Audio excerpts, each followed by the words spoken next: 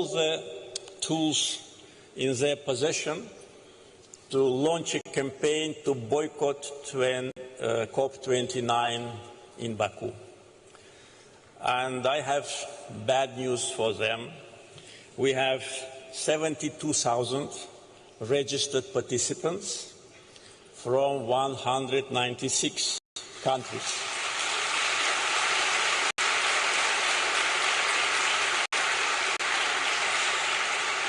Among them, 80 presidents, vice presidents, and prime ministers. So the world gathered in Baku, and we say to the world, welcome to Azerbaijan. Thank you.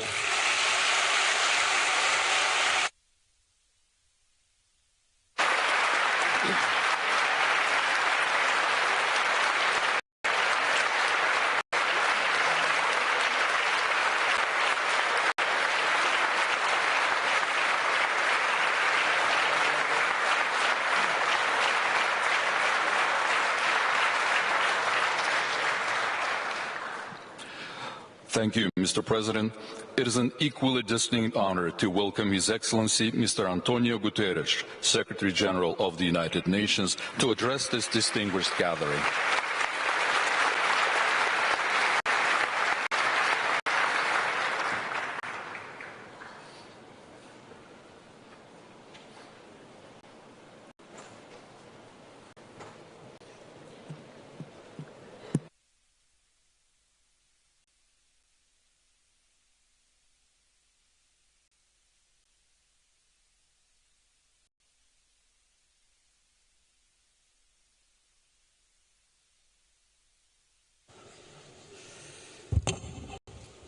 President Aliyev, I thank you, the COP President Mukhtar Babayev, and the government of Azerbaijan for your welcome and hospitality.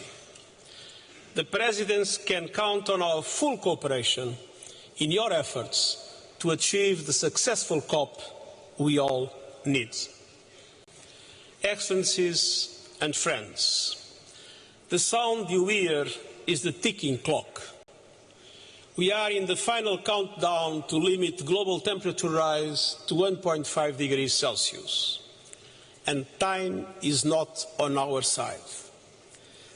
Exhibit A 2024, with the hottest day on record and the hottest months on record, this is almost certain to be the hottest year on record. And the masterclass in climate destruction. Families running for their lives before the next hurricane strikes. Biodiversity destroyed in sweltering seas.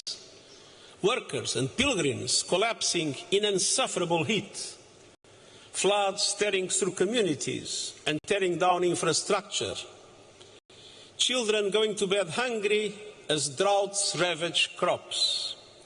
And all these disasters and more are being supercharged by human-made climate change. And no country is spared. In our global economy, supply chain shocks raise costs everywhere. Decimated harvests push up food prices everywhere. Destroyed homes increase insurance premiums everywhere. And this is a story of avoidable injustice. The rich cause the problem, the poor pay the highest price. Oxfam finds the richest billionaires emit more carbon in an hour and a half than the average person does in a lifetime. Now, unless emissions plummet and adaptation soars, every economy will face far greater fury. But there is every reason to hope. Excellencies, at COP28, all you agreed to move away from fossil fuels, to accelerate net zero energy systems, setting milestones to get there, to boost climate adaptation, and to align the next round of economy-wide national climate action plans, or NDCs, with 1.5 degree limit. It's time to deliver. Humanity is behind you. A poll by the University of Oxford and the United Nations Development Programme finds that 80% of people around the world want more climate action. Scientists, activists, and young people are demanding change. They must be heard, not silenced. And the economic imperative is clearer and more compelling with every renewables rollout, every innovation, and every price drop. Last year, and for the first time, the amount invested in grids and renewables overtook the amount spent on fossil fuels. And almost everywhere, solar and wind are the cheapest source of new electricity. So doubling down on fossil fuels is absurd. The clean energy revolution is here. No group, no business, and no government can stop it. But you can and must ensure it is fair and fast enough to limit global temperature rise to 1.5 degrees Celsius. And I urge you to focus on three priorities. First, emergency emissions reductions. To limit global temperature rise to 1.5 degrees Celsius, we must cut global emissions 9% every year. By 2030, they must be down 43% on 2019 levels. Unfortunately, they are still growing at the present moment. Now, at this COP, you must agree to rules for fair, effective carbon markets that support that fight. Yesterday, you made an important first step. You must build on it by agreeing rules for markets that respect the rights of local communities and leave no space for greenwashing or land grabbing. By next COP, you must deliver new economy-wide national climate action plans. And you have agreed that your new plans will align with 1.5 degrees. That means they must cover all emissions and the whole economy. Advance global goals to triple renewables capacity, double energy efficiency, and halt deforestation by 2030. To slash global fossil fuel production and consumption 30% by the same date. And to align national energy transition strategies and sustainable development priorities with climate action to attract the needed investment. All these must be achieved in line with the principle of common but differentiated responsibilities and respective capabilities in the light of different national circumstances. But all countries must do their part, and the G20 must lead. They are the largest emitters with the greatest capacities and responsibilities. They must bring their technological know-how together with developed countries supporting emerging economies. And every nation must have the tools and resources for climate action. And the United Nations is ready to support that effort every step on the way. We are supporting developing countries with new NDCs through the Climate Promise initiative and striving for justice in the renewables revolution through our panel on critical energy transition minerals. But ultimately, only you can deliver on national ambition and action. Only you can beat the clock on 1.5 degrees. Excellencies, second, you must do more to protect your people from the ravages of the climate crisis. The most vulnerable are being abandoned to climate extremes. The gap between adaptation needs and finance could reach up to $359 billion a year by 2030.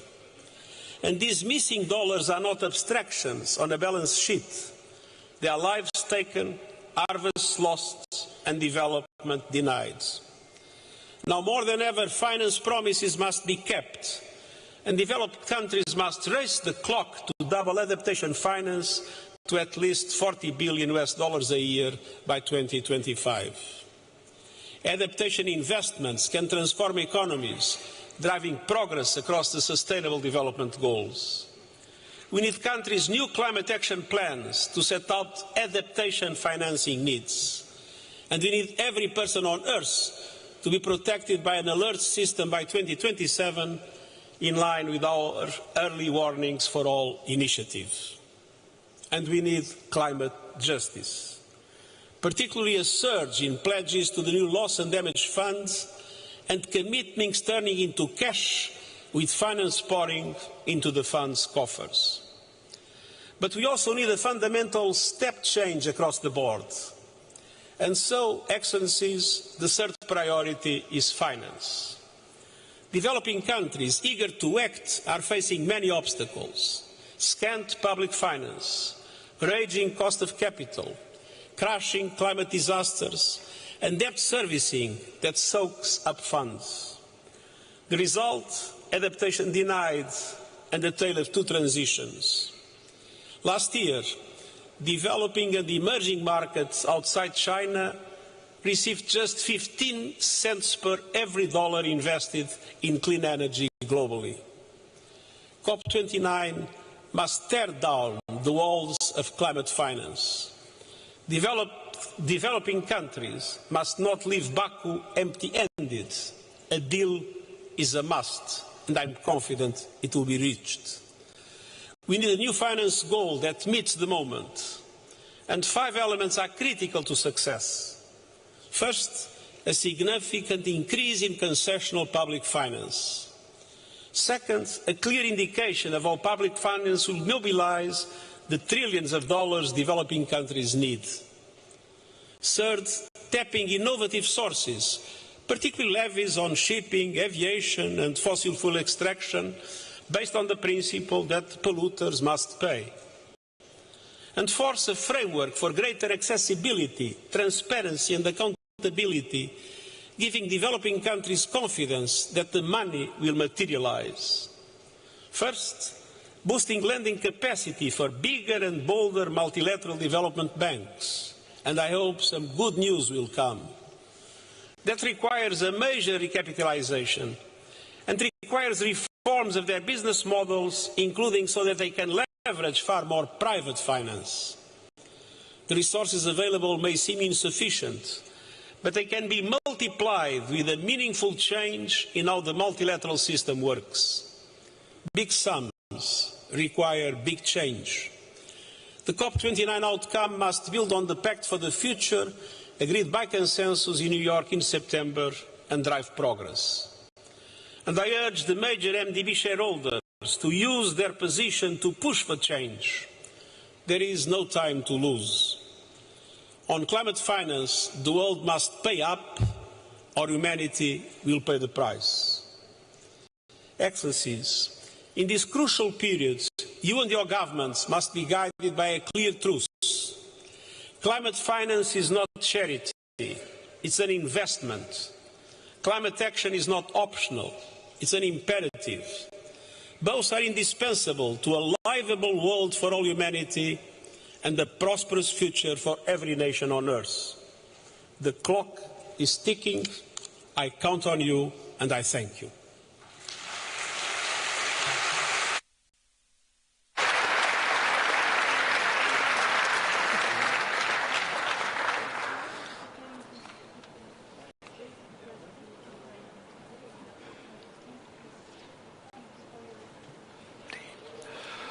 Thank you, Mr. Secretary General.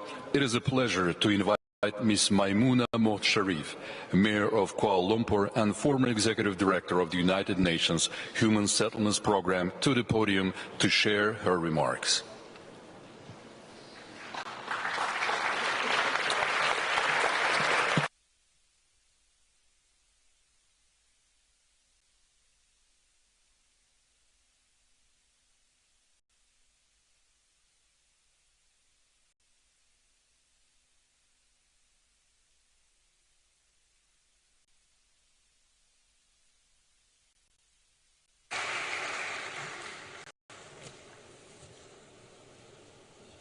His Excellency Mr. Ilham Aliyev, President of the Republic of Azerbaijan, His Excellency Mr. Antonio Guterres, Secretary General of the United Nations, His Excellency Mr. Mukhtar Babayev, COP29 President, Excellencies, Head of State, Heads of Government, Heads of the delegations to the 29th Conference of Parties of COP29, Ambassadors, Mayors, distinguished guests, ladies and gentlemen. Assalamualaikum warahmatullahi wabarakatuh. Salam Malaysia Madani. And good afternoon to all of you. It is a great honor for me to address all of you from the front lines of the climate crisis, speaking for all the major local governments network, the four mayors and community leaders, and as a woman leaders from the grassroots community, and also as a grandmother myself. I'm very grateful for the opportunity given by COP and given by the President to convey the voices of the common people. Due to the climate change and the extreme weather events, all our life, especially those of us from the vulnerable communities, have now become a daily struggle. Yet I can say that with absolute confidence that the people we serve are looking to all of you to continue to deliver on their hopes for a better future. As a former Under-Secretary General and Executive Director of UN Habitat, I welcome and congratulate the COP29 presidency for the collaborative and far-sighted manner forming a partnership with Dubai and Belém that ensures continuity in the deliberation and decision taken as each COP. I also thank the COP29 presidency for the continued commitment to host the ministerial meeting on urbanization and climate change that was introduced at Sharm el-Sheikh during COP27 and was expanded to strengthen multi-level climate action in Dubai at COP28. Distinguished delegates, having returned to my country in February this year and having been appointed as the First Lady Mayor of Kuala Lumpur, the capital city of Malaysia, I can testify to the reality that the challenges of the climate change is very real.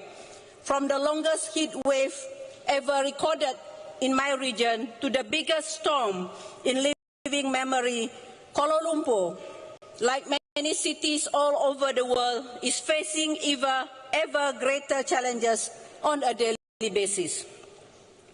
The only way cities like Kuala Lumpur and the developing world can continue to contribute to the climate goals is to have a consistent annual funding to enable us to preserve urban green spaces and conserve our forested areas as carbon sinks.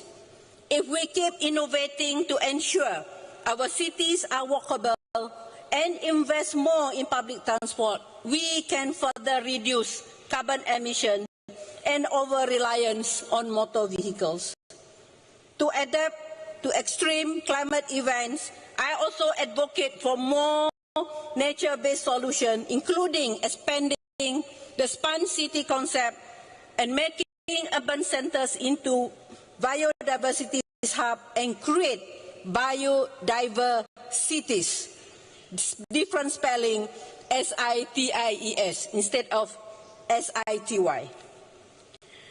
By 2040, there will be an estimated 1.3 billion tons of plastic polluting the air, water, and food we eat. In fact, each of us now have microplastics in our bloodstream, vital organs, and as for this year, even in babies, in pregnant women. Despite these challenges, I consider ourselves among the luckiest cities and communities living in the region of the world that is relatively peaceful. Mr. President, I thank you for the courage that you have demonstrated in hosting COP29 in Baku, which can only happen because you have managed to convince your fellow leaders to give peace a chance. For without peace, there can be no sustainable development, just as without sustainable development, we cannot win the peace. I thank you for Azerbaijan's contribution to the sustainable urbanization as you rebuild your cities guided by the new urban agenda and the sustainable development goals. As you know, the Azeri poet Nizami Ganjavi, in his wisdom and his poetic expression, said that, quote unquote, in the hour of adversity, be not without hope, for crystal rain falls from the black clouds. In adversity, we can find opportunities. Let us dig deep in ourselves to find the will to give peace a chance, to make peace with nature, and to make peace with ourselves. I humbly call upon all member states to strengthen multilateralism and strengthen the hand of multilateral organizations like the United Nations to ensure that we leave COP29 with more concrete actions, timelines, funding to save the planets of today's and future generations. Without collaboration and cooperation, without a whole of society approach, we cannot hope to survive into the next century. The Loss and Damage Fund and this COP29 is Finance COP and Enabling COP. Let us make sure that the available funds reaches the most needed. Excellencies, ladies and gentlemen, I also would like to thank the Nizami Ganjavi International Center for giving me a platform to continue flipping the script on urbanization. I'm very pleased to belong to the COP29 International Advisory Committee organized by the NGIC as a platform for the like-minded eminent leaders and scholars to share their experiences and innovative ideas with the COP29 presidency. I'm glad to say that it is also a gender parity platform, and we will continue to share our recommendation to ensure there is follow-up action during the 12th NGIC Global Baku Forum next year.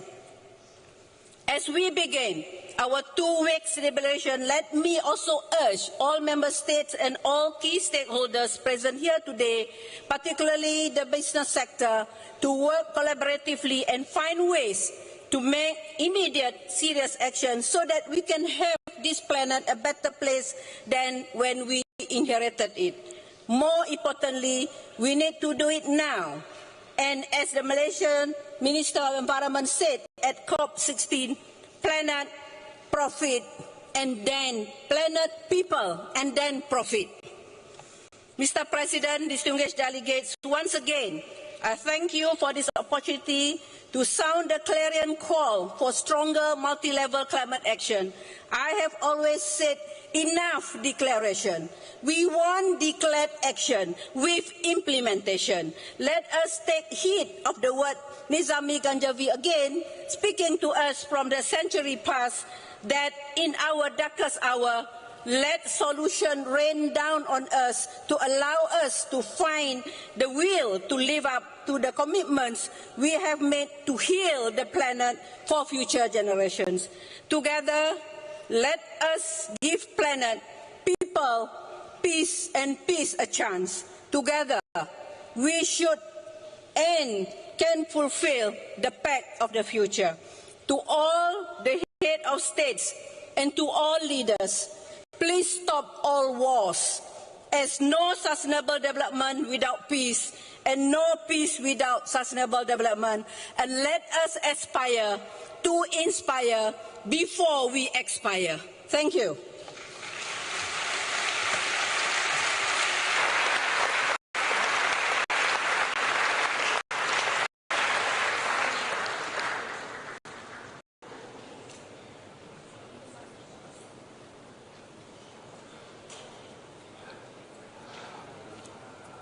Thank you, Ms. Sharif. Ladies and gentlemen, NASA astronauts Sunny Williams and Nick Hague from the International Space Station shared a video message of gratitude for the COP29 event with special recognition of Azerbaijan's efforts. Greetings from the International Space Station. I'm NASA astronaut Sunny Williams, along with my NASA crewmate Nick Hague. When we look down on the Earth from 260 miles above, it's clear how interconnected we all are. We orbit the Earth every 90 minutes and can see how our planet is changing. From increased extreme weather like hurricanes to shrinking glaciers and increased wildfires. Through instruments on the space station and our fleet of Earth-observing satellites, NASA and our partners are observing our planet and the effects of climate change and making our data free to the world. Our missions help gather information about rising seas, greenhouse gases in the atmosphere, global surface temperatures, the warming ocean, deforestation, and plant and animal life in a way that you can only see from space. It is vitally important that the world accelerates its efforts to address the climate crisis in this critical decade. On behalf of our international crew, thank you to Azerbaijan and everyone in COP29 for your efforts to protect the beauty, wonder, and diversity of our home planet.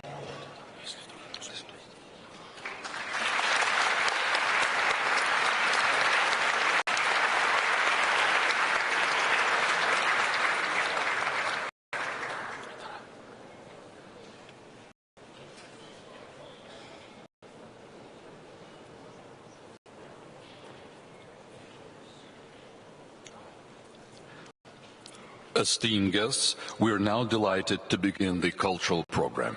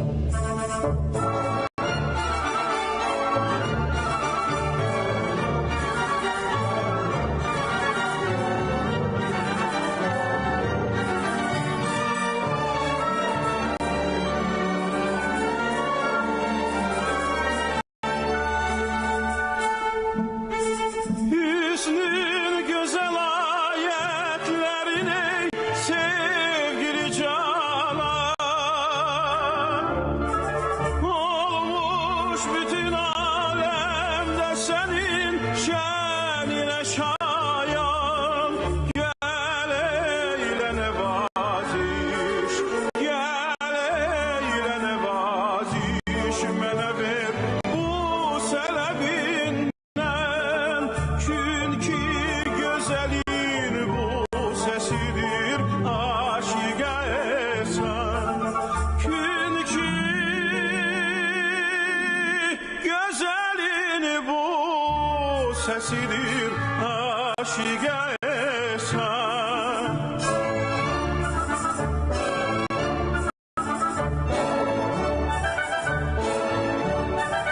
Sordum ki gönül hardadır, aldım bu cevabı. Hiç sorma tapılmaz, onu ağlarsa da insan. Rahmeyle dedim gel,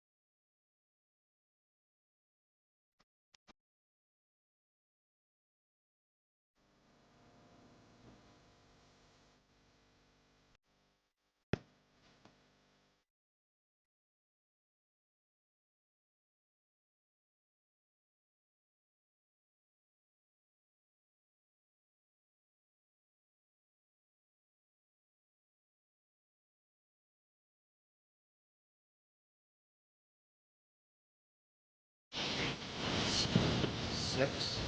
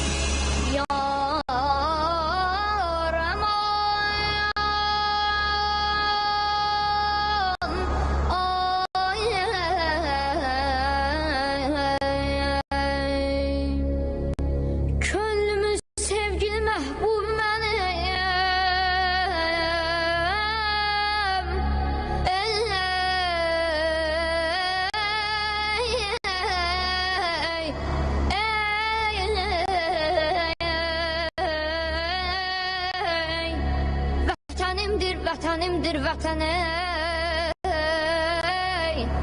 Vətən sevməyən insan olmaz ey. Vətəni sevməyən insan olmaz. Olsa ol şəxsdə vicdan olmayaz. Ay dadı be, da yaman ey. Sən məni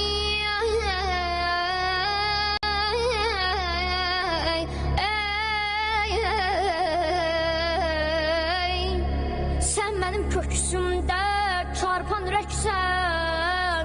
Mən sənin köksündə kiçik bir zərrə. Mənə qanad verəyən,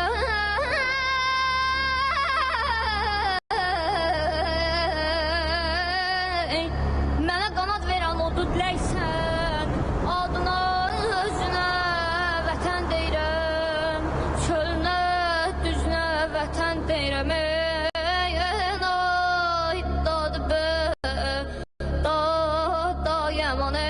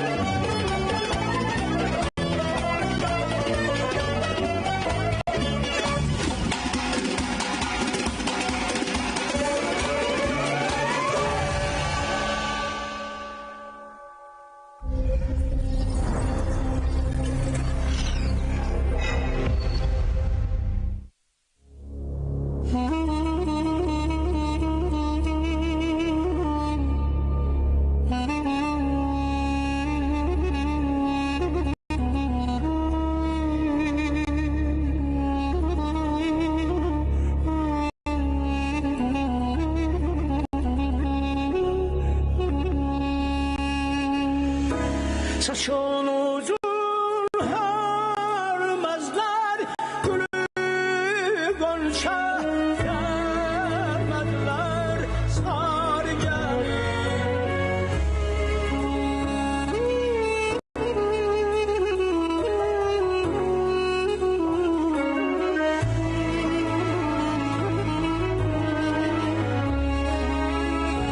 Bu sevdana sevdadır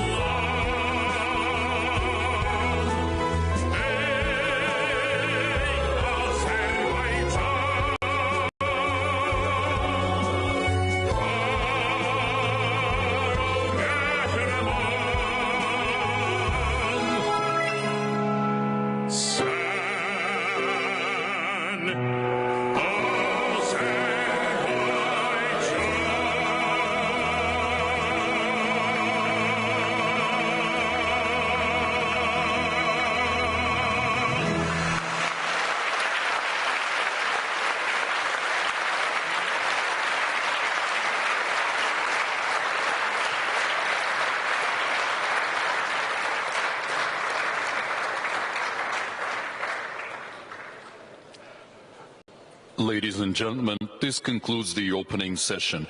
We would like to thank each of you for your presence and ask you to remain seated as we invite the heads of state and government to the VVIP lounge. Thank you.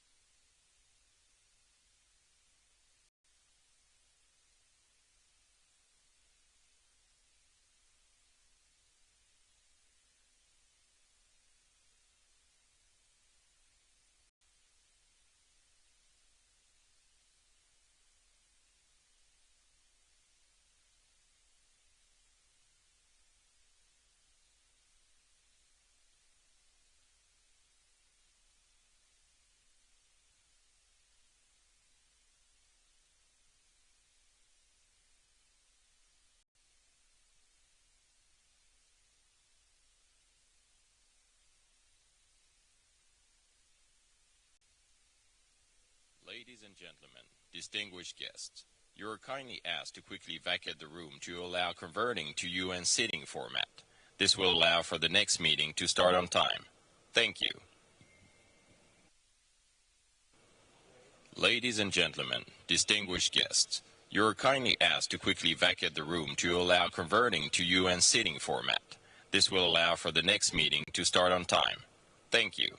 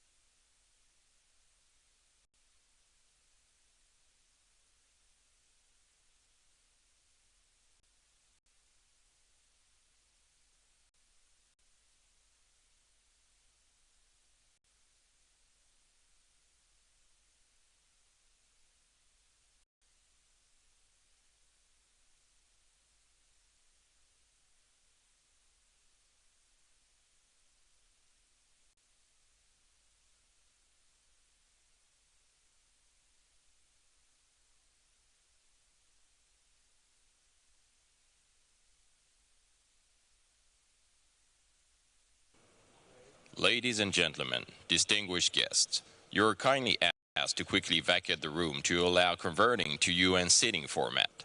This will allow for the next meeting to start on time. Thank you.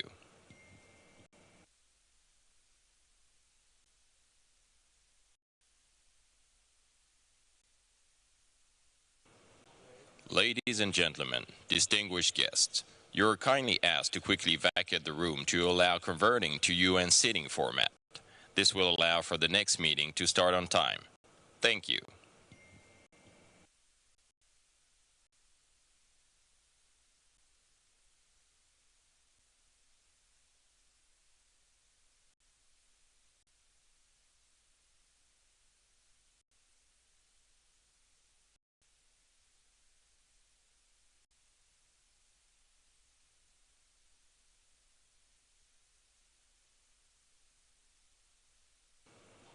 Ladies and gentlemen, distinguished guests, You're kindly asked to quickly vacate the room to allow converting to UN sitting format. This will allow for the next meeting to start on time. Thank you. Ladies and gentlemen, distinguished guests, you're kindly asked to quickly vacate the room to allow converting to UN sitting format. This will allow for the next meeting to start on time. Thank you. Ladies and gentlemen, distinguished guests, you're kindly asked to quickly vacate the room to allow converting to UN sitting format. This will allow for the next meeting to start on time. Thank you. Ladies and gentlemen, distinguished guests, you're kindly asked to quickly vacate the room to allow converting to UN sitting format. This will allow for the next meeting to start on time. Thank you. Ladies and gentlemen, distinguished guests, you're kindly asked to quickly vacate the room to allow converting to UN sitting format. This will allow for the next meeting to start on time. Thank you.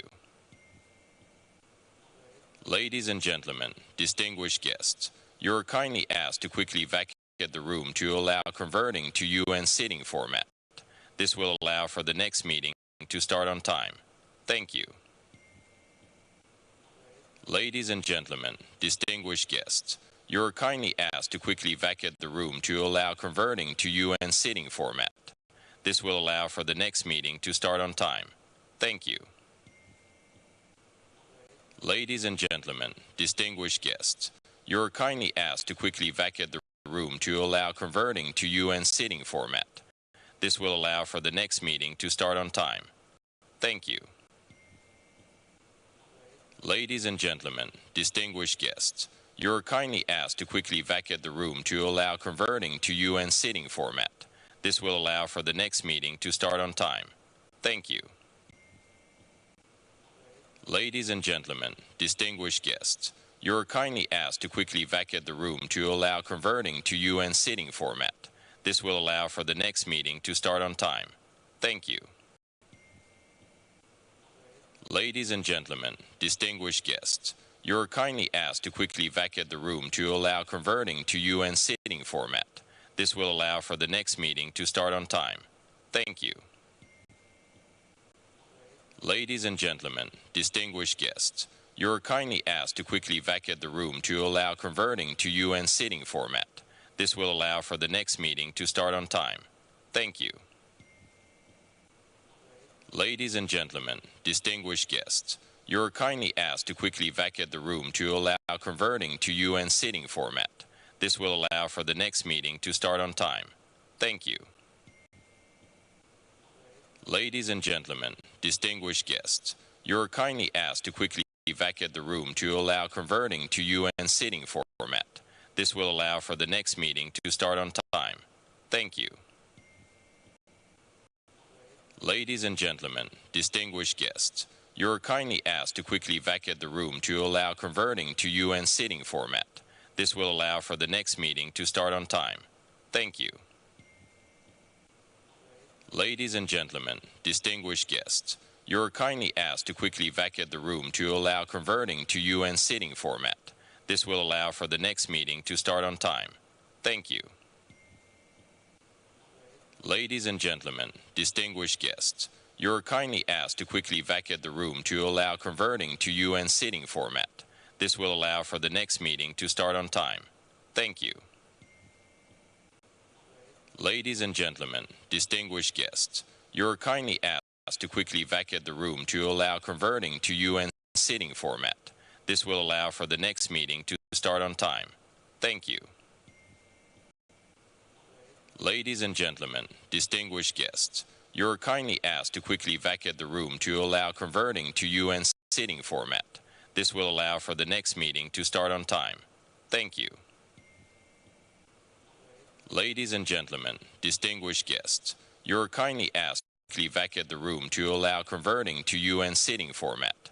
This will allow for the next meeting to start on time. Thank you. Ladies and gentlemen, distinguished guests, you're kindly asked to quickly vacate the room to allow converting to UN sitting format. This will allow for the next meeting to start on time. Thank you. Ladies and gentlemen, distinguished guests, you are kindly asked to quickly vacate the room to allow converting to UN sitting format. This will allow for the next meeting to start on time. Thank you.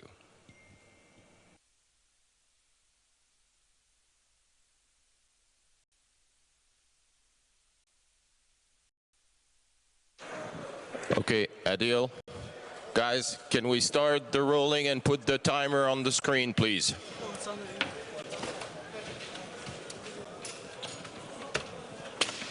Put the timer on the screen, please.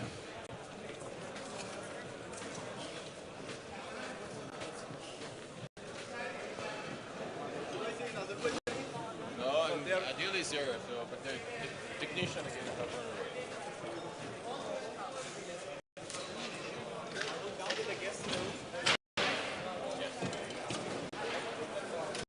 Test. Adil? Testing one. Test one.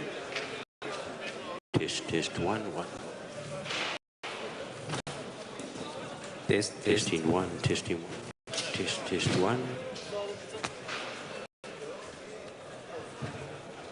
Test 1, 2, 3. 1, 2, 3.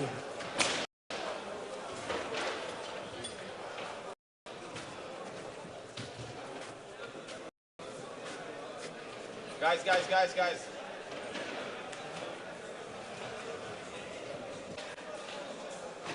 Hold on, guys. Hold on with the stage. Hold on with the stage that we clear out a little bit there.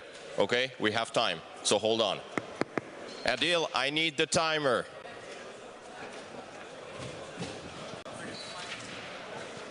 Testing one. Test 1. Test 1. Test 1, Guys, this 2, is not 3. the moment. Seriously, this is not the moment. This is not the moment.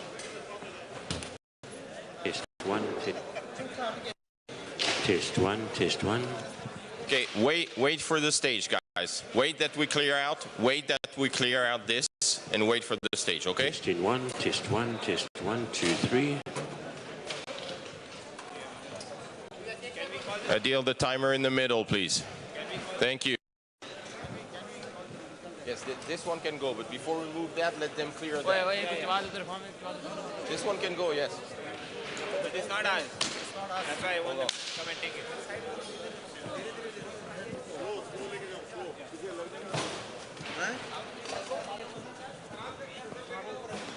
Test 1, 2, 3. Test 1, 2, 3. Test 1, 2, 3.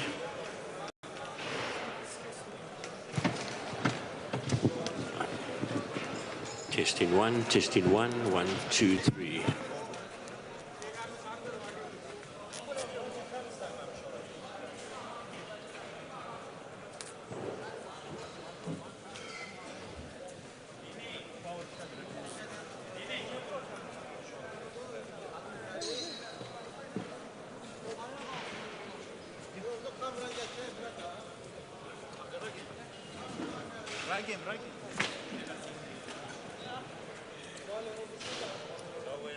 Okay, who is moving that? Who is moving the round? Credo.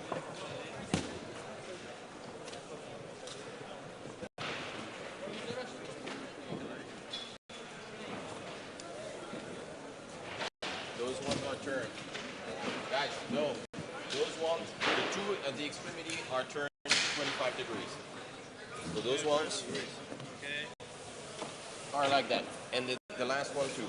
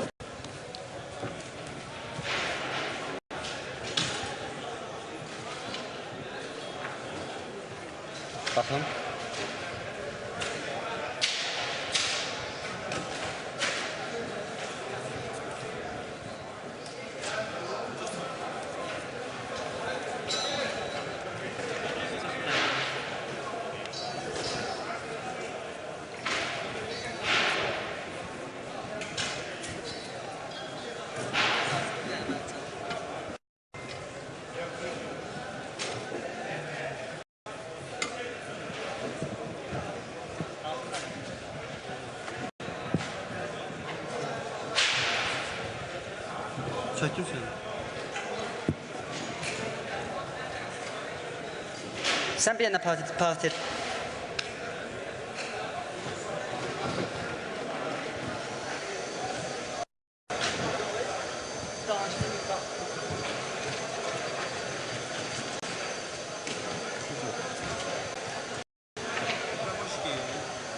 Sound check, sound check.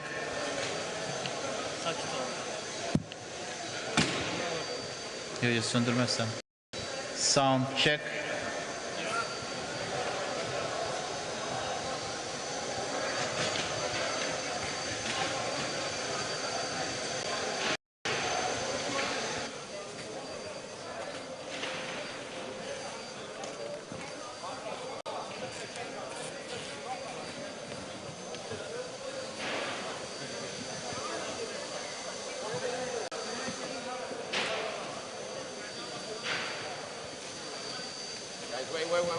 Wait.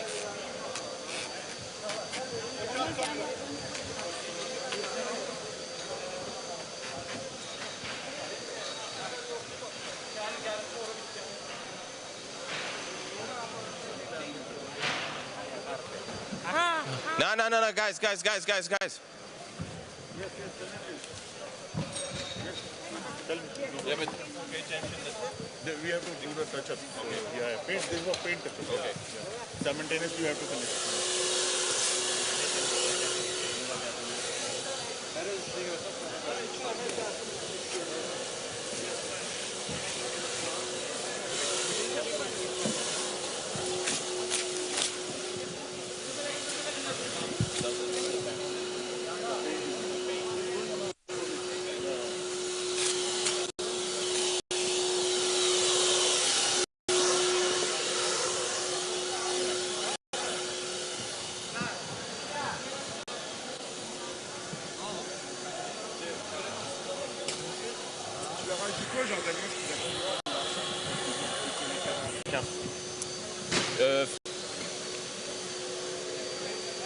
Ils sont combien?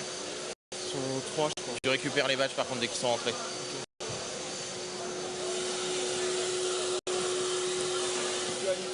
doivent brancher leur truc, elle est au courant, Caroline. Juste tu récupères bien les badges quand ils...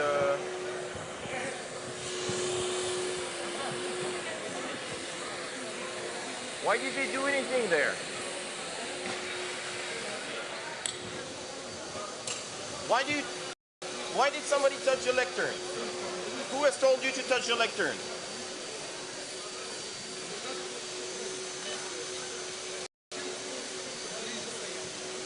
You're running on the cable.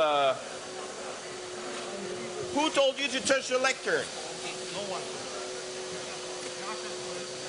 Now it's in the same position as yesterday. Okay, everybody move away from the lectern. Nobody touch that.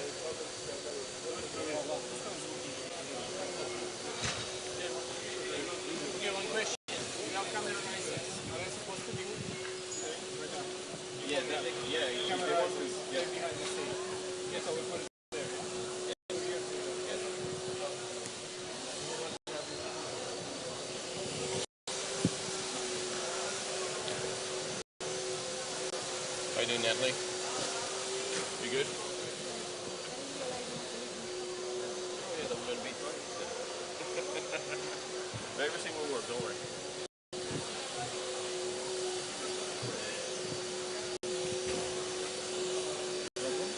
I don't know why this team moved and come and start to take away the lectern.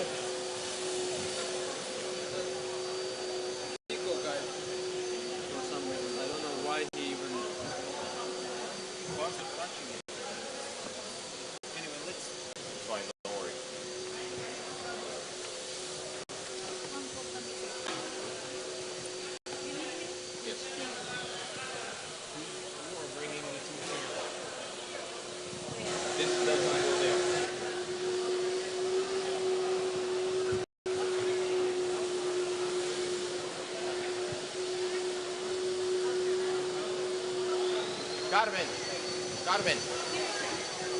There used to be 2 camera risers here. Do you make them? Hold on for that. Can you call Grace and ask her to come?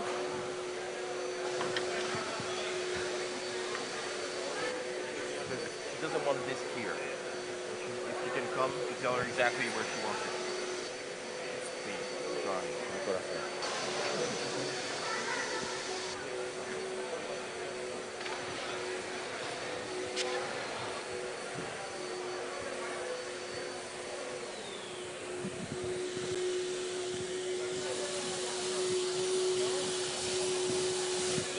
Gregor, can we have somebody that put the microphone back fine on the first row, please?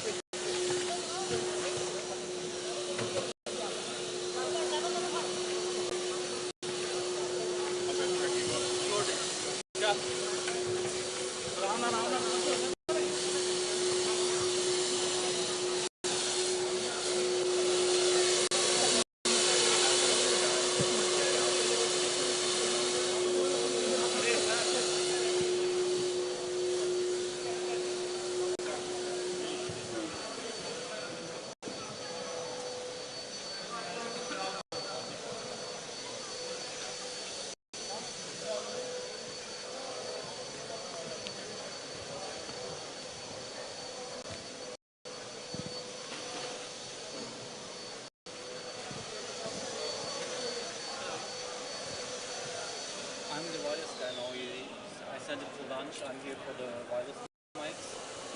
You keep it.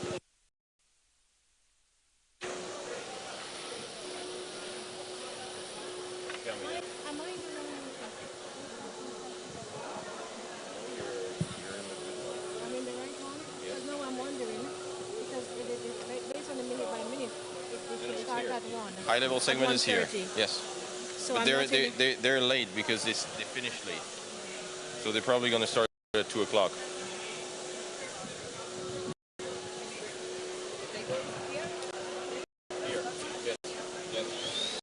Grace was sitting here. How does it work? How does it work with your camera? I don't know. I asked Grace to come. She was here. How does it work? You don't have it. She doesn't want a holding area here. She never asked for it. She asked me for the holding area here. Because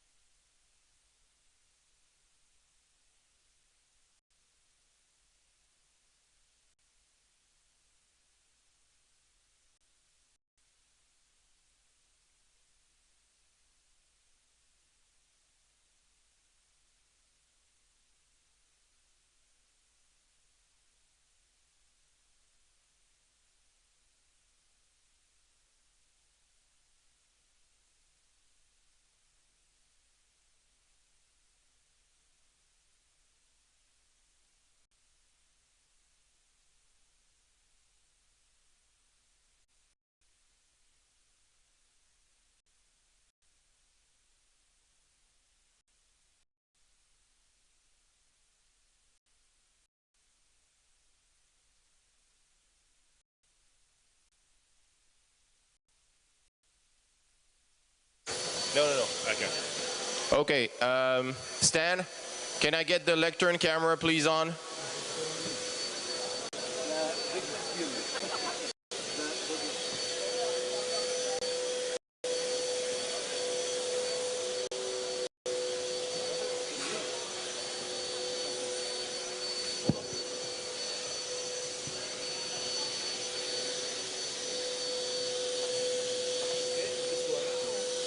It's a bit tall for me. I'm too small. I'm too small. How tall is he? Yeah, just left right. Is he taller than me or smaller? Sorry guys. Guys.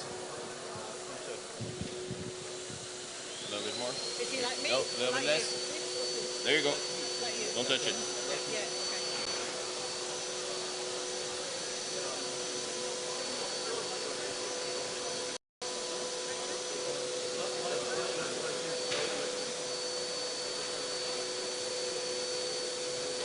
We're too low in the mirrors. Yeah, it's too tall. It's too tall. I need to lower it and then Yes, you need to lower it down. Yeah.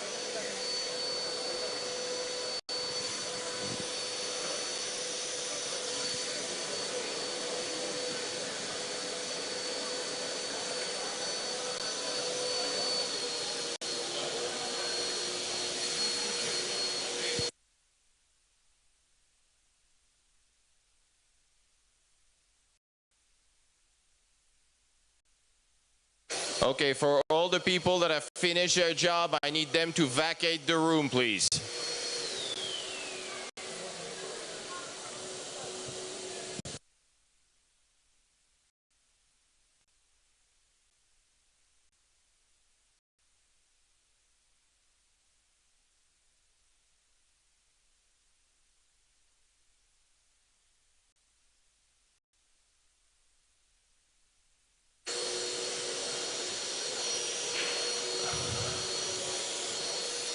Okay, guys, I need the lectern camera on at least one of the screens, please.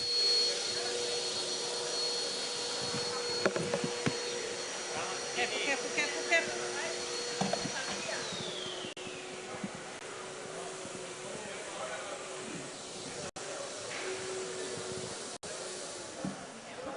He's going to take my balls out. No. Yeah, it's like, watch where she's going. On which tables? There's no president, those are delegates. They go and pick it up. How's it going, Dimitri? Better? We're on time.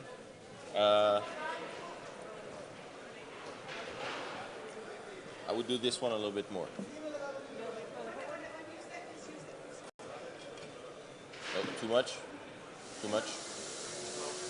Go up. Go up. Up. Ouais. On nous a parlé au lecteur, Go up again.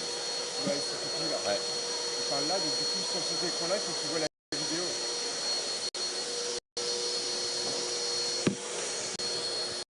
Oh, il me fait chier. On nous a parlé en fonction de la vidéo. Ça veut dire que les autres la verront pas. Non, ils parlent pas en fonction de la vidéo. La vidéo, elle démarre quand il arrive au pupitre. On en parlera, mais... Non, mais je l'ai vu.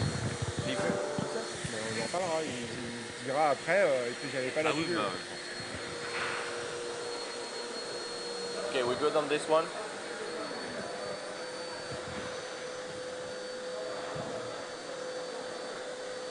Turn. This one is good. Turn down a little bit this one. A little bit. Too much. Bring it up. Up.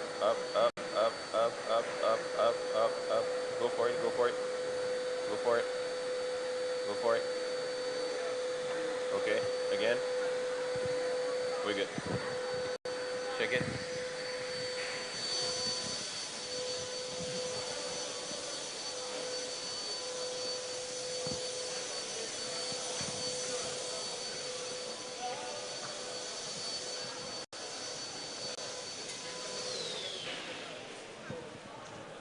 Okay, Stan. Guys, can you stop the clock? Put back the screens on. Thank you.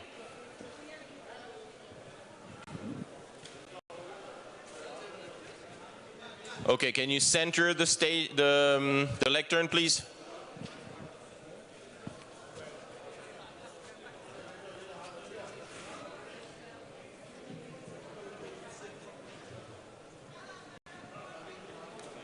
Henry, can we have the light on the lectern and the flag, please?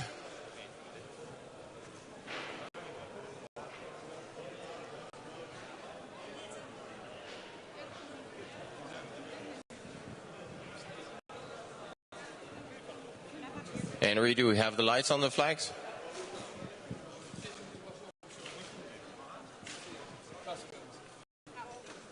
Can we have a little bit more?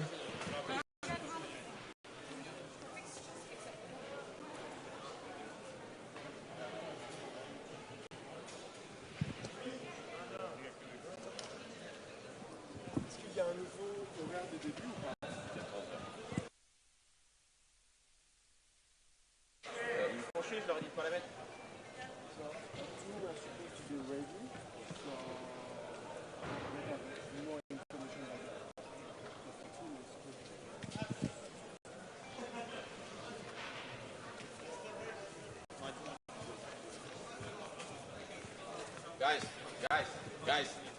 Hello. I told you not to put it on because the Secretariat has to see the President sitting on stage. Okay? So the camera at least needs to move back on the stage. Yes, move it back.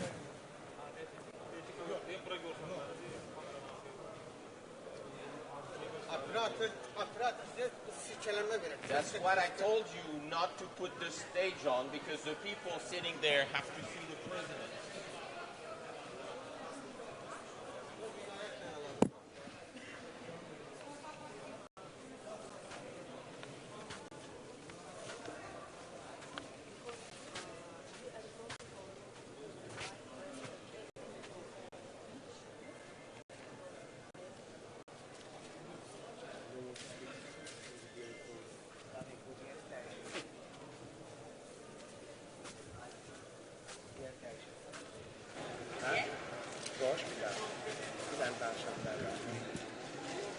Sorry, we need to make a sound check.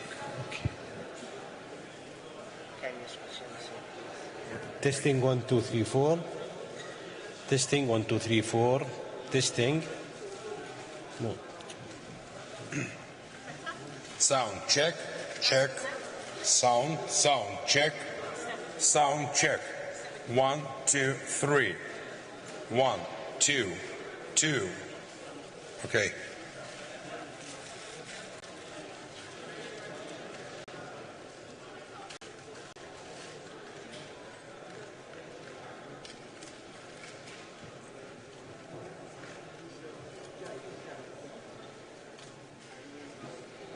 Little bit. Seven? It's okay, 7.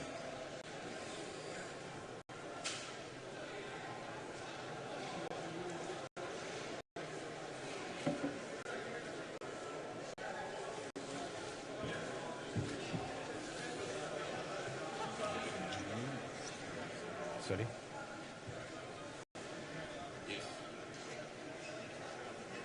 Maybe. Little. No. Dimitri. No touch. Because there's Turkey, there's Jordan, it has to be هاي فين. not خلاص تمام 7.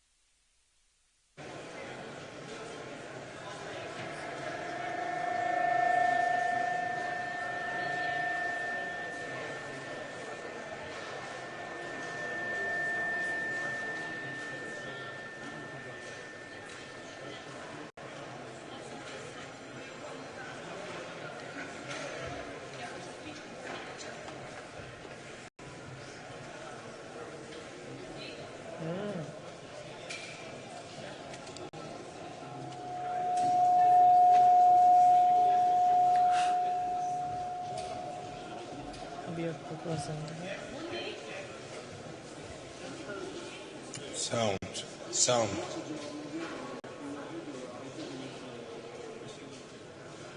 Sound. Sound check. Sound.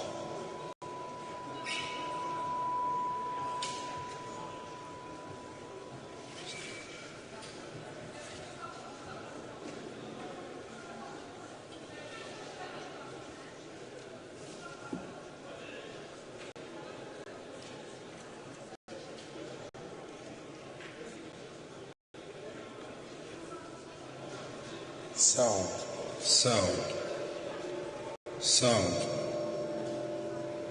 sound.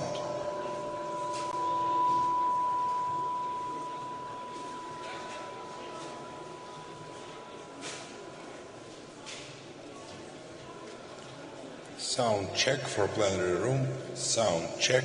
Yeah, push. This is sound check for the plenary rooms.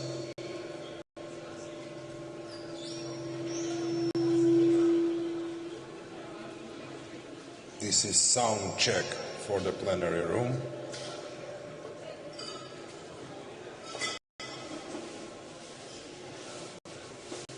Sound check.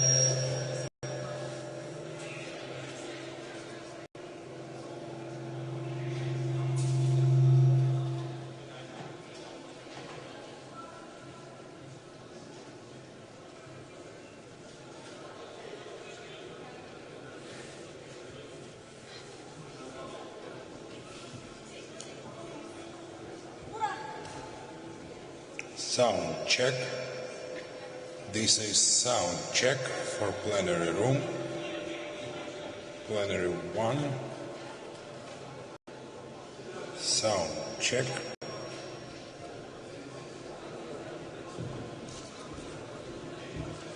This is sound check.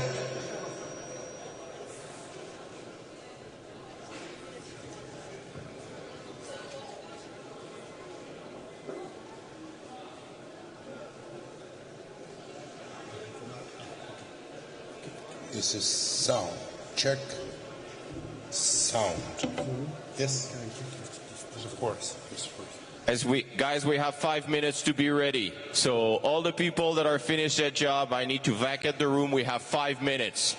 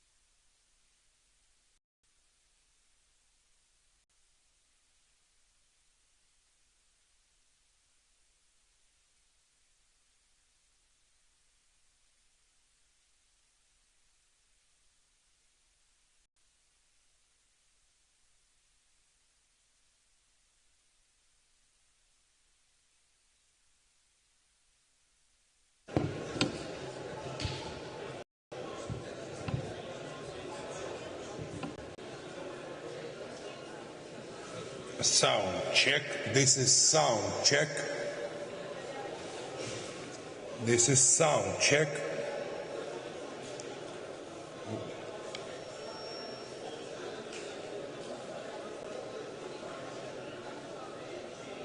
Sound check.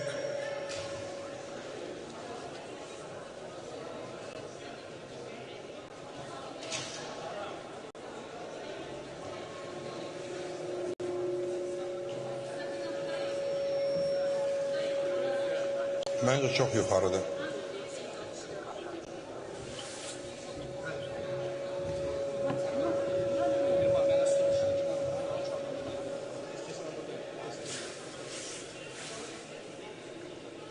Okay.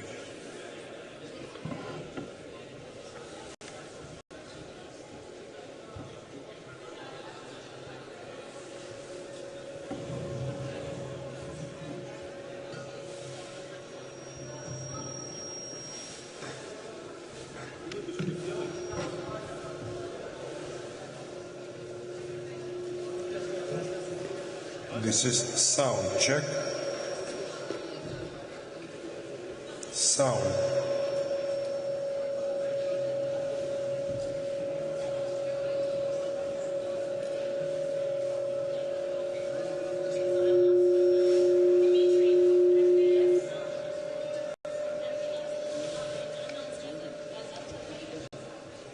Okay, guys. Guys, we have 2 minutes. We have 2 minutes. We're going to make an announcement, the VIP, and people will start walking in, so.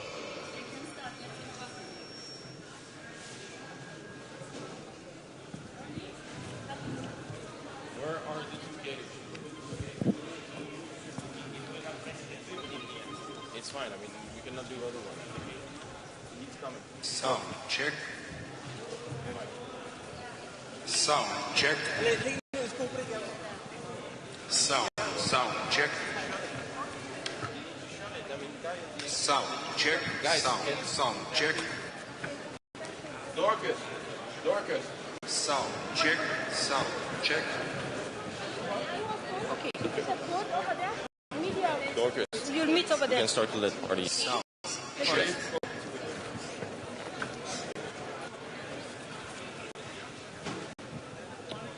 Sound check first. Thank you, man. Sound check.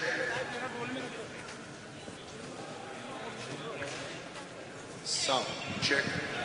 Jan. Sound check.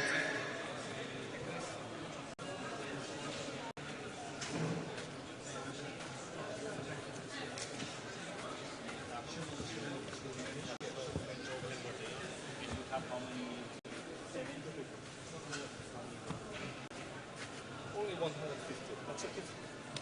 Fantastic. I can take one. Did you introduce to Grace to the 2 guys? Yeah, the 2 guys is coming. I will insert. Okay, because you have to change there. Yes. And there.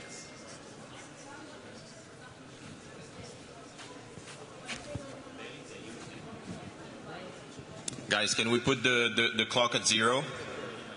And it doesn't start until the first one, the clock at 3.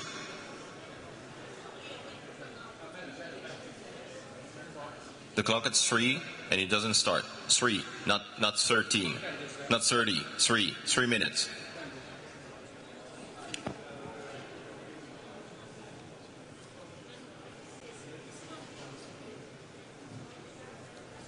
Tell me now. Okay, here I need the program.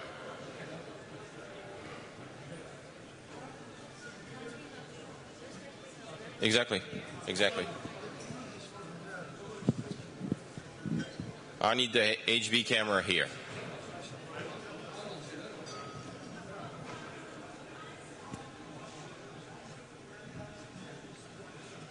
Grace?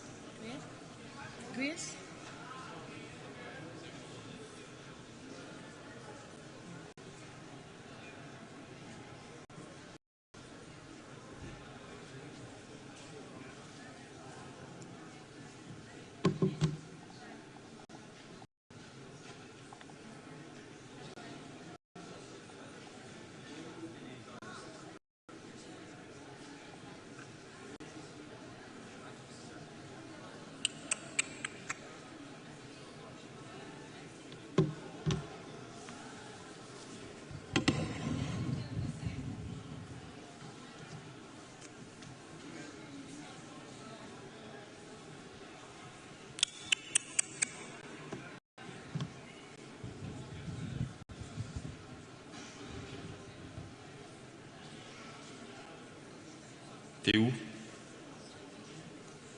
Tu peux mettre le lecteur à la hauteur normale, s'il te plaît?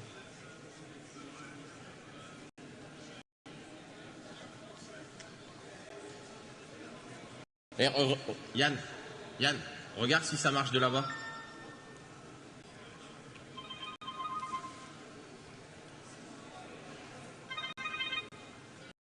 Yes, Michael. Hello. Yes. I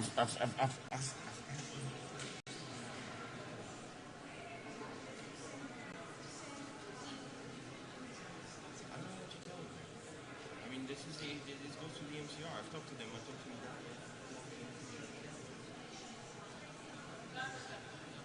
I mean, I don't know what to do. I mean, I don't control it from the room. I mean,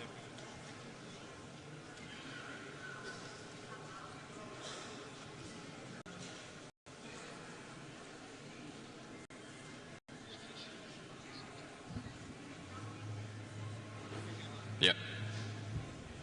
Okay.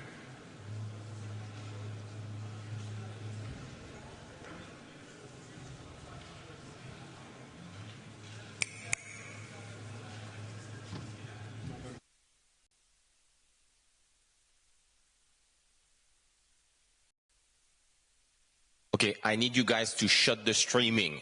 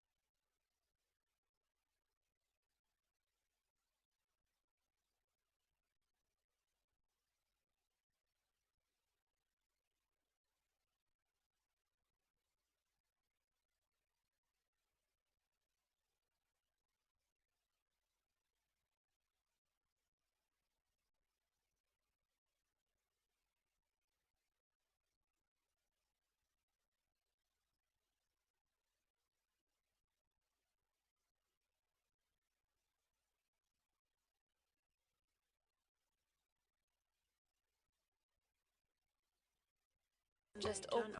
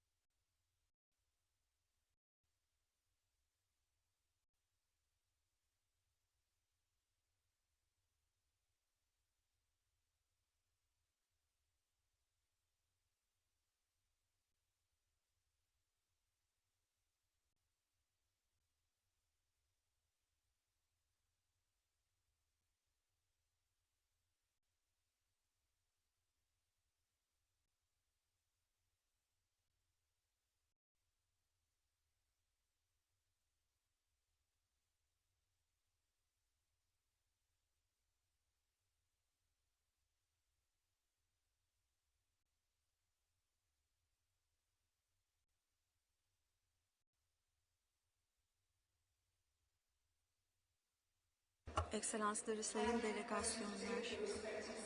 Efendim yerlerinize yerleşmenizi rica edebilir miyiz başlayabilmemiz için?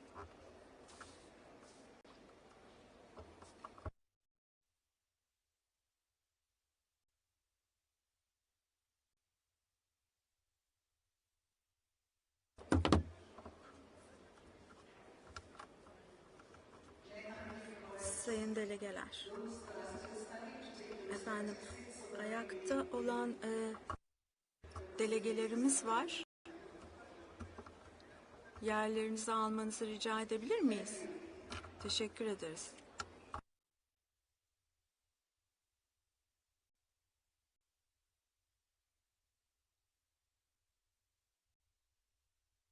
Delegates, honored guests, welcome to the ceremonial opening of the high-level segment for heads of state and government on the occasion of the 29th session of the Conference of the Parties, the 19th session of the Conference of the Parties serving as the meeting of the parties to the Kyoto Protocol.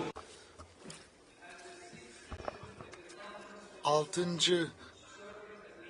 Taraflar Konferansı ve Paris Anlaşması'nın paydaşları ve tarafları toplantılarına hepiniz hoş geldiniz. Bu öğleden sonra Ekselansları Sayın Clement Young bizlerle beraber oluyor. General Assembly and Professor Jim Skier, Chair of the Intergovernmental Panel on Climate Change. Distinguished delegates, it is my pleasure to invite the Executive Secretary of the United Nations Climate Change Secretariat, Simon Steele, to address the plenary. Executive Secretary, you have the floor.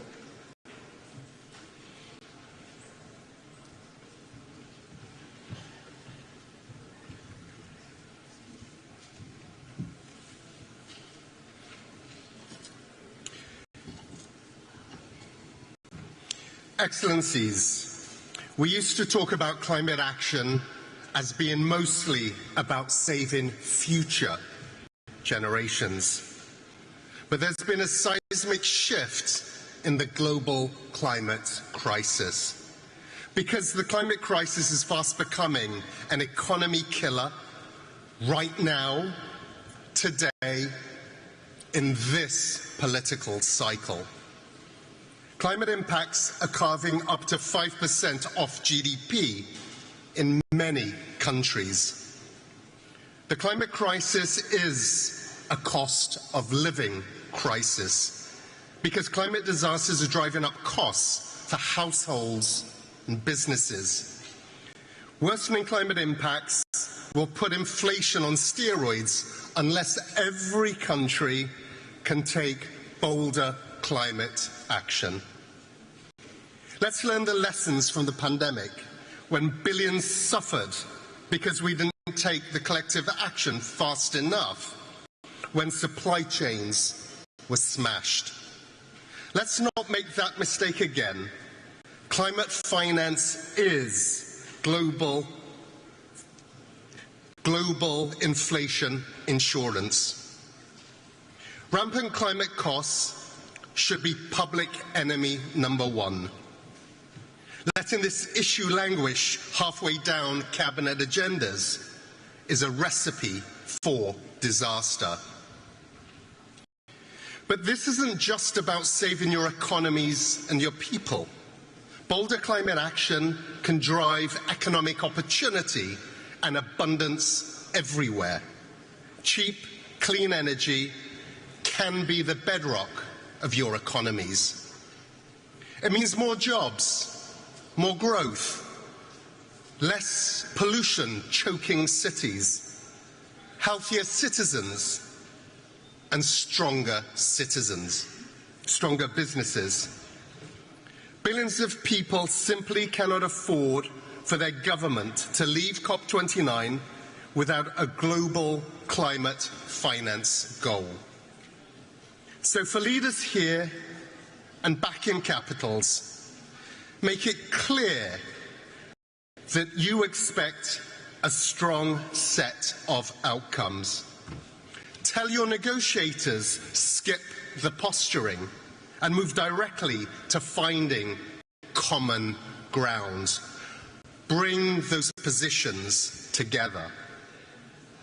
We also need your direct engagement on new national climate targets and plans, NDCs. So all of you can benefit from the boom in clean energy and climate resilience.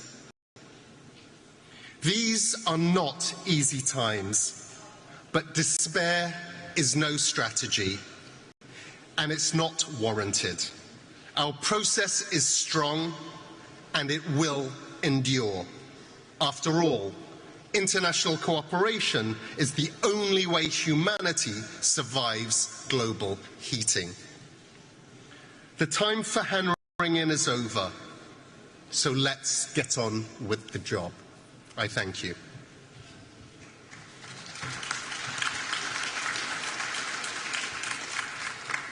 Thank you, Executive Secretary. It is my singular pleasure to invite His Excellency Philemon Yang, President of the United Nations General Assembly, to deliver a message to the plenary.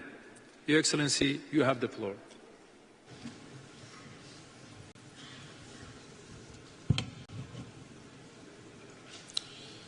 Excellencies, distinguished delegates, we meet at a moment of great need.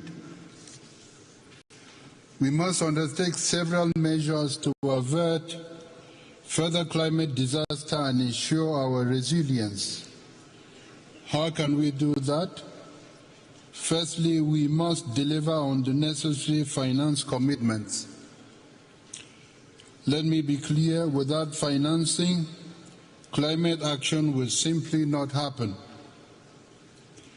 So a first key outcome of COP29 must be the delivery of a new collective quantified goal for climate finance to address the unmet promise of $100 billion per year to support developing countries in their climate response.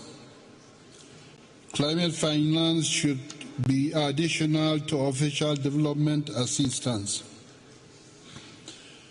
To put it simply, no developing country should have to choose between sustainable development and addressing climate change. We need to achieve both at the same time. I am pleased to note that the Loss and Damage Fund exists since last year, and I hope to see ambitious pledges towards it as we go forward. Excellencies, a second key outcome of COP29 must be to continue to pursue efforts while reaffirming our goal to limit global temperatures as we agreed to in Paris and last September with the Pact for the Future. Our third outcome at COP29 is to fix the adaptation dilemma. As it stands, current global financial flows for adaptation, both private and public, remain insufficient, as highlighted by the sixth assessment report of the Intergovernmental Panel on Climate Change. As a result, our capacity to implement effective adaptation strategies and build resilience, particularly in developing nations, remains severely limited. We must do much better, striving to build momentum from the Pact for the Future, which member states adopted last September. The Pact was crafted to reinvigorate our multilateral system and make much needed progress in achieving the Sustainable Development Goals. COP29 is an opportunity to do just that, delivering meaningful outcomes that demonstrate solidarity in the face of immense adversity. As we look towards COP30 to be hosted by Brazil, We must recognize the need to significantly enhance international cooperation and the international enabling environment to stimulate ambition in the next round of nationally determined contributions. Excellencies, we commend Azerbaijan's presidency of COP29. The COP29 presidency's initiatives, such as the Climate Action Finance Fund, demonstrate that Azerbaijan is leading correctly and should be an example for all of us. Excellencies, the urgency of the climate crisis requires decisive action. To do that, we must commend the establishment of a COP Troika. This initiative will be crucial in maintaining continuity and coherence in our efforts, ensuring that each conference builds on the progress of the last with greater focus and ambition. The lives and livelihoods of future generations depend on our decisions here today. Let's seize the moment. Thank you.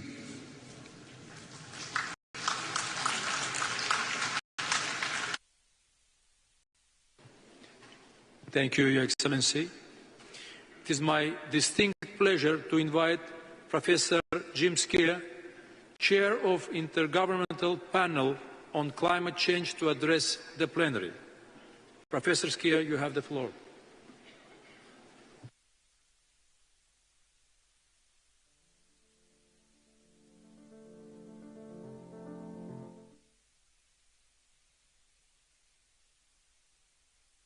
Ladies and gentlemen, as the chair of the Intergovernmental Panel on Climate Change, the IPCC, it's an honour to address the high-level segment of COP29. Climate change is no longer an abstract threat for a distant future. It's been unfolding in front of our eyes. In the 12 months since the last COP in the UAE, people across Asia and in the Sahel have endured extreme temperatures. Communities in the Americas have fought against devastating wildfires, and flood defences were put to the test in Central Europe when confronted with intense rainfall. Not to mention more recent events in Valencia. Many people have lost their homes, their livelihoods and their lives. Communities have been shaken to their core. And global warming is unequivocally caused by human activities through emissions of greenhouse gases that arise from unsustainable energy use, land use and land use change, and lifestyle patterns. The extremes we are witnessing have been aggravated by human-induced climate change. This is the new normal. Imagine what is in store in the coming decades if we don't act swiftly and decisively. With every fraction of a degree of warming, we face greater threats. Children born today will not know a world without climate change.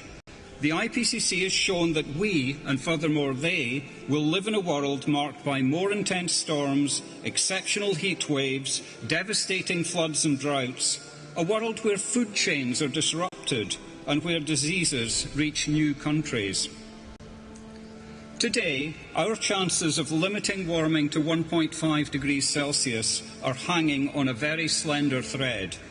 The recent UNEP GAP report concluded that global emissions would need to fall by 7.5% per year through to 2035 to return us to a 1.5 degree pathway. If we delay more ambitious action to 2030, this becomes an unprecedented 15% per year. Even limiting warming to 2 degrees is at risk. But this does not have to be the case. As the IPCC 6th Assessment Report demonstrated, we have the know-how, the tools and the financial resources to avoid the worst impacts of climate change. A world where transport is no longer polluting, our cities are green, and where we have transitioned away from fossil fuels. We've shown that carbon pricing, regulations and other interventions have already resulted in gigatons of avoided emissions, and more can be achieved if policies and measures are scaled up and deployed more widely. Furthermore, we've shown that climate action can contribute to other development goals, such as improving air quality and human health. With climate change already on us, we must address adaptation. The IPCC will be paying particular attention to this in the coming cycle. Most adaptation so far is fragmented, small in scale, incremental, sector-specific, and focused more on planning than implementation. Hard limits to adaptation, as well as soft limits caused by lack of resources and institutional capacity, are being reached in some sectors and regions. But we can take measures to address the triple planetary crisis of climate, biodiversity and pollution. We can increase our resilience to the impacts of climate change by leveraging decision support tools and implementing more early warning systems. Ladies and gentlemen, distinguished excellencies, the IPCC will continue to provide timely, robust, policy-relevant information to support accelerated adaptation efforts and cuts in emissions. But the resolution of this global crisis is now in your hands. Decisions made here at COP29 will shape the legacy we leave behind to our children and grandchildren, and for the billions of people who deserve a livable planet. Thank you for your attention.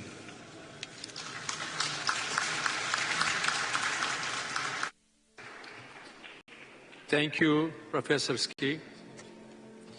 Your Excellencies, distinguished delegates, this brings us to the end of the ceremonial opening of the first part of the high-level segment.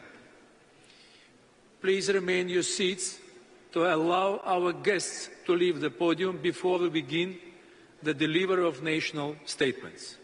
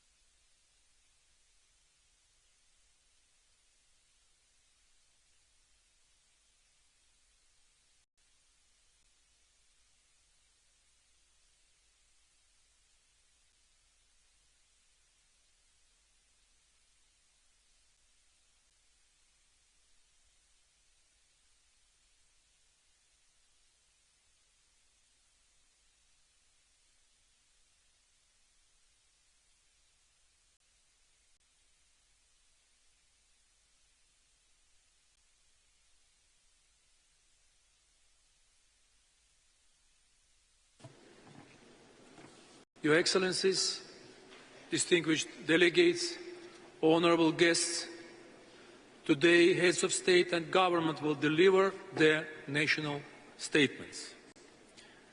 I would like to inform Your Excellencies of action in place to ensure effective time management. There is a 3-minute time limit for statements during the high-level segment. Statements should be as concise as possible, noting that full text of the official statements will be made available on the UNFCCC website. And finally, please note that heads of state or government who are not in the plenary at the time for delivery of their statement will be scheduled to speak at the end of the statements of the same category. Your Excellencies, distinguished delegates, honourable guests, the Republic of Azerbaijan is delighted to welcome over 80 heads of state and government. Your presence here is a testament to your country's commitment in taking transformational steps to implement the Convention and the Paris Agreement. It is essential that we expedite efforts toward implementing climate action. I am looking forward to hearing about your achievements toward that end. Let us begin. It is my pleasure to welcome His Excellency Mr. Kassym-Jomart Tokayev, President of Kazakhstan. Your Excellency, you have the floor.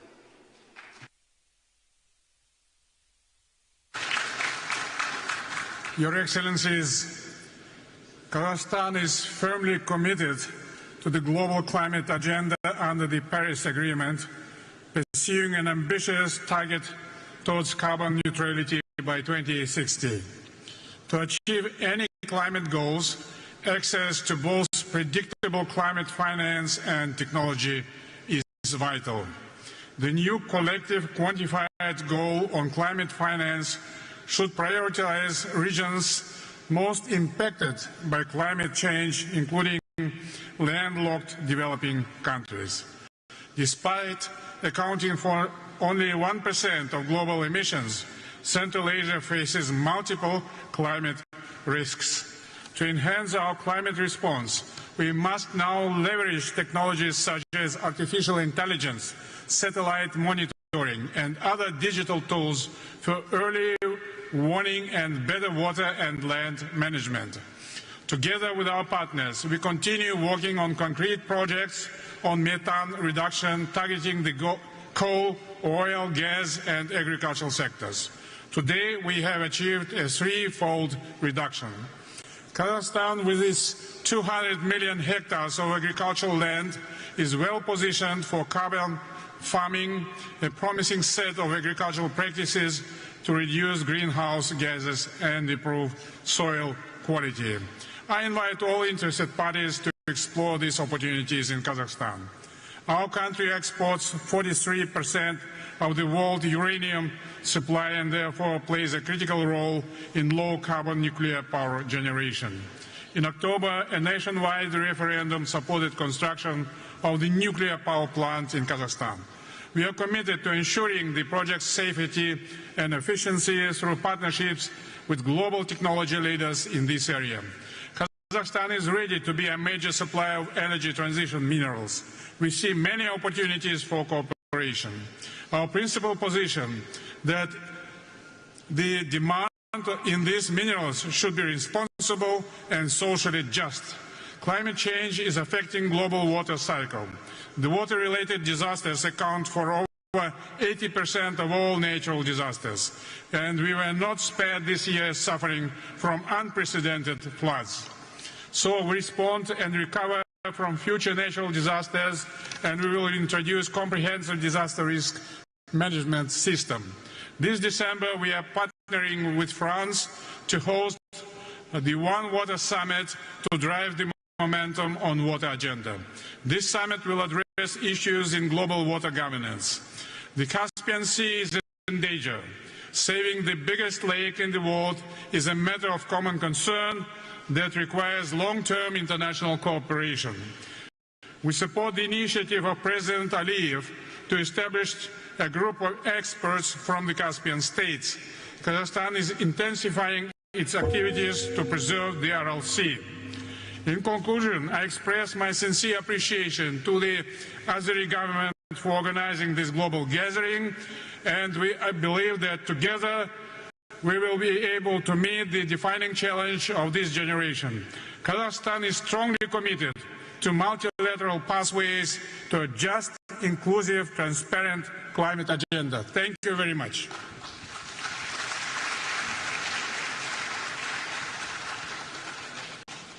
Thank you, Excellency. It is my pleasure to welcome His Excellency, Mr. Alexander Vučić, President of Serbia. Your Excellency, you have the floor.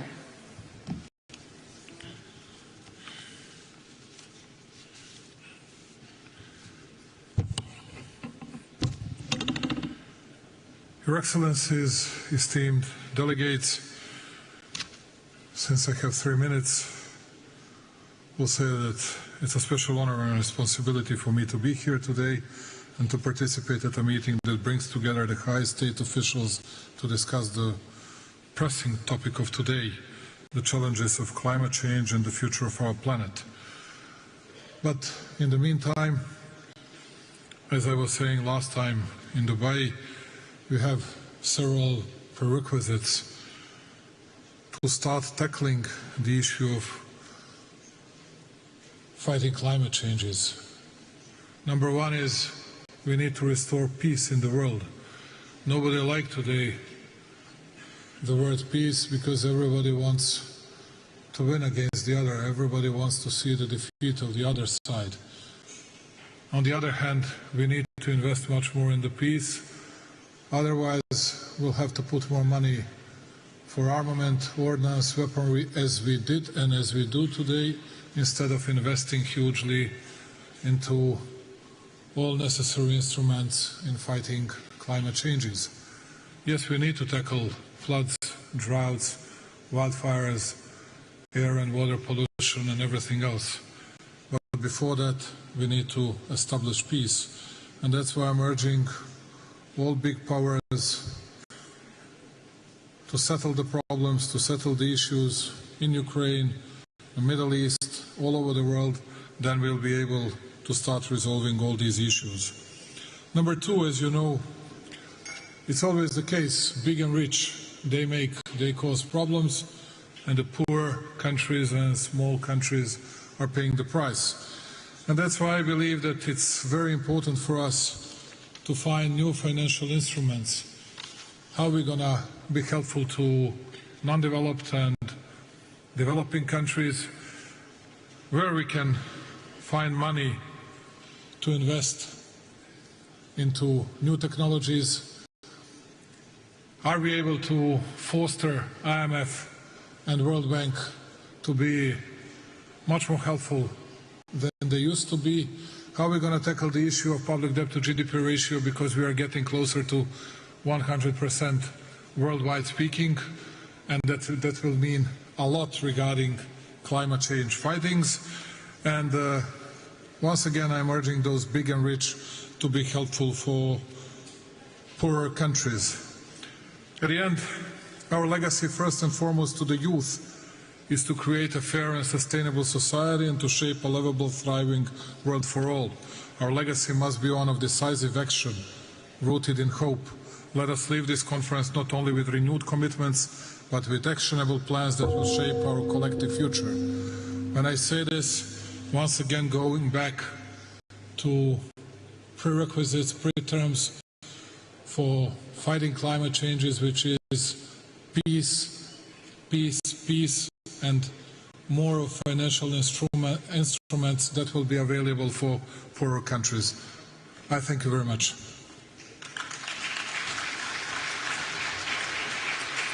Thank you, Your Excellency.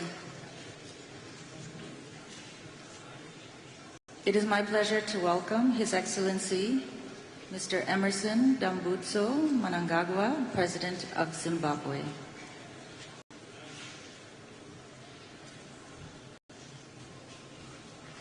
Your Excellency, you have the floor.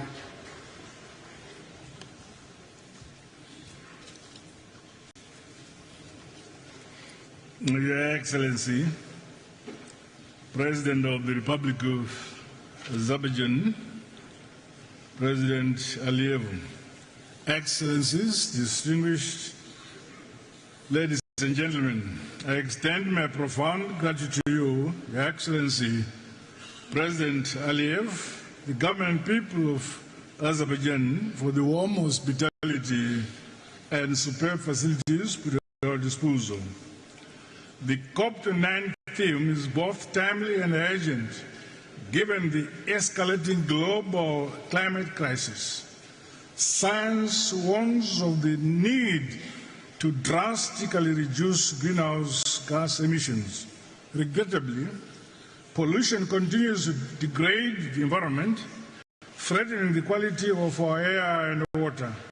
while biodiversity loss threatens food security, pushing millions into poverty and hunger. The time for half measures is over, and we all have a duty to fully implement our agreements. Zimbabwe bears the scars of climate change and is currently experiencing one of the most devastating El Nino-induced droughts in history. The drought has negatively impacted nearly every aspect of life in Zimbabwe. My government, in April this year, declared a national state of disaster. The crisis extends beyond Zimbabwe and is affecting the entire Southern Africa region. Our reliance on hydroelectric power has also made our clean energy supply precarious. These cascading efforts underscore the vulnerability of developing countries like Zimbabwe to climate change while contributing minimally to global emissions. The transition to renewable energy is non-negotiable, while a just transition combined with robust financial technological support for developing countries are critically important to drive the climate action agenda. As such, my country is implementing the nationally determined contribution implementation plan and investment framework to aid in our resource mobilization.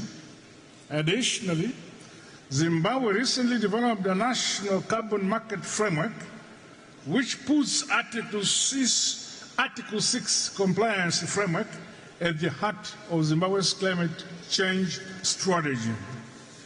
Zimbabwe welcomes the formal registration of the group of landlocked developing countries as a negotiating group in global climate processes.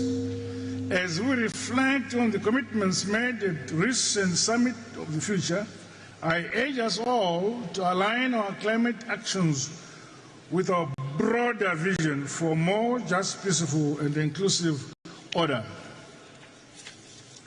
Let us act decisively to build a legacy of hope, resilience, and shared prosperity on a healthy earth. I thank you.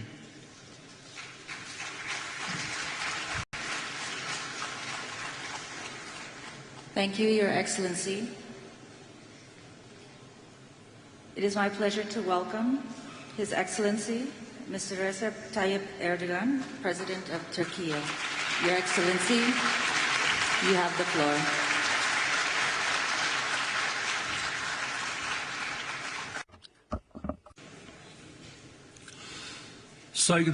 Distinguished heads of states and governments, distinguished Secretary General, I would like to salute you all on behalf of myself and my nation with my most heartfelt emotions. And I also would like to take this opportunity to thank my friend, President Ilham Aliyev, for this wonderful organization and their gracious hospitality. I would like to congratulate you, my dear brother. And I also would like to mention that we are amongst the top countries where the negative ramifications of climate change have been deeply felt. 2053 will be a year where we will all reach zero carbon emissions. And in order for that to be possible, we are forming our key sectors for green transformation and development. We are creating our green financing strategy, and we are on the brink of forming a national green taxonomy system. The cap and trade legislation will be offered for the ratification of the Assembly very soon. Before COP29, we have prepared our 2-year transparency report and the long-term climate strategy, which will be released in the final form. For the years 2024-2030, the climate change mitigation adaptation strategy action plans had been already mobilized. In the established structure, the part of the renewable energy reached 59% in our country. And with this rate, we are ranking number 5 in Europe and first in the world. The net zero emission objectives for 2024 to 2030. We have the fundamental priorities such as energy efficiency, renewable energy, and nuclear energy. Today, we have a total capacity of 31,000 megawatts of wind power and 23,000 megawatts of solar power, which will reach 120,000 megawatts in the year 2030. In the year 2050, our capacity for nuclear power will reach 20,000 megawatts. The National Energy Efficiency Action Plan for the years 2024 to 2030, we will have achieved the limitation of carbon emissions in the region of 100 million tons a year. Our EV, our National Electric Vehicle talk, is becoming much more widespread. And under the auspices of my spouse, Ms. Emine Erdogan, had initiated a first domestic and then a global initiative, which is the Zero Waste Project, and it is gaining momentum for us in our fight against climate change. And thanks to these efforts, since the beginning of the project, we've managed to eliminate the emissions of 5.9 million tons of greenhouse gases. For the effective use of our water resources, we have launched a mobilization for water efficiency. The National Afforestation Day is on November the 11th. And we are bringing new areas for afforestation every year in the millions. All of these efforts cost billions for our economies, and we need to strengthen our global fight, and we need to render it much more effective. And I know that the climate financing requirements will be pledged once again during this summit, especially needed by those developing countries. Dear participants, for the future generations, we need to establish a world just, sustainable, and respectful towards nature. And at the 79th General Assembly of the United Nations, we had ratified the Pact for the Future. Today, we are talking about leaving a fairer world for the future generations, but at the same time, Israel's attacks on Palestine and Lebanon are still continuing, which is outside of our conscience, international law, and ethics. The existing government is unfortunately massacring children, women, and elderly, and they are causing a major disaster, natural disaster as well. Because of the Israeli attacks, the chemicals penetrating the soil and the underground water resources are obscuring the future of Gaza children. This is a heavy humanitarian and an environmental disaster, and those who are responsible should be held accountable in international courts. Dear friends, 2026 United Nations Climate Change 31st Conference of the Parties will hopefully be host in our country, and for that we have declared officially our nomination. We would like to in advance thank all the countries supporting our candidacy, and we are looking forward to receiving the support of many others. With these thoughts in mind, I would like to salute you all with love and respect, and I would like to congratulate my dear and august brother Ilham Aliyev for this wonderfully organized summit.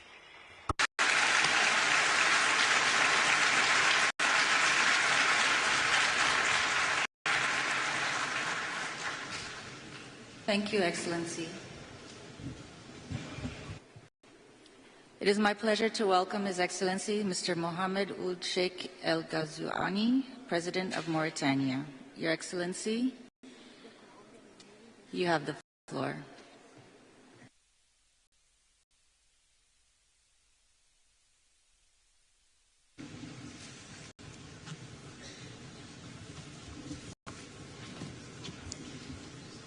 Bismillah ar-Rahman ar-Rahim. In the name of God, the most merciful and the most compassionate, Your Excellencies, Presidents and Kings and Heads of Governments and States. Your Excellency, the President of COP29, Your Excellency, the Secretary General of the UN, Excellencies, representatives of the international governmental organizations and non-governmental organizations, ladies and gentlemen. I would like to congratulate His Excellency Ilham Aliyev, the President of the Republic of Azerbaijan, as well as the people of Azerbaijan for their excellent organization of COP29, the Conference of the Parties to the UNFCCC. I would also like to congratulate His Excellency Sheikh Mohammed bin Zayed Al Nahyan, the President of the UAE, for his excellent organization of the previous COP in Dubai and the excellent series of results, such as the excellent agreement to implement the fund for the loss and damages related to climate change, as well as the various statements and declarations made in Dubai. I would like to congratulate His Excellency Antonio Guterres, the Secretary General of the UN, as well as all his staff for the excellent efforts made to ensure the success of this conference. Your Excellencies, ladies and gentlemen, the severe climate changes as a result of the severe heating on the planet represent threats and risks to our life on this planet. Thus, today we feel the urgent need to counter the negative effects of climate change, and we are responsible. We have this historic responsibility to move very swiftly in order to make amends before it is too late. In spite of our limited emissions, we feel the desertification, the floods, and the other negative results of climate change. All these risk our systems of livelihood as well as our economies. In spite of the fact that we have not participated or contributed a lot to that climate change, we do take climate action very seriously, and we have an initiative related to the Green Wall, and we have adopted the Middle Eastern Initiative for a Green Middle East that was launched by our brethren state, Saudi Arabia. We have adopted severe actions to limit the emissions, and we have imposed taxes within the country in order to limit the emissions and to restore the various lands that have been affected by climate change. We also exert various efforts to use our renewable energy, which is more than 4,000 megawatt or gigawatt, to be able to use these renewable energy to the best of our capabilities. We have reached 48% of such use and aim at 60% by 2030. And here we would like to renew our call to international financial organizations to support us in this effort. And here I would like to underline the fact that Africa exerts major efforts to reduce the emissions in spite of the fact that we do not produce a lot of those emissions. And this is through the use of renewable energy and increasing our adaptation policies to counter negative climate change effects. We need to strengthen international cooperation, regional cooperation. We need also to seek new funds and mobilize new funds according to the needs and priorities of the least developed countries, particularly in Africa. I wish you all the best in this COP28 and hope that we will be able to adopt further conclusions and declarations and statements that would underline our collaborative action to counter climate change. Thank you.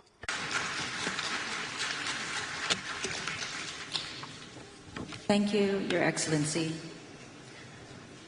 It is my pleasure to welcome His Excellency Mr. Shavkat Mirziyoyev, President of Uzbekistan.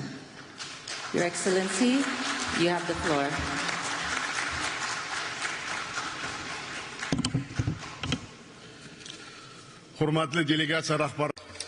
The distinguished heads of delegations, first of all, I would like to sincerely congratulate the President of the Republic of Azerbaijan, His Excellency Ilham Aliyev, for the excellent organization of this historic conference in the beautiful city of Baku.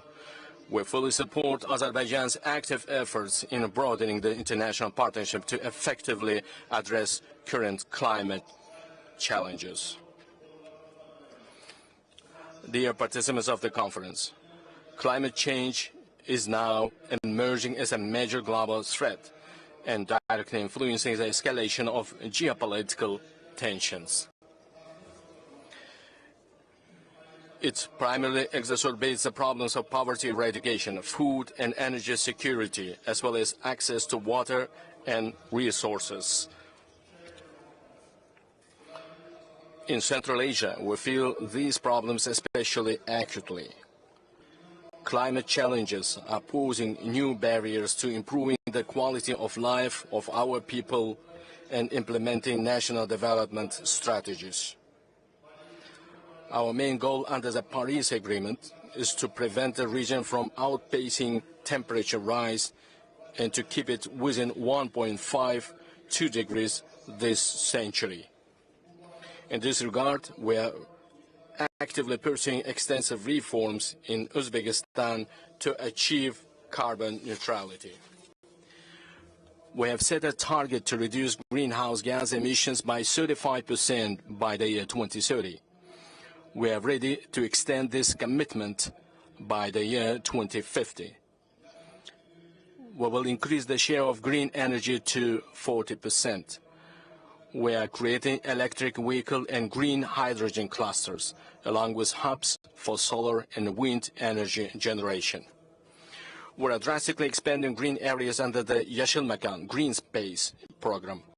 Together with neighboring countries, we have embarked upon the implementation of a regional climate strategy. In the coming days, we will sign a multilateral agreement on supplying green energy to the European Union. Dear ladies and gentlemen, Uzbekistan is committed to expanding its practical contributions to jointly overcoming the consequences of global climate change.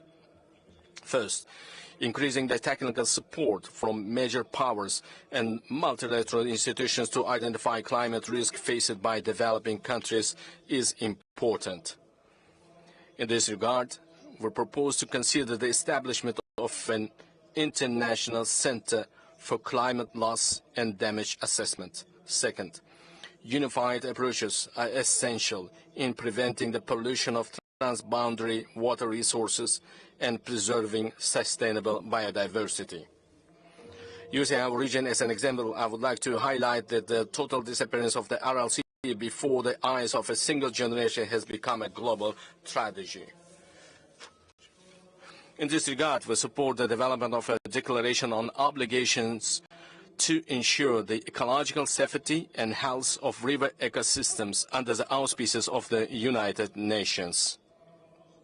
Third, we plan to launch a regional genetic resources bank involving leading multilateral structures in order to improve crop resilience to climate change.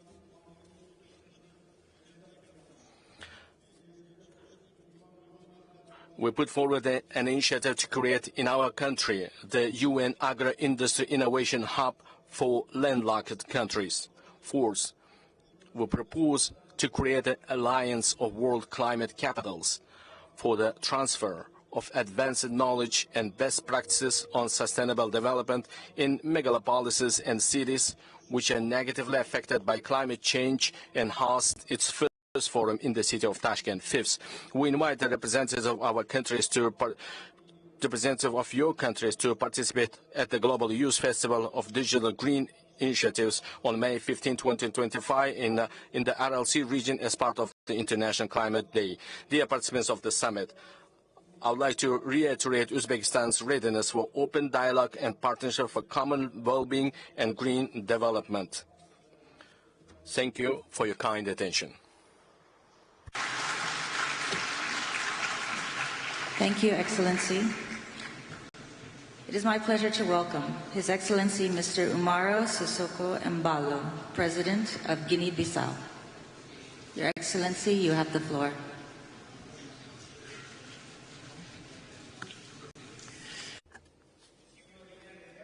Mr. Ilyam Aliyev, President of the Republic of Azerbaijan.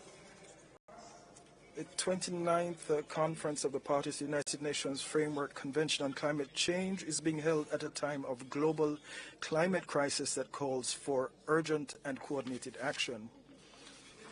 We must have the political will to take responsibility and collectively address the current challenges with the necessary spirit of cooperation and solidarity. In Guinea-Bissau, we have implemented a series of strategic actions to mitigate climate impacts and strengthen the resilience of our communities.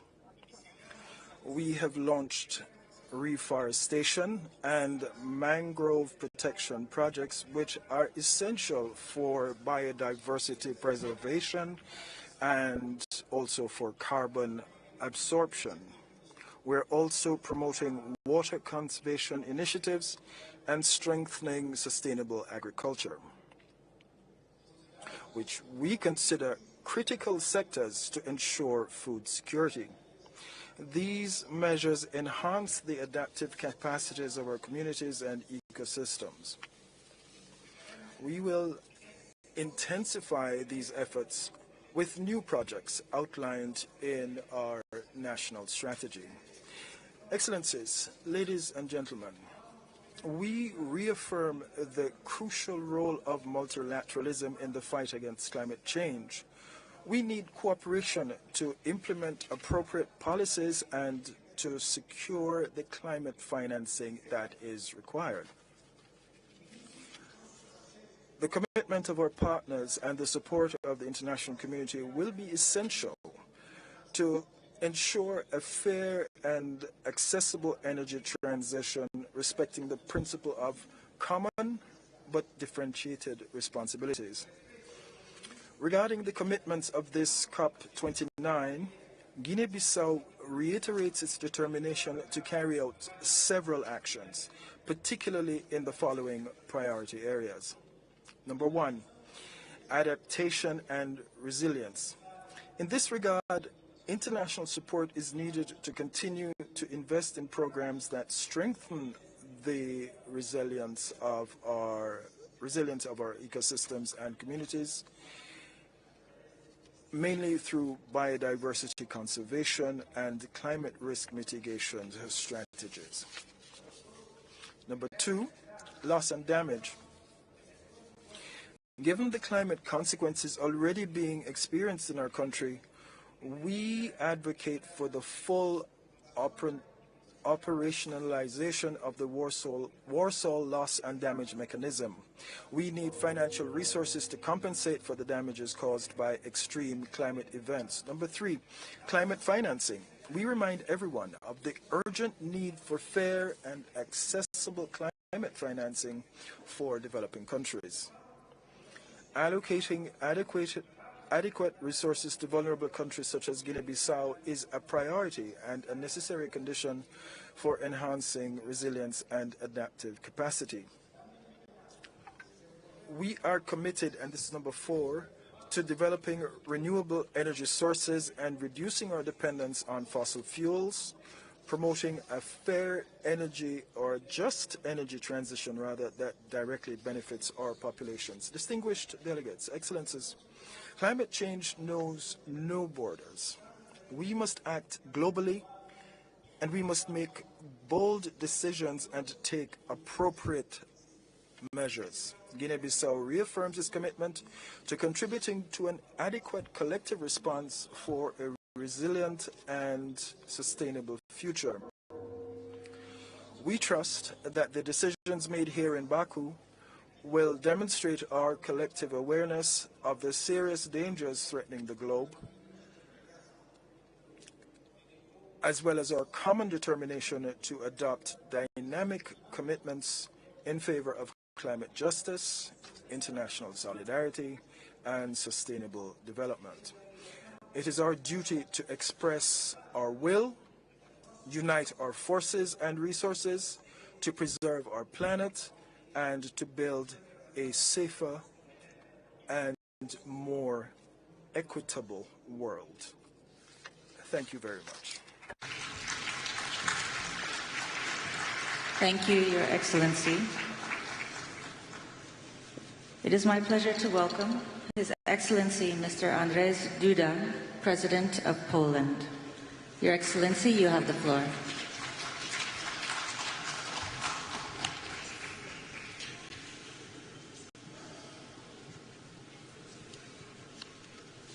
Distinguished Madam President, distinguished Mr. Secretary General, distinguished President Aliyev, distinguished Presidents, heads of the states and the governments, ladies and gentlemen, I warmly congratulate Minister Mukhtar Babayev on taking over this year's presidency of the 29th session of the Conference of the Parties of the United Nations Framework Convention on Climate Change. I thank His Excellency President Aliyev and the Republic of Azerbaijan for the organization of the event and for excellent hospitality. This is the last time that I attended the Conference of the Parties as President of the Republic of Poland. I'm pleased to be able to raise once again issues of such immense importance to our future. During my presidency in Poland, I have worked to keep the climate policy agenda high on my country's priority list. I'm glad that I had the pleasure to personally ratify the Paris Agreement in 2016. I also feel great satisfaction with the organization of COP24 in Katowice. It was, in my opinion, a landmark event in many ways. It was exactly in Katowice that we adopted the so-called Katowice Rule Book, a guide to implementing the tenet of the Paris Agreement. It was also there that the idea of the Declaration on Solidarity and Just Transition was born. Today, it constitutes the benchmark for energy and economic transformation across the world. Since then, I have consistently repeated that a just transition cannot take place against societies and to determine of the current living conditions. At the last year's COP28 in Dubai, I stressed that we still pay too little attention to the human dimension, and yet a just transition must be carried out in a sensible way so that it benefits people in the first place. COP24 in Katowice also adopted a ministerial declaration, Forests for Climate, which highlighted the need to use forests in climate policy as natural sinks and reservoirs for greenhouse gases. Poland values the woodland and cares for them because they are also provide a home and habitat for many species of plants, animals and fungi living in Poland. Preserving biodiversity is a precondition for the existence of the life on Earth. I touched upon this issue in my speech at the UN preliminary session on biodiversity in 2020. Ladies and gentlemen, at a time of so many climate changes and threats, a key conclusion for us should be to strengthen synergies between the following conventions: the UNFCCC on climate, the UNCBD on biological diversity, and the UNCCD to combat desertification. It is also important to take joint action on mitigation, adaptation, combating soil degradation, and achieving climate neutrality. Let us also remember that our environmental efforts are being undermined by the wars going on in the world. Russian aggression against Ukraine has shown us that armed conflicts also result in serious environmental damage and pollution. Therefore, our actions must be comprehensive, because environmental protection is also conflict prevention. Excellencies, despite challenges, Poland fulfills all its obligations and is consistent in following the path of sustainable development and just transition. A year ago in Dubai, I mentioned Poland's plans and efforts to create a balanced energy mix that will ensure our energy security, along with the development of renewable energy sources. In Poland, the wind power sector continues to grow, and we have a surge in home and large-scale photovoltaic installations. At the same time, we are drilling more wells for the development of geothermal energy. A year ago, I also presented Poland's ambitions to build a stable nuclear power industry. I am glad that in Dubai, I was able to take part in the event accompanying the adoption of the Declaration of Tripling Nuclear Power Capacity. I signed it with full conviction because I believe that nuclear is the future. And it is only nuclear that will help us to achieve our climate goals and guarantee clean, safe and stable energy. We are an example of a country which for years has been able to ensure both a steady GDP growth and a decrease in the carbon intensity in our economy. This is the best confirmation that our actions are correct and that Poland is following the path of sustainable development set by the UN. Listening to the current and previously held speeches by other heads of state, I know that Polish solutions are appreciated in the world. I am glad that many Polish ideas, including mine, are being implemented by other countries. Let's cooperate and inspire each other in order to jointly bring about new pro-climate solutions that are beneficial to humans, the environment and the climate. Thank you.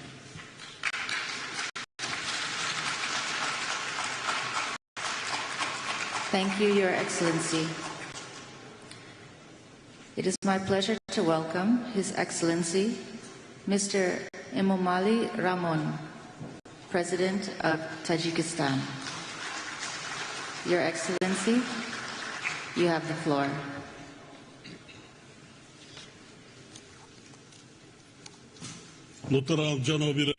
Your Excellency, Chairperson, ladies and gentlemen, I would like to express my profound gratitude to the government of the Republic of Azerbaijan and the United Nations for the warm welcome and hosting today's event at a high level. Over the last 5 years, we have continuously witnessed the hottest years and months across all observation periods. According to experts' reports, 2024 is also recorded as the hottest year ever. We therefore need to significantly increase our efforts and actions to address climate issues. Distinguished audience, based on our green economy development strategy, we intend to fully transform energy production in the country to renewable sources by 2032 and to convert Tajikistan into a green country by 2037. Today, already 98% of our electricity is produced from hydropower, which is green energy. And Tajikistan, with its lowest indicators of greenhouse gas emissions, is ranked 130th in the world in terms of carbon dioxide emissions. Another important point I would like to draw your attention to is the nexus between water and climate. It is pleasing to note that the COP29 will adopt a declaration on water for climate action. In this regard, we must pay special attention to the accelerated melting of the glaciers, which is occurring due to the consequences of climate change. In this context, at the initiative of Tajikistan, the United Nations General Assembly declared the year 2025 as the year of glaciers preservation. According to this resolution, the World Day of Glaciers has been proclaimed, and an international trust fund of glaciers preservation has been established under the United Nations. Tajikistan has contributed its share to this fund and calls on all partners to support this initiative. Furthermore, in accordance with this resolution, it has been decided to hold the high-level international conference on glacier preservation in Dushanbe in May 2025. As a part of this topic, at the initiative of Tajikistan and France, the UN General Assembly has declared the years 2025 to 2034 as the decade of action for supporting cryospheric sciences. Given the importance of these issues, I propose that under the auspices of the World Meteorological Organization and in cooperation with other development partners, a regional coordination center for glaciology be established in the city of Dushanbe. I thank you for your attention.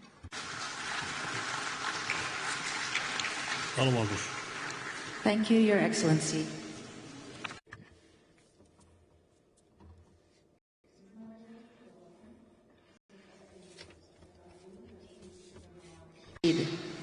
President of Iraq.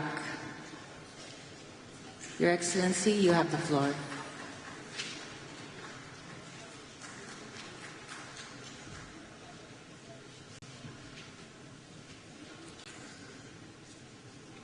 أصحاب السعادة والفخامة والسمو والمعالي السيدات والسادة السلام عليكم ورحمة Your Majesty and Excellencies, may the peace of God be with you. Today we convene for the 29th COP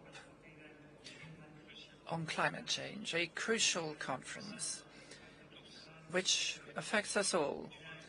But may I begin by expressing our deepest gratitude to the Republic of Azerbaijan for its warm welcome and hospitality.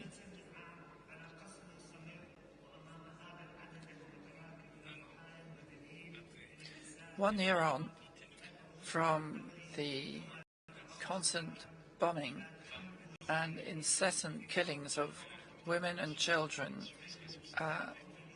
in Gaza, I call on the international community to bring about an immediate ceasefire and humanitarian aid to the victims and recognize the right of the Palestinian people to self-determination and to determine their own future, with Al-Quds as Jerusalem as its capital.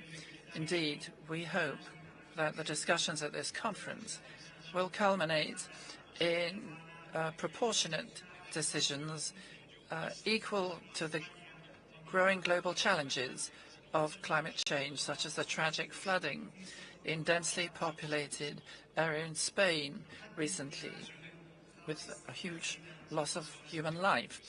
And we extend our heartfelt condolences to the families of the victims.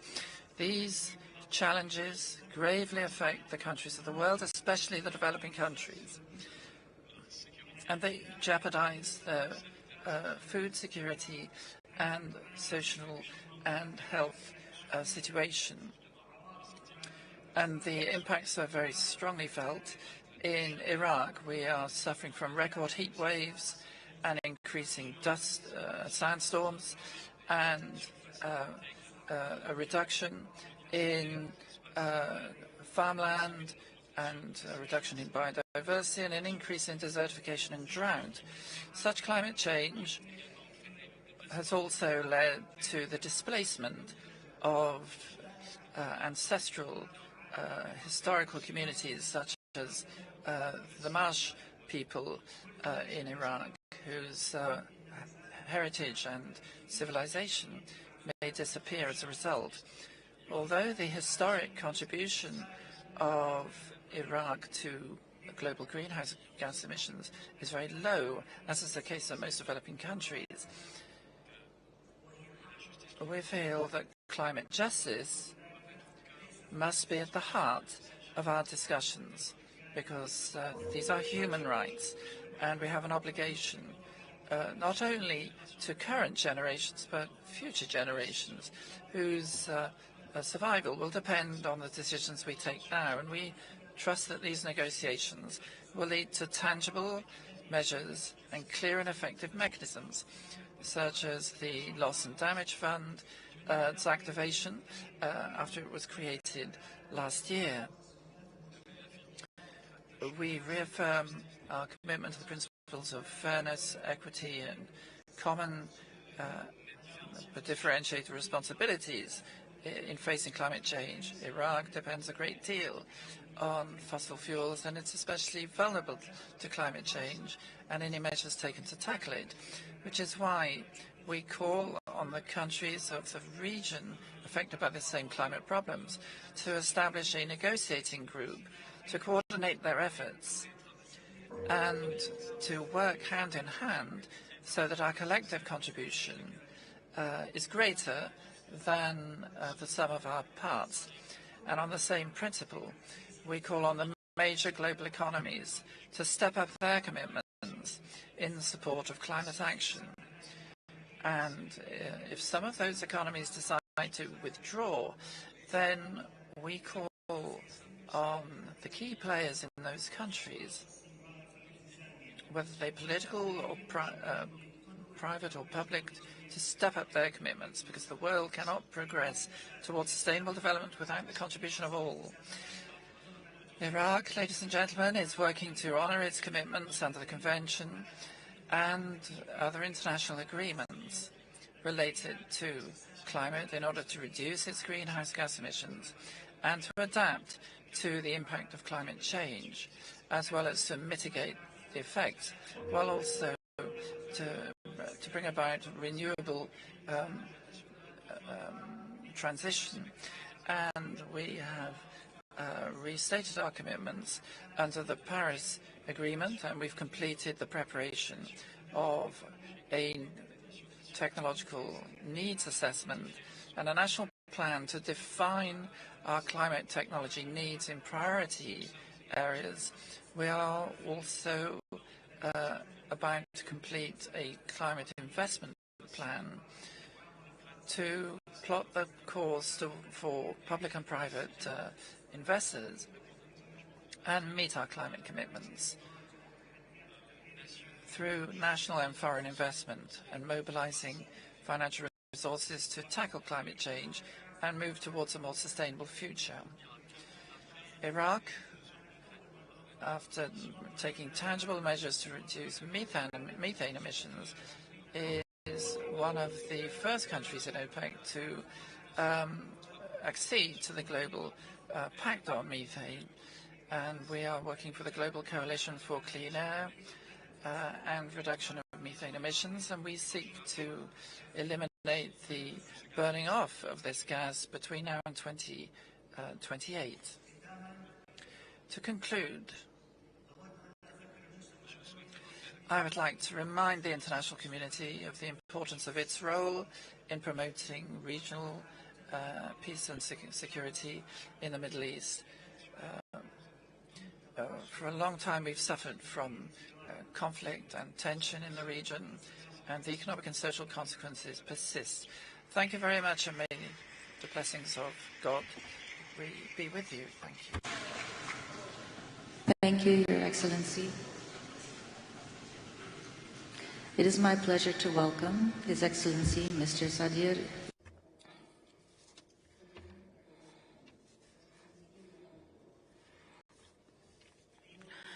Dear Chairman, dear ladies and gentlemen, against the backdrop of accelerating global climate change, we today must agree on coordinated, well-founded climate action to achieve the ambitions of the Paris Agreement.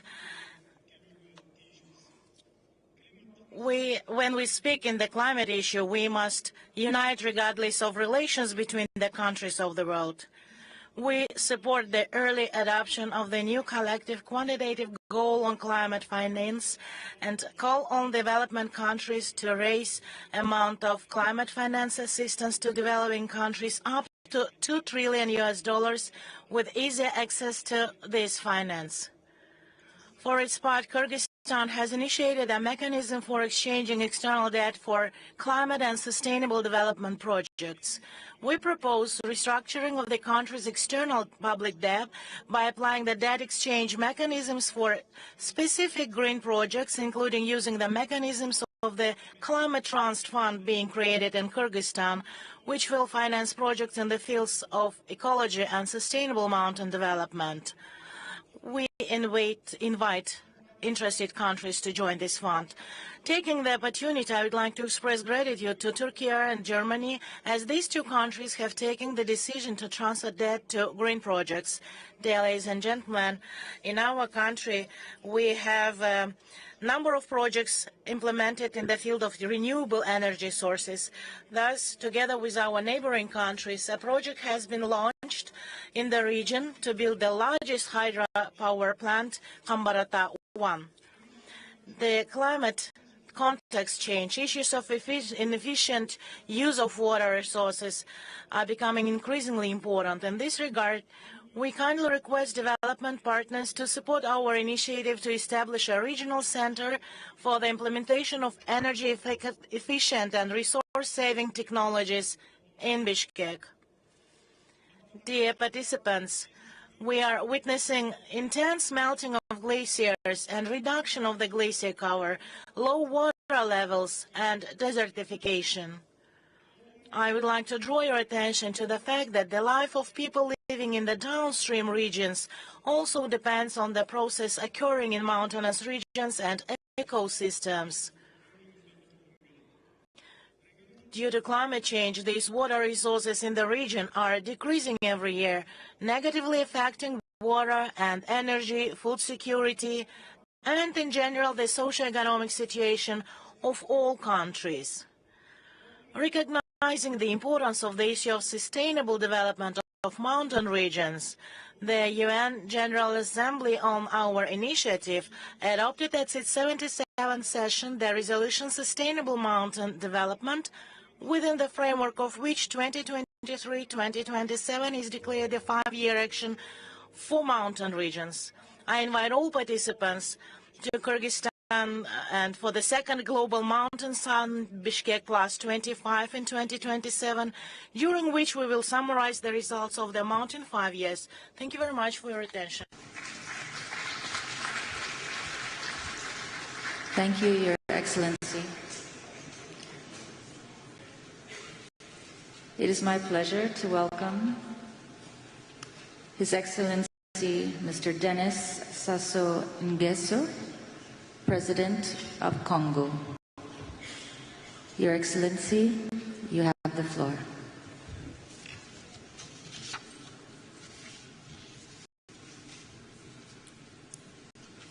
Mesdames et Messieurs, Heads of State and Government, Mr. Secretary General of the United Nations, Mr.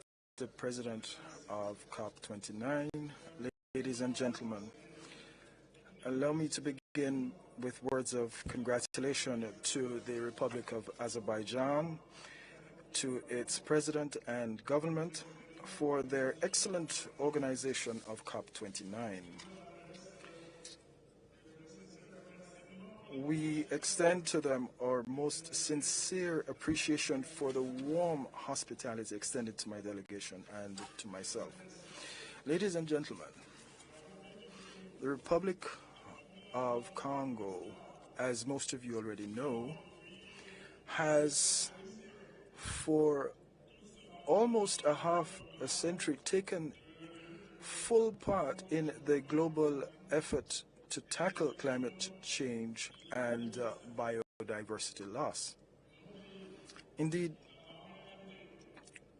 my country has placed issues related to environmental conservation at the heart of its national policy and front and center in its international commitments. This year, in July, in Brazzaville, my country's capital, we hosted the first international conference on afforestation and reforestation.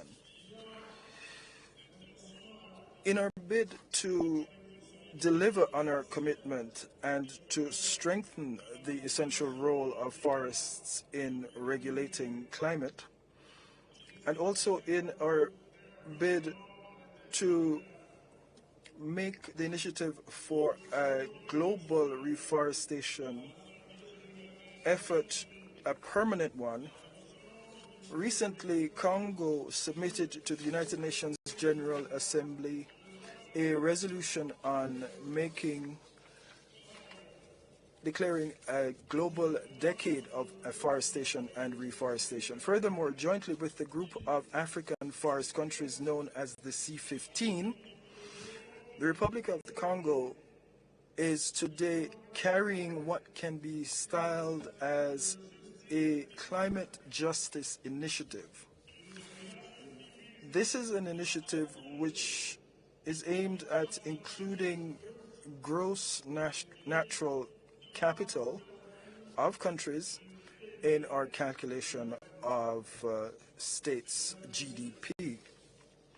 Ladies and gentlemen, in 2015, we had all placed our hopes in the Paris Agreement.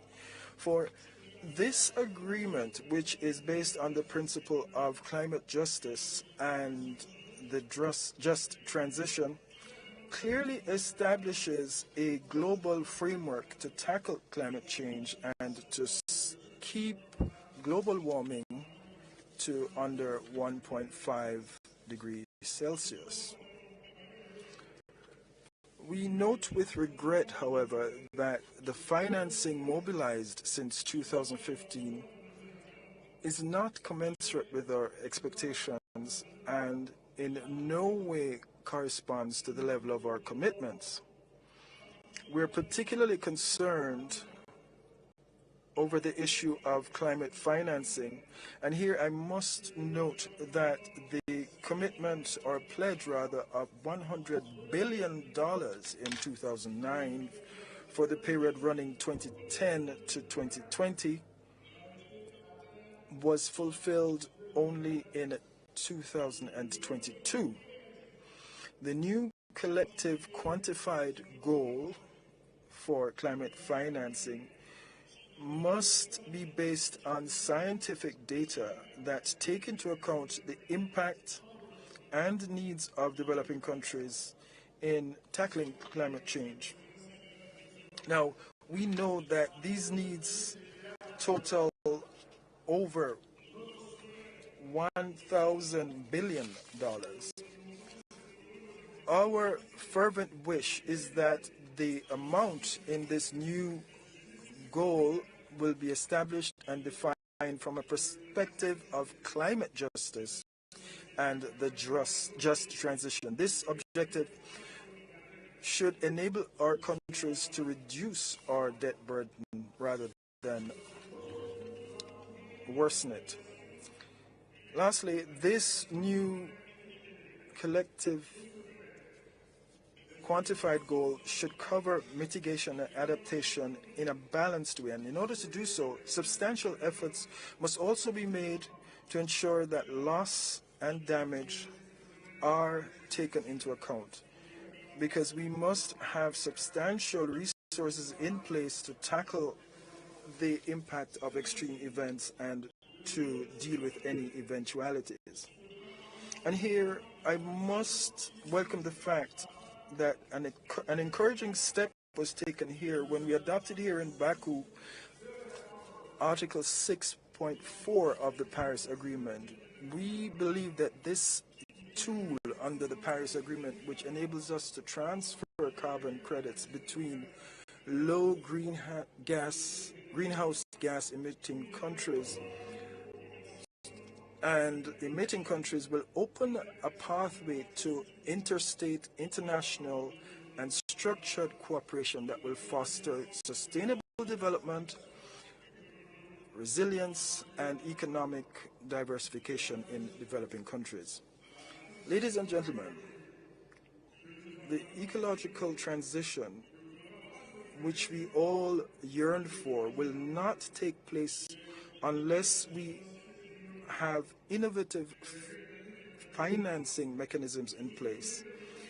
Mechanisms that can help us open up new prospects for development based on resilience, sustainability, and on carbon neutrality. This is a challenge which we have before us here and now. Thank you.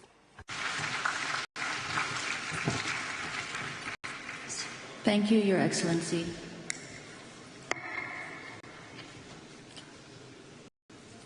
It is my pleasure to welcome His Excellency Mr. Alexander Lukashenko, President of Belarus. Your Excellency, you have the floor.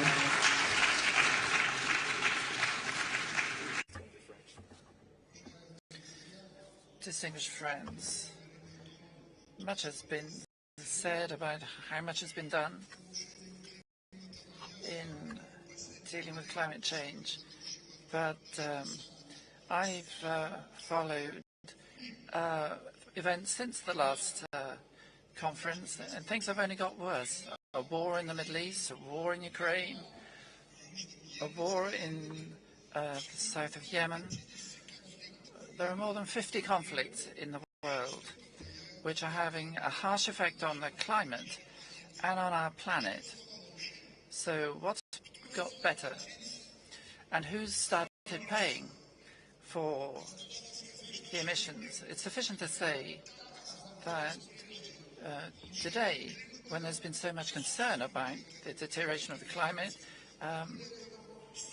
all we see is people who are responsible for this are absent from this climate, and we've just had the presidential election in the United States. So the question is, how effective are our actions at such meetings when the President of France, which was the country responsible for the Paris Agreement, he's not even here.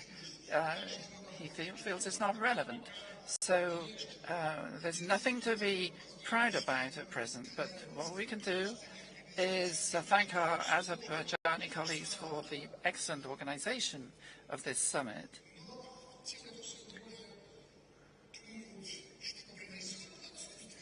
But what will come from the absence of people from this summit?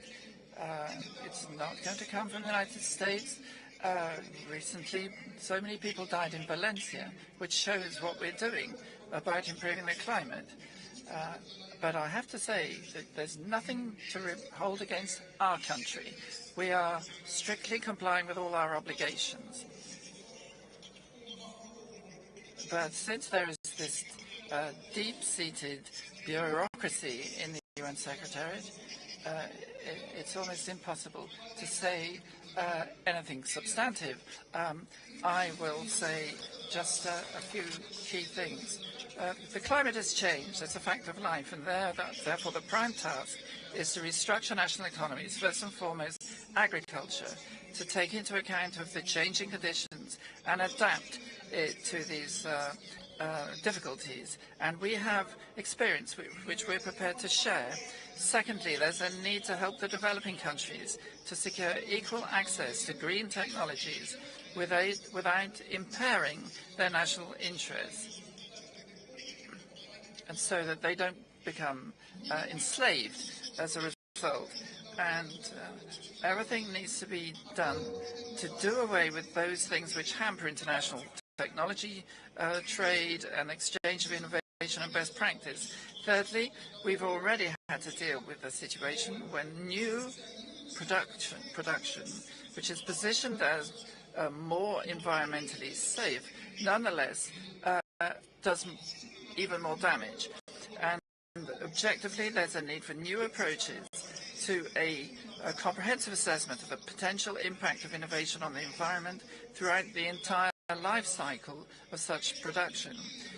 This and other areas require a consolidation of international efforts, and not mere words but deeds.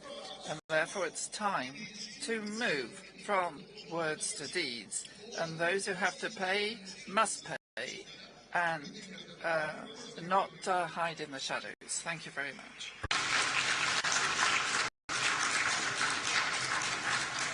Thank you, Your Excellency. It is my pleasure to welcome His Excellency Mr. Mohammed Yunus A. Menfi, President of Libya. Your Excellency, you have the floor.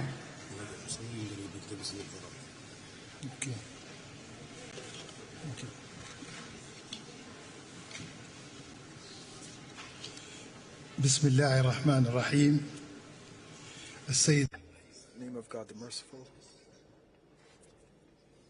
Your Excellencies, ladies and gentlemen, let me begin by thanking the government and people of the Republic of Azerbaijan for their generous hospitality. I also thank the President and for their wonderful organization of this conference. We greet you all well. Today, from our direct experience in Africa of climate events, that climate change is having a devastating effect on the planet, and this is imperiling the human development and lives. And our concerns for the future of current and future generations are even worse because of the increasing disasters leading to human and material loss. We notice that intensifying conflicts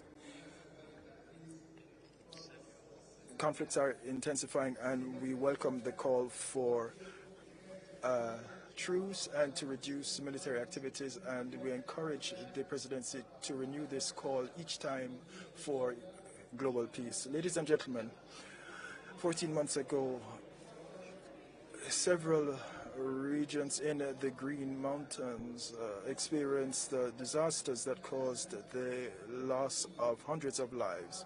Today we can only note that we cannot deal with these disasters alone, which are often sudden disasters. We can only deal with them if we have financing that is easy to access and can respond to the situation in each state, as well as through the transfer of technology and techniques, and by building national capacity as well. And if we allow the private sector to participate along with civil society in our countries in this endeavor,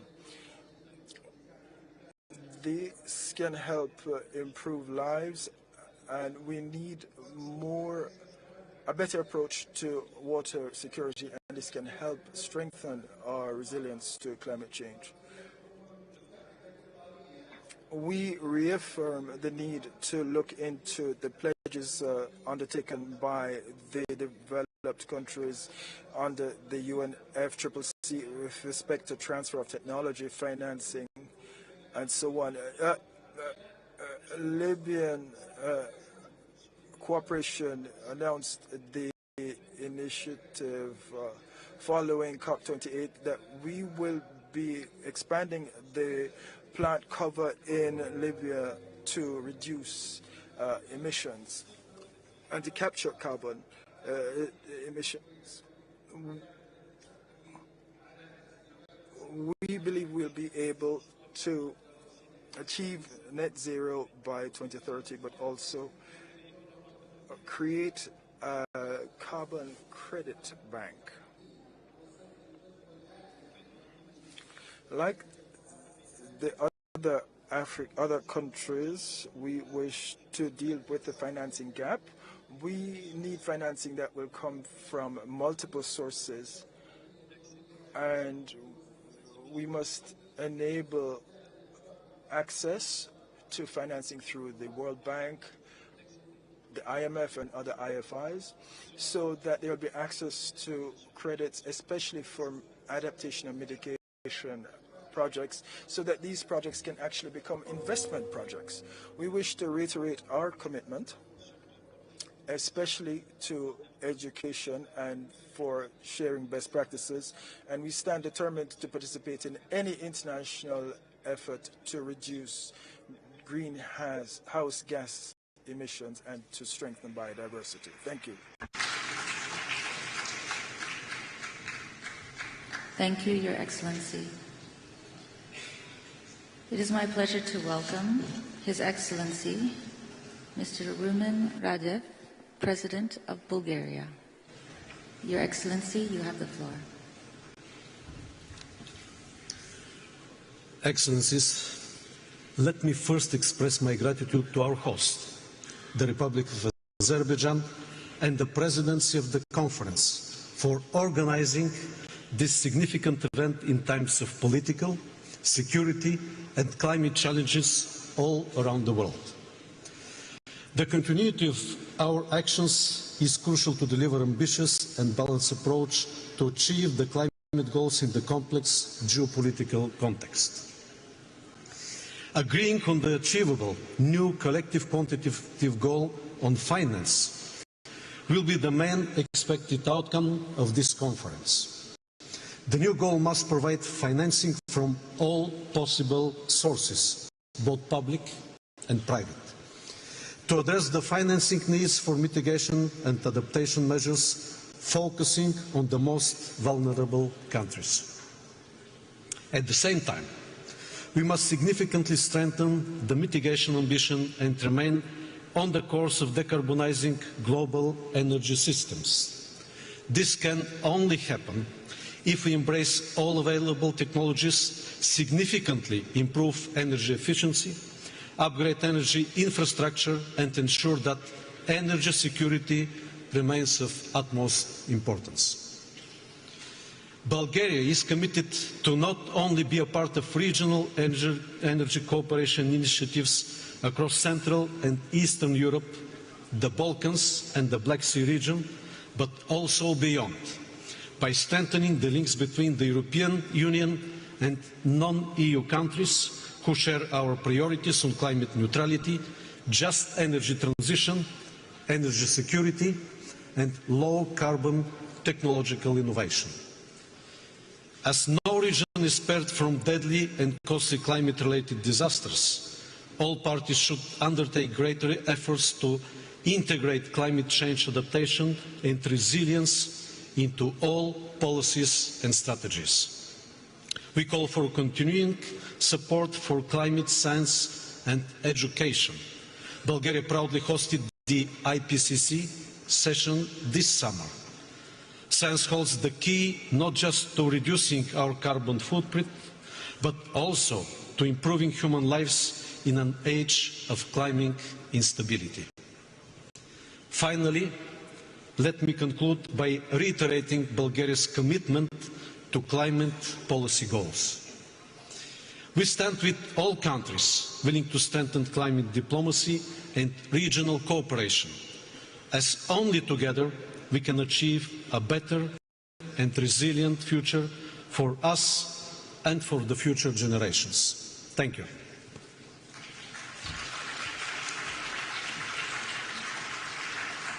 Thank you, Your Excellency. It is my pleasure to welcome His Excellency, Mr. Mohammed Muizu, President of Maldives. Your Excellency, you have the floor.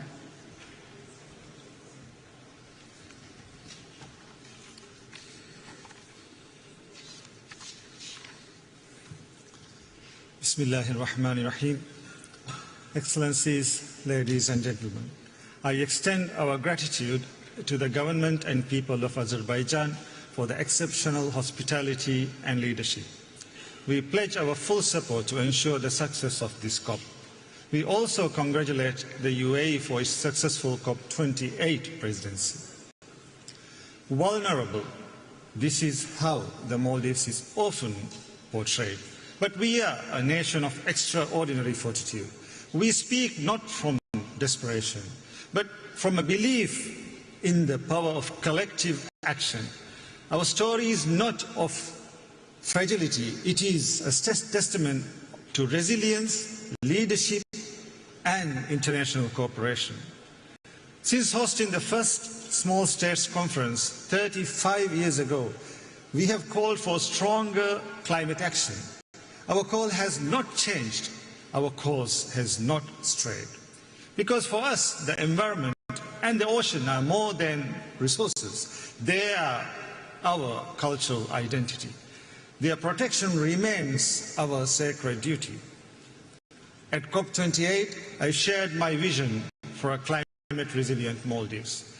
Despite formidable challenges, we are now seeing the dawn of hope. We recently launched our energy policy and roadmap, green initiatives to strengthen food security and affordable housing, and economic diversification through expanding port services, special economic zones, in addition to new development banking, unlocking new investment opportunities. We will soon unveil our 20-year vision, the blueprint for a sustainable, climate-resilient, developed nation by 2040. Mr. President, it is the lack of finance that inhibits our ambitions, which is why this COP, the finance COP, we need to deliver. The new climate finance goal must reflect the true scale of the climate crisis. The need is in trillions, not billions. It must consider the special circumstances of small island developing states. It must include adaptation, mitigation, and loss and damage, and increase contributions to it. As we approach the next round of nationally determined contributions, developed nations must increase their ambition to close the emissions and finance gap and align with the 1.5-degree goal. Mr. President, as we look around the globe, we see funds flowing freely to wage war, but scrutinized when it's for climate adaptation. We need to reprioritize, revise the international financial system. We must choose the path that changes lives, not the climate. My delegation here is determined that the finance goal should be scored right here in Azerbaijan. Mr. President, 28 COPs later, emissions still rise, finance falls still short, and our hopes fades. Let us prove this time it will be different. I thank you.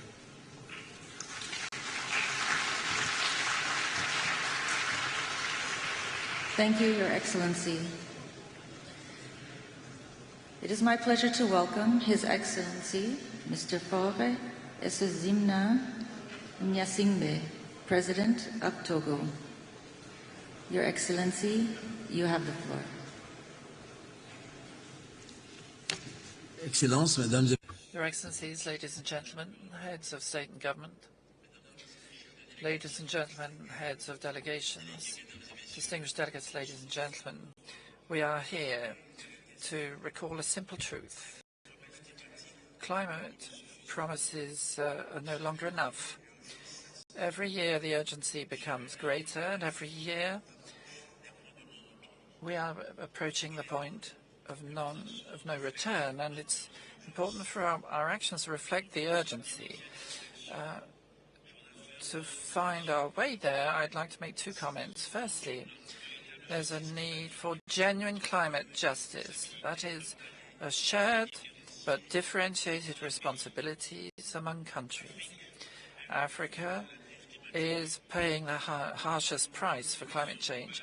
We contribute small amounts in global emissions, but we incur the most severe impacts. It's our ecosystems of food security and our economies which are bearing the brunt of this crisis, and our need for climate justice can no longer be disregarded. As leaders, each and everyone's responsibility is to move beyond promises and start concrete action. Togo is ready to do its share. We've made major progress in terms of dealing with coastal erosion and reforestation and climate action based on renewed energies. But we cannot reverse the global trend alone. It is climate justice which should be the compass guiding all our discussions here, with major support funds being rolled out to support our populations and our biodiversity. This also requires that major emitters recognize once and for all explicitly this issue of climate justice in international agreements. The second point is that we need tailor-made solutions for African climate challenges. There are specificities in Africa regarding the climate crisis, as well as a disproportionate effort. And very often, the profiles in our countries are different from those elsewhere. We also need to recognize that climate adaptation poses unique challenges for developing economies and mostly rural populations. These specific challenges call for specific responses. We need solutions which are tailored to the realities of Africa, as well as mechanisms which are tailored to achieve the solutions. We cannot confine ourselves to generic, simplistic discussions or standardized solutions. That means financing the ecological regeneration of our coasts and redeveloping resilient rural infrastructure. It also means flexible forms of investment and funding which are flexible to help the developing countries, and making sure the investment is consistent with our other needs and commitments. So I therefore call for genuine climate solidarity where the financial commitments are kept and strengthened. Our solutions for climate must be thought in terms of investments in our collective future, not as temporary assistance. Thank you.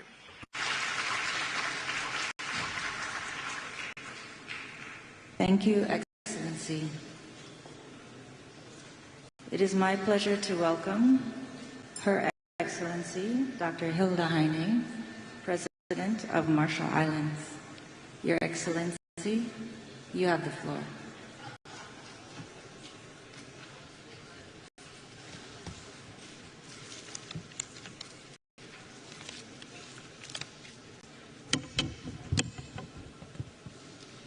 His Excellency Ilham Aliyev, President of Azerbaijan, His Excellency Antonio Guterres, UN Secretary General, COP29 President Mukhtar Babayev, distinguished heads of states and governments, heads of delegations, ladies and gentlemen. Yahweh, on behalf of the Republic of the Marshall Islands, it is an honor to once again participate in this critical summit. The Marshallese people are navigators. We are the descendants of those that found tiny strings of islands, atolls that just glance above the waves of the wide Pacific Ocean and made them our homes. Our forebears mapped the tides with sticks, coconut fronds, and shells. So it is in our blood to know when a tide is turning. And on climate, the tide is turning today. It is no longer a question of whether the energy transition will occur, but how. Will it be fair and inclusive? Will it be fast enough? Will those that defy our agreements to transition away from fossil fuels and go home to pump more oil, extract more gas, and mine more coal be held to account? Time will judge those that fail to make the transition. Some may fail because of denial and delusions, the misplaced idea that their country somehow will be immune, the fallacy that their short-term interests are worth the destruction on their doorstep, and that they will escape without blame.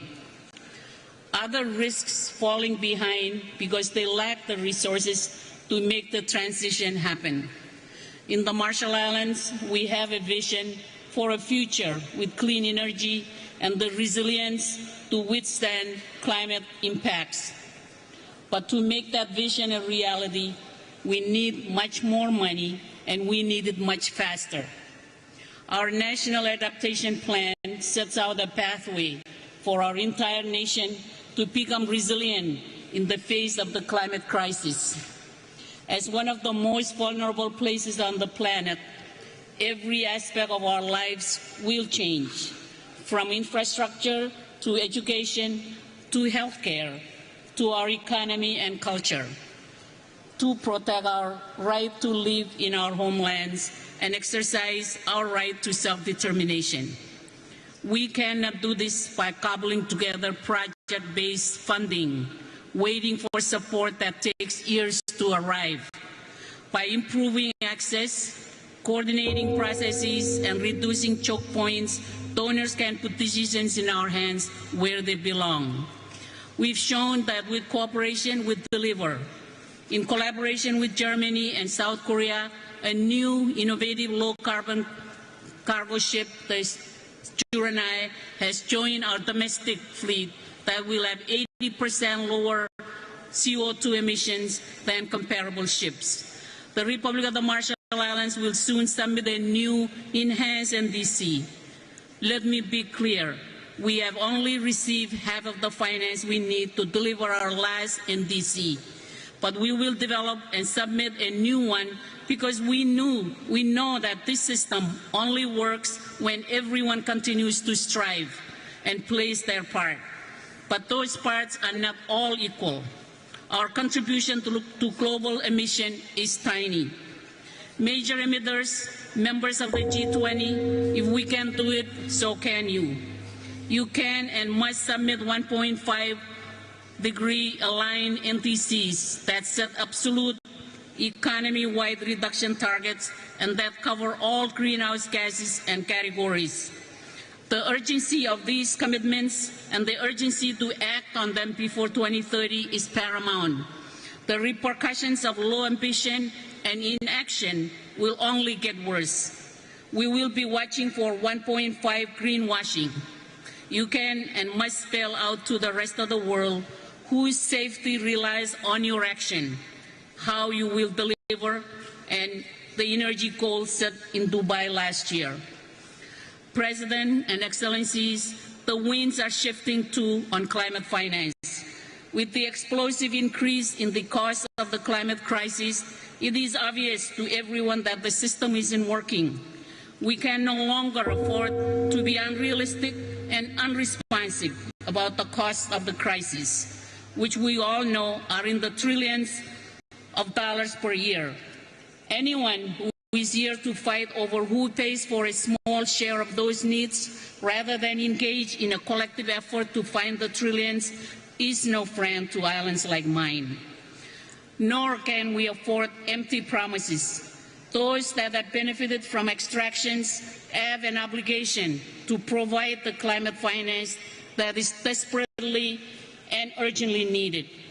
We need a new collective quantified goal that sets us on a path to adapt and protect our communities, drive down our emissions, and respond to the ever-increasing loss and damage.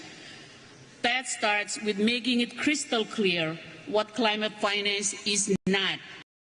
It is not market rate loans, and it's definitely not finance that funds fossil fuel production. Article 9 of the Paris Agreement contains specific protection for SIDS that have never been operationalized.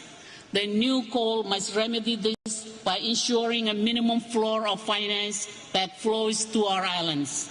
We can no longer afford to base our hope on an international financial architecture that holds us in the past, that perpetuates inequities. There is no shortage of proposals for how to reform these institutions. What has been missing is the willingness to make it happen. Excellencies, climate change threatens human rights. Every person on this planet has the right to a safe and healthy environment where they can thrive and have their dignity upheld. We must heed the voices of those that hold us to account and demand from us as governments the highest standards, and their rights must be respected. We won't succeed with the process and outcomes that are not inclusive. It is clear that women and children will suffer the most if we fail to stay within 1.5 degrees centigrade and to adapt. They must be part of the solution from the community level to the international. We cannot afford to exclude Taiwan, a country which is under threat from the climate crisis, but also offers solution and innovation from this process. They deserve a seat at this table. Excellencies, it is time to fortify faith and trust in the process that we have created together to solve the climate crisis. The Paris Agreement is a beacon of hope that has guided change around the world. The success of this process does not depend on one country, but on all of us. We are here because we share a common commitment to solving the greatest challenge of our time. In our Marshallese culture and traditions, we have a saying, Wakuk Wachimor, which literally means we are all on the same canoe, and that we must all work together if we are to reach our destination. Our world demands that we steer our canoe of humanity to reach a future that is safe and secure for generations to come. Thank you to the government and generous people of Azerbaijan for hosting us here in the beautiful city of Baku. Komoltada, I thank you very much.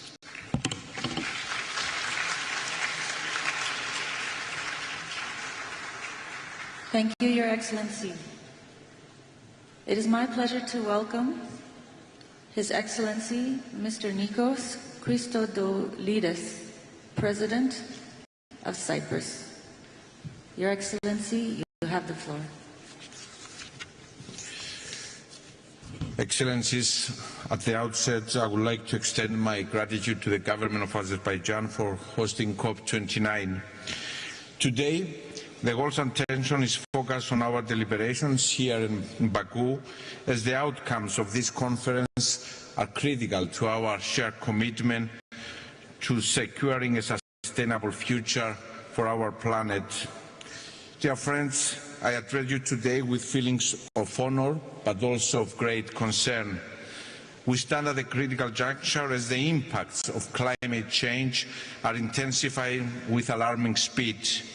In the Mediterranean region, we are witnessing a rise in extreme weather events, raging wildfires, severe and prolonged droughts, extreme heats, sea level rise and catastrophic deadly flooding, as we very recently saw happening in Spain. Speaking also from my own country experience, these extreme weather events are impacting our ecosystem, our economies, including agriculture and tourism, our communities and the quality of life of our people. They act as a stark warning and also are highlighting the urgent need for decisive, coordinated action. We need immediate, targeted responses at both the national and regional levels. My country has taken proactive steps by implementing a national adaptation strategy since 2017. We are currently updating this strategy in order to strengthen our capacity to manage complex and interlinked climate risk. Despite our small carbon footprint, Cyprus is committed to contributing to global emissions reduction. Within the European Union framework, we submitted an enhanced nationally determined contribution in 2020, pledging to reduce greenhouse gas emissions by at least 55% by 2020 compared to the 1990 levels, and the European Union as a whole remains resolute in its legally binding commitment to achieve net zero emissions by 2050. At regional level, my country recently relaunched the Eastern Mediterranean and Middle East Climate Change Initiative, aiming to develop synergies to mitigate the impact of climate change with focus on cross-border projects. Dear friends, it is crystal clear that government action alone is not enough. We also need to engage our societies, our citizens, our businesses in this collective mission and fundamentally rethink the relationship between our economies and nature. green investments, the transformation of the energy and industrial sectors, and the eventual decarbonization across sectors can be the answer to more competitive and healthier markets. Excellencies, as I already stressed, only by acting collectively with urgency and ambition we can avert the most severe consequences of climate change. With this in mind, we need to successfully conclude COP29 with a determined and forward-looking outcome, crystallizing pathways and opportunities for climate resilient and sustainable development. Before closing, dear friends, I would like to acknowledge the importance of youth. Young voices have been instrumental in pushing for an ambitious climate agenda. Let's hear their voices and let's heed their call.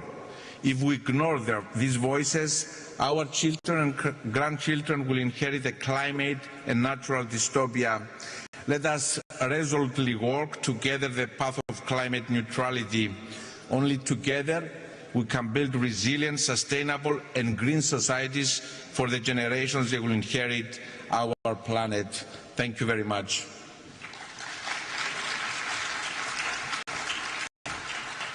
Thank you, Your Excellency. It is my pleasure to welcome His Excellency Mr. Peter Pellegrini, President of Slovakia. Your Excellency, you have the floor.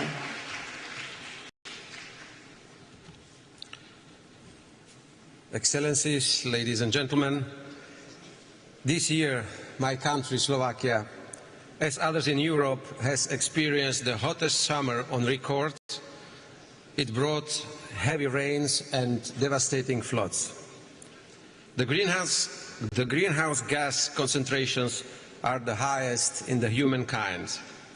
We have crossed critical 1.5 Celsius degrees in 12 consecutive months. And this gives us a real taste of what the planet can become. Climate change accelerates, so it's the detrimental effects on our planet. Longer we wait, more we can lose in terms of lives, ecosystems and economies.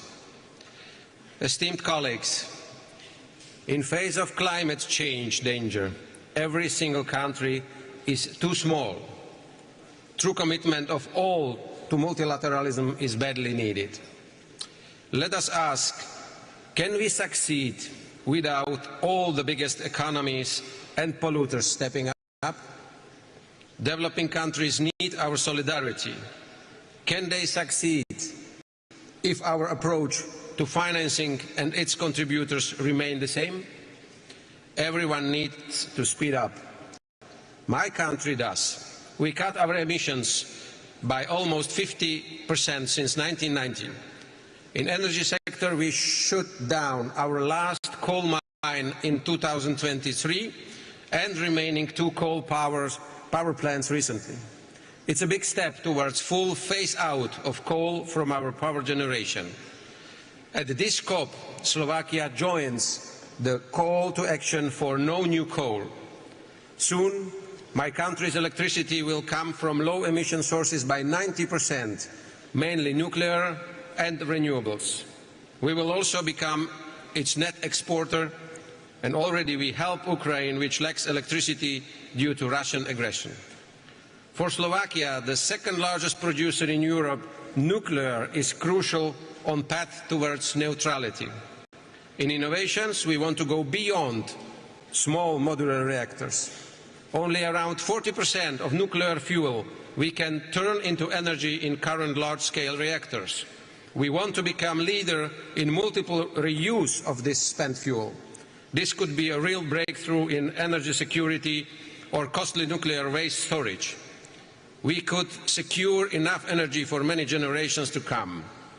Till the end of this decade, my country plans to reduce emissions at least by 55%. To achieve it, we will invest €14 billion to decarbonize sectors, increase renewables and to advance our resilience.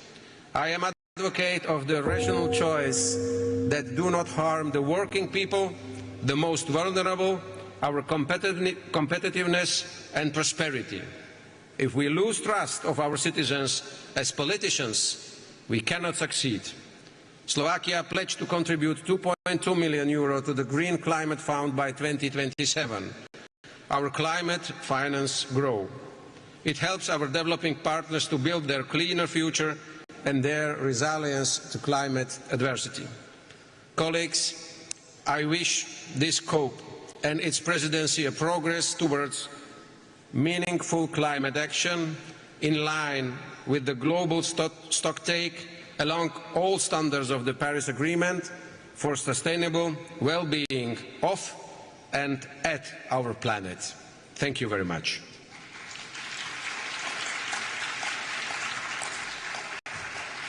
Thank you, Your Excellency.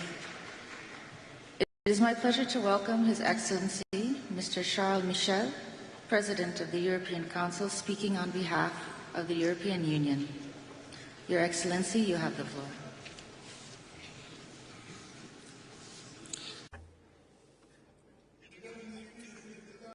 Heads of State and Government, Heads of Delegation, Your Excellencies, in your respective capacities, the world is on the razor's edge. Russia's war of aggression against Ukraine, the war in Gaza, and the tragic crisis in the Middle East, civil war in Sudan. These conflicts and many others are leading to humanitarian disasters for civilian populations and are polarizing societies across the world. Violent imperialism, endless cycles of vengeance and collective punishment are poisons that are imperiling us all. The European Union believes deeply in a world that is rules-based, the strength of law and not the law of strength.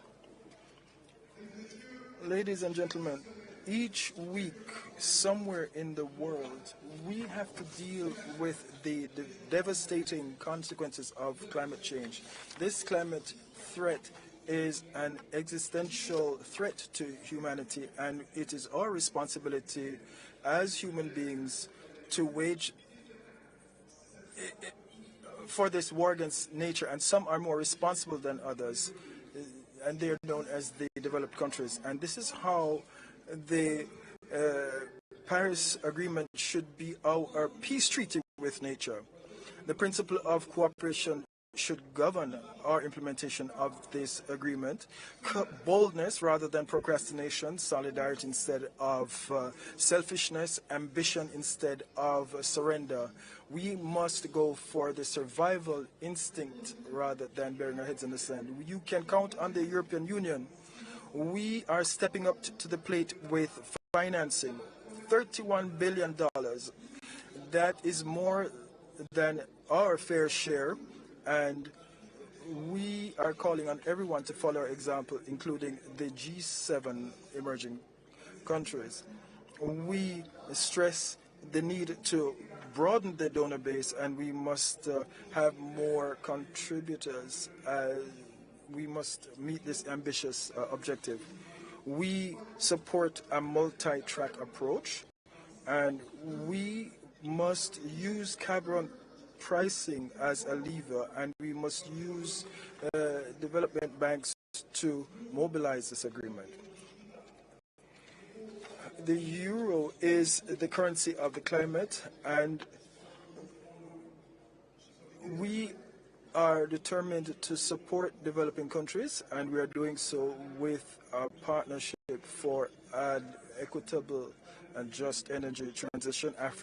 South Africa and other countries, along with Indonesia, are the ones that we are supporting. A few weeks ago, in New York, we went against the grain and we agreed on the pact for the future at a dark moment for multilateralism. And this is a ray of hope, and we hope that this COP will be one of confidence, determination, and the COP that will walk the talk.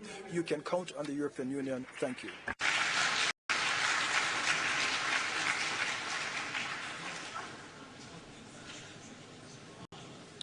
It is my pleasure to welcome Her Excellency Ms. Gordana Swijanowska-Dawskowa, President of North Macedonia. Your Excellency, you have the floor.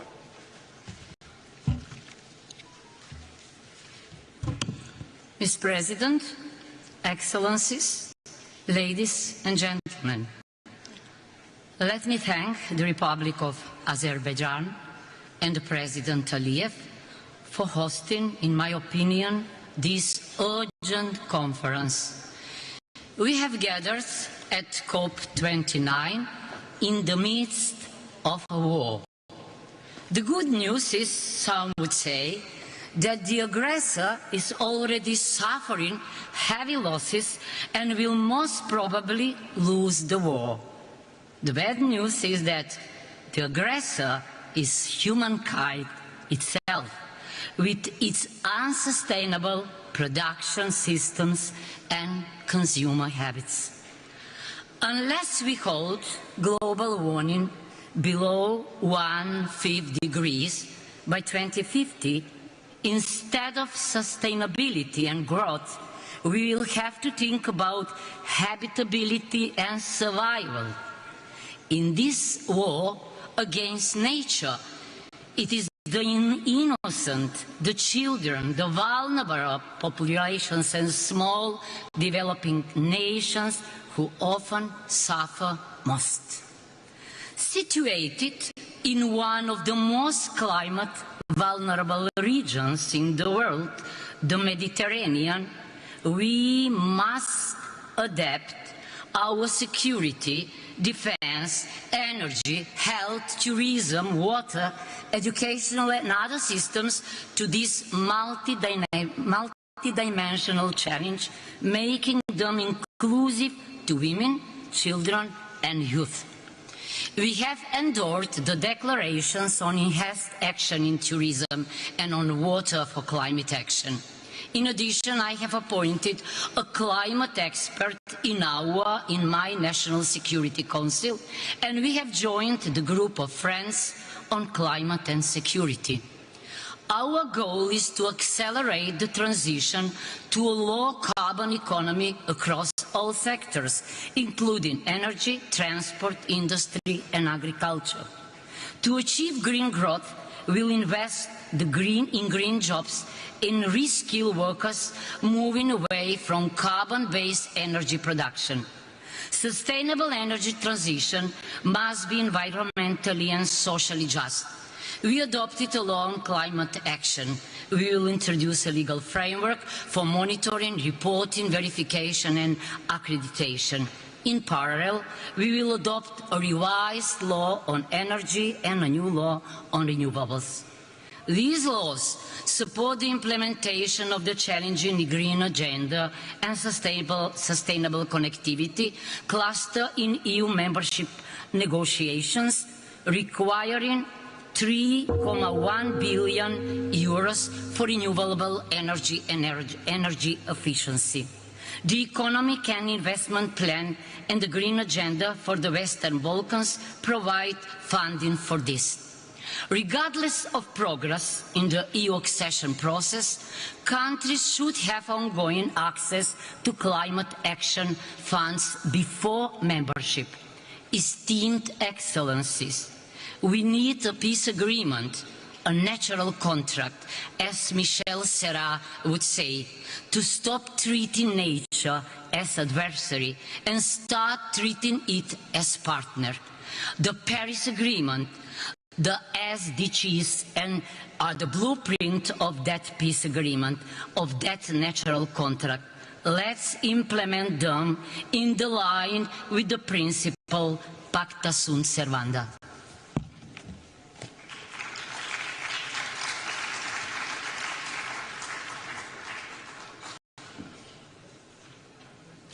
Thank you, Your Excellency. It is my pleasure to welcome His Excellency, Mr. Alexander Stubb, President of Finland. Your Excellency, you have the floor. Thank you, Madam Chair, ladies and gentlemen, Excellencies and colleagues. In the age of multipolarity, we probably need multilateralism more than ever. And I guess climate change is a litmus test for multilateralism. And the reason for that is quite simple. If we fail this test, efforts to address any kind of global challenges, say sustainable development, technology or demography, will all be in vain. And of course, if we fail to limit the increase of global temperature, future generations will be left with a world which has more pandemics, more hunger, and more conflict. Now, at the same time, we must of course ensure that climate action is aligned with the broader development agenda. And I don't say the following thing just because I have a daughter of 23 years old, but I do want to emphasize the importance of women and youth in the fight against climate change. And in many ways the choice is actually quite binary. It's black and white. You can have either multipolar and transactional disorder or multilateral cooperative order. Without changing the current power balance, I'm afraid the former will prevail over the latter. Now, the growing influence of formats such as G20, where representation better reflects the global realities, is of course welcome. But taking on more power in global decision-making should also mean taking more responsibility. Countries which seek to upgrade their global influence to reflect modern realities cannot demand that global responsibilities are forever based on circumstances in the early 1990s. So therefore, the largest emitters and the largest economies will determine the direction of the whole planet. Reflecting on these developments, I would like to underline 3 points where I think COP29 is pivotal. First, we all have to take more responsibility for reducing emissions. Last year in Dubai, we took the crucial step by agreeing on the transition away from fossil fuels. Now we need to turn our promises into practice as we prepare our new nationally determined contributions ahead of COP30 in Belém. It's crucial that especially the G20 members show leadership by setting the most ambitious targets possible in line with the 1.5 degrees limit. Second, we all have to take more responsibility for climate finance. The new collective quantified goal needs to be both ambitious and achievable. It has to reflect the current global economy and sources of emission, not the situation more than 30 years ago. I'm pleased to announce that Finland will be providing additional funding to the Systematic Observations Finance Facility to help strengthen adaptation and build resilience, especially in the least developed countries and small island developing stage. And let me conclude by saying that we actually need 3 things simultaneously. We need targets and legislation, we need finance, both public and private, and we need technological innovations.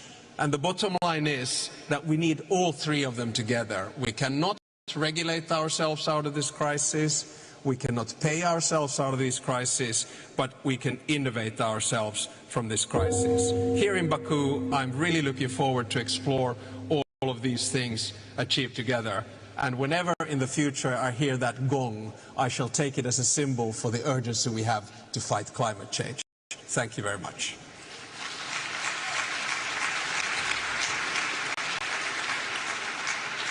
Thank you, Your Excellency.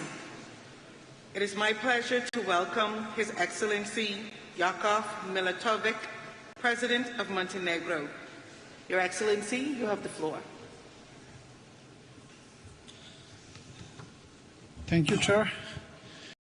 Your Excellencies, it is a profound honor to participate on behalf of Montenegro in this distinguished gathering. COP29 is taking place at a crucial time.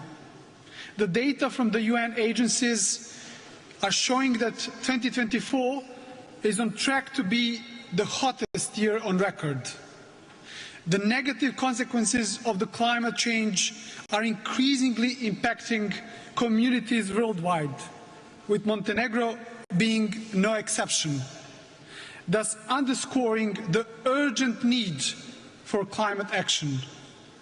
Since the early 1990s, Montenegro's commitment to aligning national policies with international sustainability standards has been evident, especially when the country became the first nation in the world to establish its status as an ecological state within our own constitution, thus pledging to integrate all environmental considerations across areas of national governance.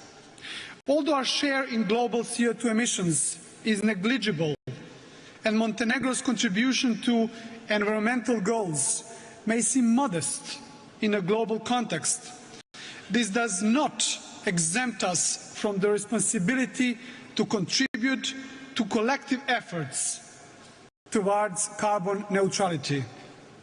As an EU candidate country, Montenegro aligns its policies with those of the EU, and as such, we have committed to sharing the climate ambition expressed in the European Green Agenda. Through our NDCs, Montenegro has pledged to reduce greenhouse gas emissions by 35% by 2030 compared to 1990 levels. And as the goal is assessed to have been already achieved, the country is planning to raise the target to 55%, while the policymakers are actively exploring ways to further enhance this goal. In parallel, Montenegro is actively investing in renewable energy infrastructure, including the development of wind farms and solar energy panels, while the plans for doubling the capacity of the undersea electricity connection with Italy is already being planned, thus positioning Montenegro as a unique link between the Balkan and Italian electricity systems.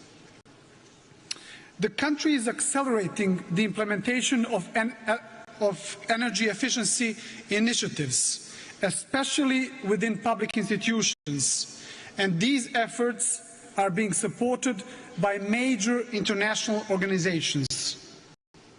Montenegro has also emerged as a regional leader in innovative financing mechanisms for sustainable development. Building on existing institutions like the Eco Fund, the country has, in partnership with the UN office in Montenegro, introduced what we call Sustainable Development Goals Acceleration Fund, thus creating a unique and powerful tool for fostering partnerships that represent a new generation of financing for SDGs.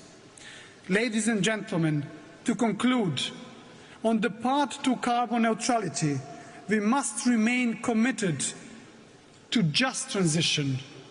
Dear colleagues, time is the most precious resource at our disposal, and every day counts as crucial in our collective pursuit of a climate-resilient economy. Collaboration is essential in this endeavour, so I urge us all to leave this event with a renewed sense of urgency and commitment. Thank you very much.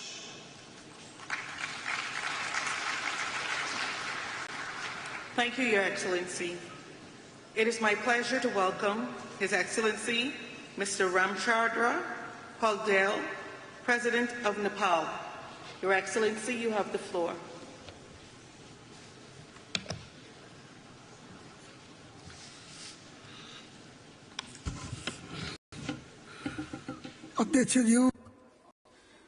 Mr. President, Excellencies, distinguished delegates, ladies and gentlemen.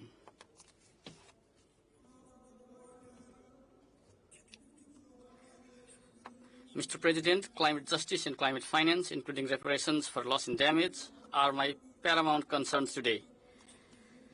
Even though Nepal's carbon emission is negligible, we are suffering terrible consequences of global warming and climate change. In fact, we're reeling from some recent climate-related disasters, glacial lake outbursts, and devastating floods that caused damages worth tens of billions of rupees. The scale of destruction is so immense that recovery and reconstruction present a severe challenge given our limited resources and capacity. Climate change has affected the whole planet, but its impacts have been especially severe in poor, least developed, developing nations and SEEDs. Mr. President, Nepal is committed to utilize natural resources sustainably and prudently. As we implement our ambitious emission reduction targets set out in the second NDC, contributing to the global well-being and protection of Mother Earth, we have increased forest cover and enhanced production and supply of clean energy, to mention a few of our efforts.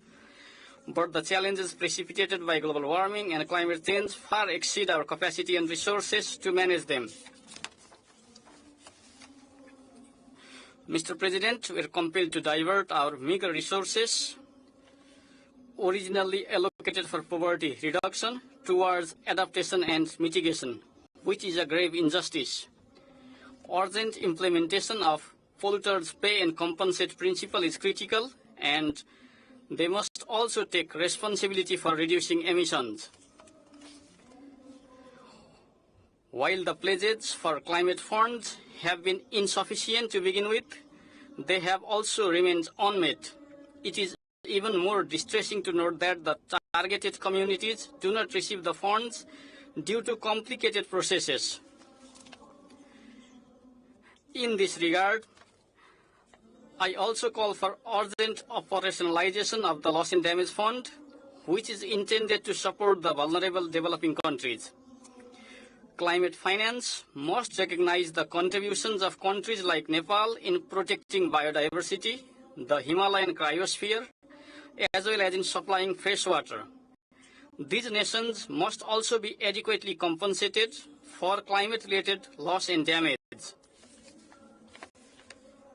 I also call for technology transfer and adequate capacity building grants in accordance with the Paris Agreement and the commitment of developed countries.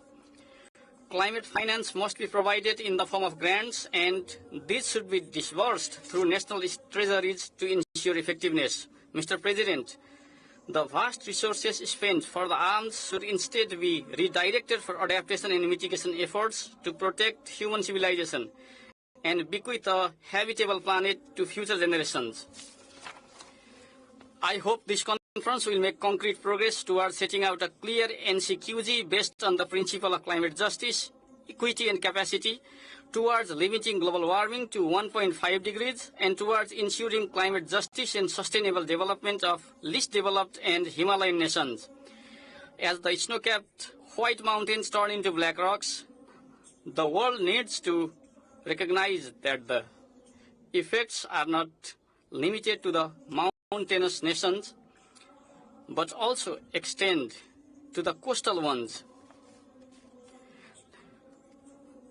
Therefore, it is high time we formulate and implement integrated and holistic adaptation strategies that link mountains to the sea. Nepal is organizing Sagarmatha Sambad Everest Dialogue to advance this important concept.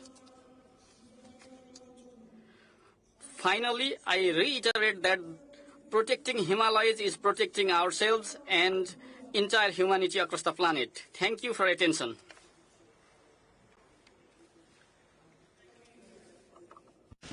It is my pleasure to welcome His Excellency Mr. Chandrika Prasad Santokhi, President of Suriname. His Excellency, you have the floor. Thank you, Madam President. Good afternoon. As President, I'm here today to inform the COP that my country, Suriname, a member of CARICOM, a carbon-negative nation, rich in natural resources, is on a path of sustainable green development strategy and is a determined advocate in the fight against climate change.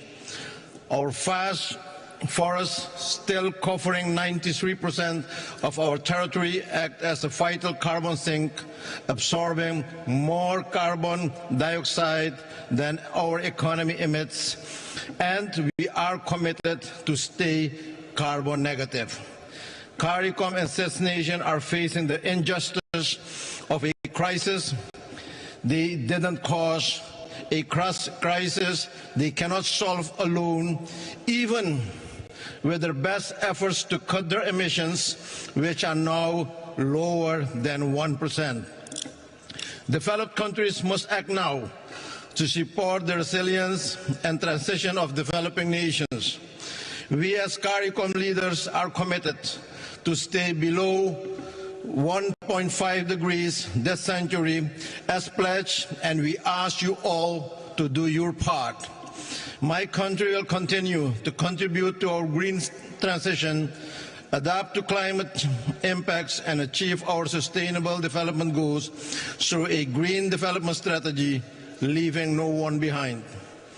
A balanced and responsible exploitation of the oil and gas sector after the announcement of the FID recently will be an integral part of this strategy.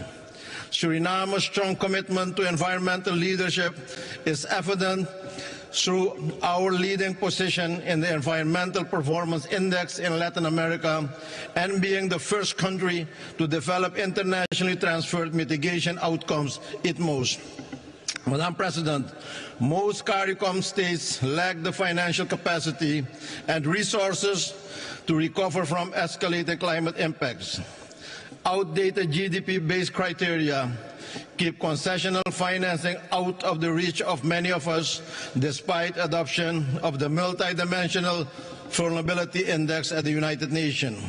Yet, international financial institutions have not implemented it. CARICOM calls for a binding commitment to allocate at least 15% of climate finance to SITs instead of the unacceptable 1.5% SITs now receive.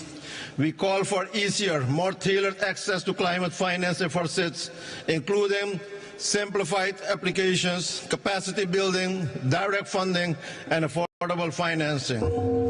Developed nations have a duty to support those less responsible and more vulnerable to climate change, requiring immediate action to correct this imbalance and climate injustice. The Loss and Damage Fund must be made functional and effective urgently.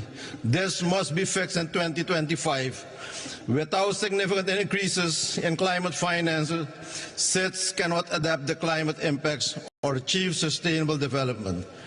Inaction threatens their very existence. Finally, Mr. President, it is time to take bold action now to help SITs confront the urgent threat of climate change. I thank you, and may God bless you all. Thank you. Thank you, Your Excellency. It is my pleasure to welcome His Excellency, Mr. Denis Bersirovic, Chairman of the Presidency of Bosnia and Herzegovina. Your Excellency, you have the floor.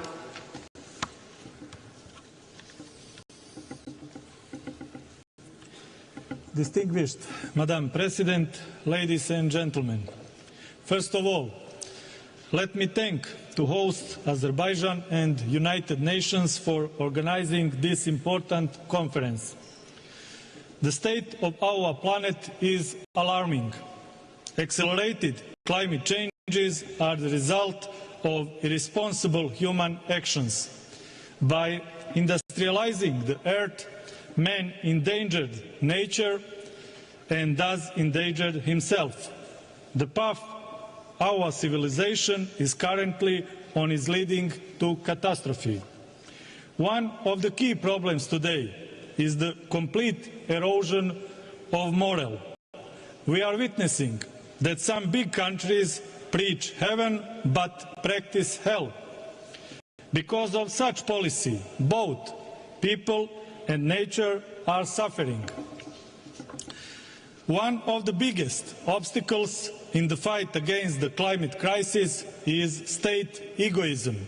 Unfortunately, certain countries consider that this is not a critical issue for the current generation and choose to defer its resolution to future generations.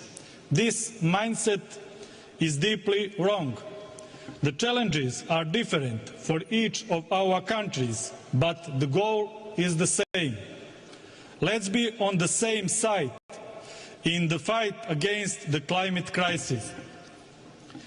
The growing climate crisis requires us to make changes in our value system. To mitigate the climate crisis, we need to focus, among other things, on more responsible policies that promote nature protection, improvement of green financing standards, strengthening climate diplomacy, educational programs that will encourage climate innovation, and empowering a new generation of climate leaders. Bosnia and Herzegovina is determined to contribute to the reduction of greenhouse gas emissions, achieve climate neutrality, carry out the energy transition, and to contribute to the implementation of the Paris Agreement on climate change. Bosnia and Herzegovina is actively working on the adoption of the Integrated National Energy and Climate Plan. The document outlines Bosnia and Herzegovina's strategic determination, direction in the process of decarbonization of the energy sector until 2030, with a clear vision to 2050.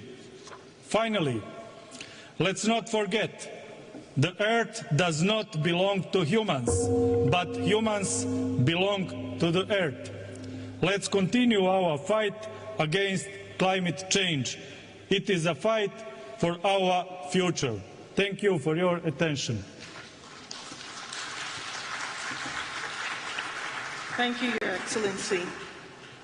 It is my pleasure to welcome His Excellency Nana Addo Danwa Kufu-Addo, President of Ghana. Your Excellency, you have the floor.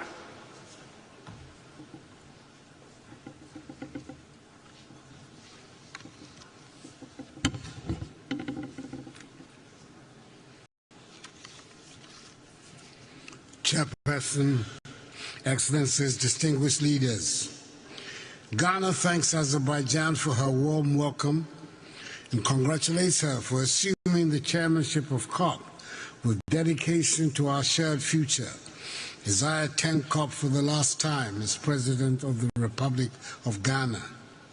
Today we gather not merely as leaders or policymakers, but as individuals bound by our love for our lands and future generations. We're here to declare we stand in solidarity for a green world. For Ghana, climate change is real and immediate, affecting our farmers, coastlines, and communities. Rising temperatures and unpredictable weather threaten our livelihoods daily. Yet we respond with resilience and commitment. In 2021, Ghana submitted updated nationally determined contributions to the United Nations, encompassing 47 programs to mitigate and adapt to climate impacts. Our goal is to cut emissions by 64 million metric tons by 2030, demanding investments between 10 and 15 billion United States dollars. Despite financial and technical hurdles, we're determined to meet the Paris Agreement's goals across agriculture, transport, forestry, energy, and other sectors. We have made strides. The Green Ghana project has planted 50 million trees, and forest restoration efforts have covered 721,000 hectares since 2017, when I came to office. 13 mitigation actions have cut annual greenhouse gas emissions by 43% since 2021. Ghana's national electric vehicle policy, backed by tax incentives, promotes sustainable mobility, and our energy transition framework steers us towards a green future. Through Article 6 of the Paris Agreement, Ghana has mobilized 800 million United States dollars by trading carbon credits with nations like Switzerland and Sweden. However, we cannot reach our climate goals alone. We call on our global partners to honor their commitments, ensuring accessible concessional financing for sustainable development in Africa without unsustainable debt. As a father and a grandfather, I question what we will leave behind. What world will we leave behind? Our children's future hinges on our decisions. That COP29 here in Azerbaijan mark a pivotal shift from dialogue to decisive action. Let us act boldly, showing future generations that we fought for them. Ghana stands united with the world for a green, resilient tomorrow. Madam Chair, thank you very much. Thank you, Your Excellency. It is my pleasure to welcome His Excellency Mr. Kurul Suk Akna, President of Mongolia. Your Excellency, you have the floor.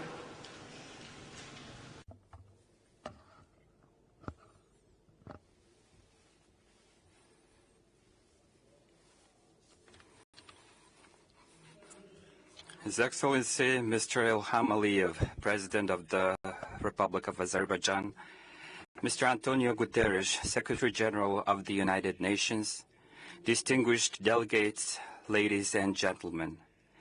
At a time when climate change is accelerating due to both natural forces and human actions, adversely impacting on sustainable development, livelihood, and human well-being worldwide, we need to strengthen our political leadership, collective efforts, and activities. The United Nations continues to warn us that the chance to meet the commitments under the Paris Agreement is gradually diminishing. We must heed the words of the United Nations Secretary General Antonio Guterres, who emphasized it as a canyon littered with broken promises, broken lives, and broken records. All of this signifies a failure of leadership, a betrayal of the vulnerable, and a massive missed opportunity. Hence, today, humanity should unite for our common future with shared goals of treating the Mother Nature with utmost compassion and respect, rather than subjugating her. And in order to every country to achieve more tangible results, it is necessary to strengthen national consensus, common policy, and mutual understanding involving all social groups, including government, private sector, civil society. If humankind does not take decisive actions to protect the Mother Earth, tackle the issues of climate change, land degradation, and biodiversity loss, the planet will find her own way to survive regardless of our presence. Harmonious coexistence with Mother Nature is the foundation of human existence. We should never forget that. Particularly, owing the elevated debt levels, constrained domestic budgets, and limited financial resources, developing countries and those vulnerable to climate change face with financial risks in successfully fulfilling their obligations and commitments under the Paris Agreement.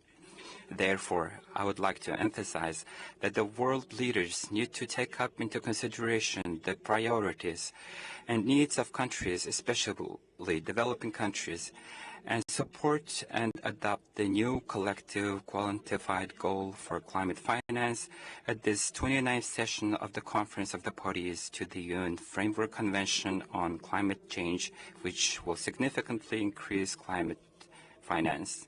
In order to successfully fulfill its commitments under the Paris Agreement, Mongolia needs to financing equal to approximately 50% of its GDP. In this regard, to enhance financing and investment in renewable energy, green agriculture, and forestry, our country is undertaking a comprehensive reform aimed at improving the legal and business environment. As such, within the framework of the Blue International Movement, Mongolia has expanded its international cooperation and investment while establishing a project finance for permanence for nature conservation called Eternal Mongolia. Mr. President, according to the study conducted by the UN movement, if the global community fails to meet its climate change mitigation goals by 2050, it may push up to 160 million more women and girls into poverty, and food insecurity may affect up to 240 million more women and girls. Therefore, Mongolia successfully hosted the World Women's Forum under the theme Towards Green Future in August this year and adopted the Ulaanbaatar Declaration Towards a Sustainable Future, calling the countries around the world to promote women's participation and leadership in the fight against climate change.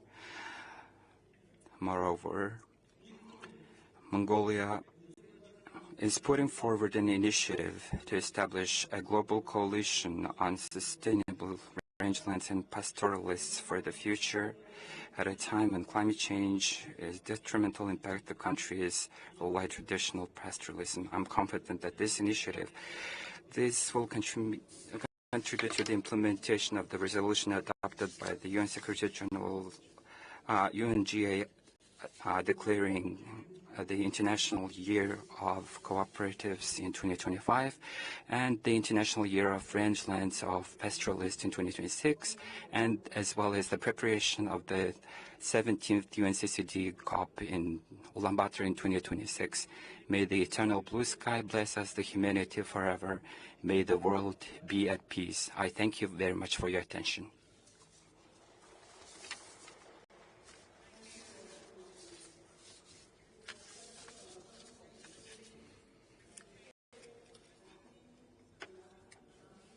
President of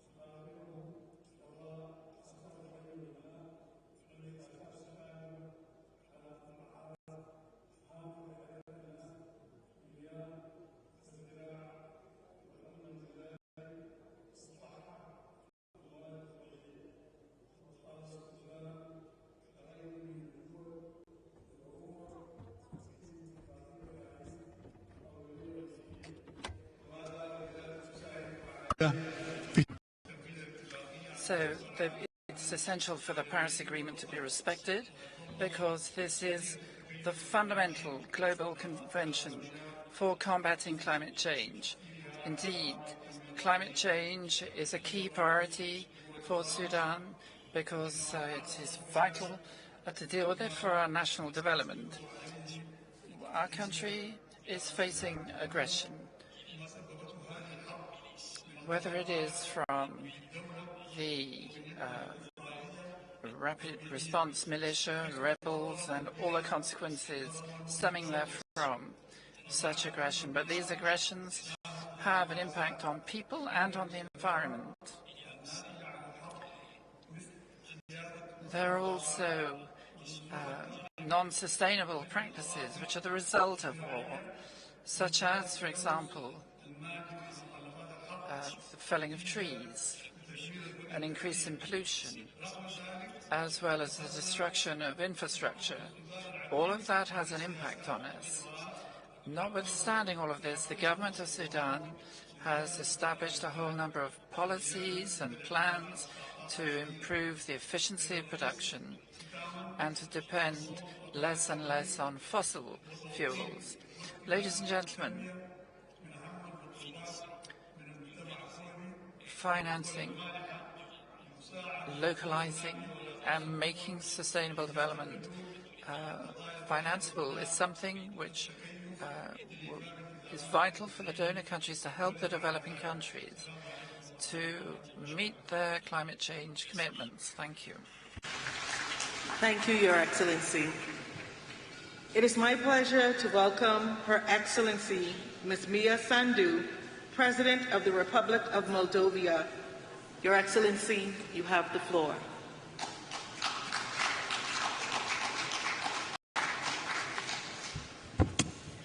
Distinguished delegates, it's an honor to address you on behalf of the Moldovan people. My deep gratitude goes to His Excellency President Aliyev and the government of Azerbaijan for hosting COP29 in Baku.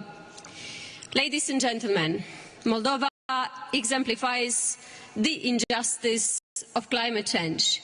While contributing a mere 0.03% of global emissions, we are Europe's most vulnerable country to climate impacts. For Moldova, climate change is not a distant threat. It is a present reality impacting our daily lives, economy, and especially our rural communities who depend on agriculture. Rising temperatures, prolonged droughts, and erratic rainfall are reducing yields in crops like wheat and corn, while Moldova's vineyards, central to our economy and heritage, face new challenges. Access to water is increasingly strained, affecting both agriculture and daily life. Small and developing economies worldwide share this burden, often lacking the resources to recover. This underscores the urgent need for an equitable, accessible climate finance system that prioritizes vulnerable nations and builds resilience. It's only fair that we count on support from major economies. To expedite climate action, existing funds and programs must also cut through the bureaucratic delays, which can span years. In Moldova, we're doing our part. Despite multiple crises due to Russia's brutal war against Ukraine, which impacts our economy significantly, we launched a national afforestation program, an effort to expand forest cover by 5%, showing our commitment to a greener future. Despite limited resources, we pursue this goal for the health of our planet and future generations, improving air quality, biodiversity and land. The recent global energy crisis spurred us into swift action. We're reducing consumption through energy efficiency and expanding renewables. Yet, afforestation and decarbonization are costly, and with greater support, we could accelerate this existential work. Ladies and gentlemen, Time is running out. Global warming won't wait until other crises are resolved. History will judge us if we fail to act, risking vast areas of our planet becoming unlivable. Our solidarity today will shape the Earth's future. Thank you. Thank you, Your Excellency. It is my pleasure to welcome His Excellency, Mr. Geraldo Ackerman, Vice President of Brazil. Your Excellency, you have the floor.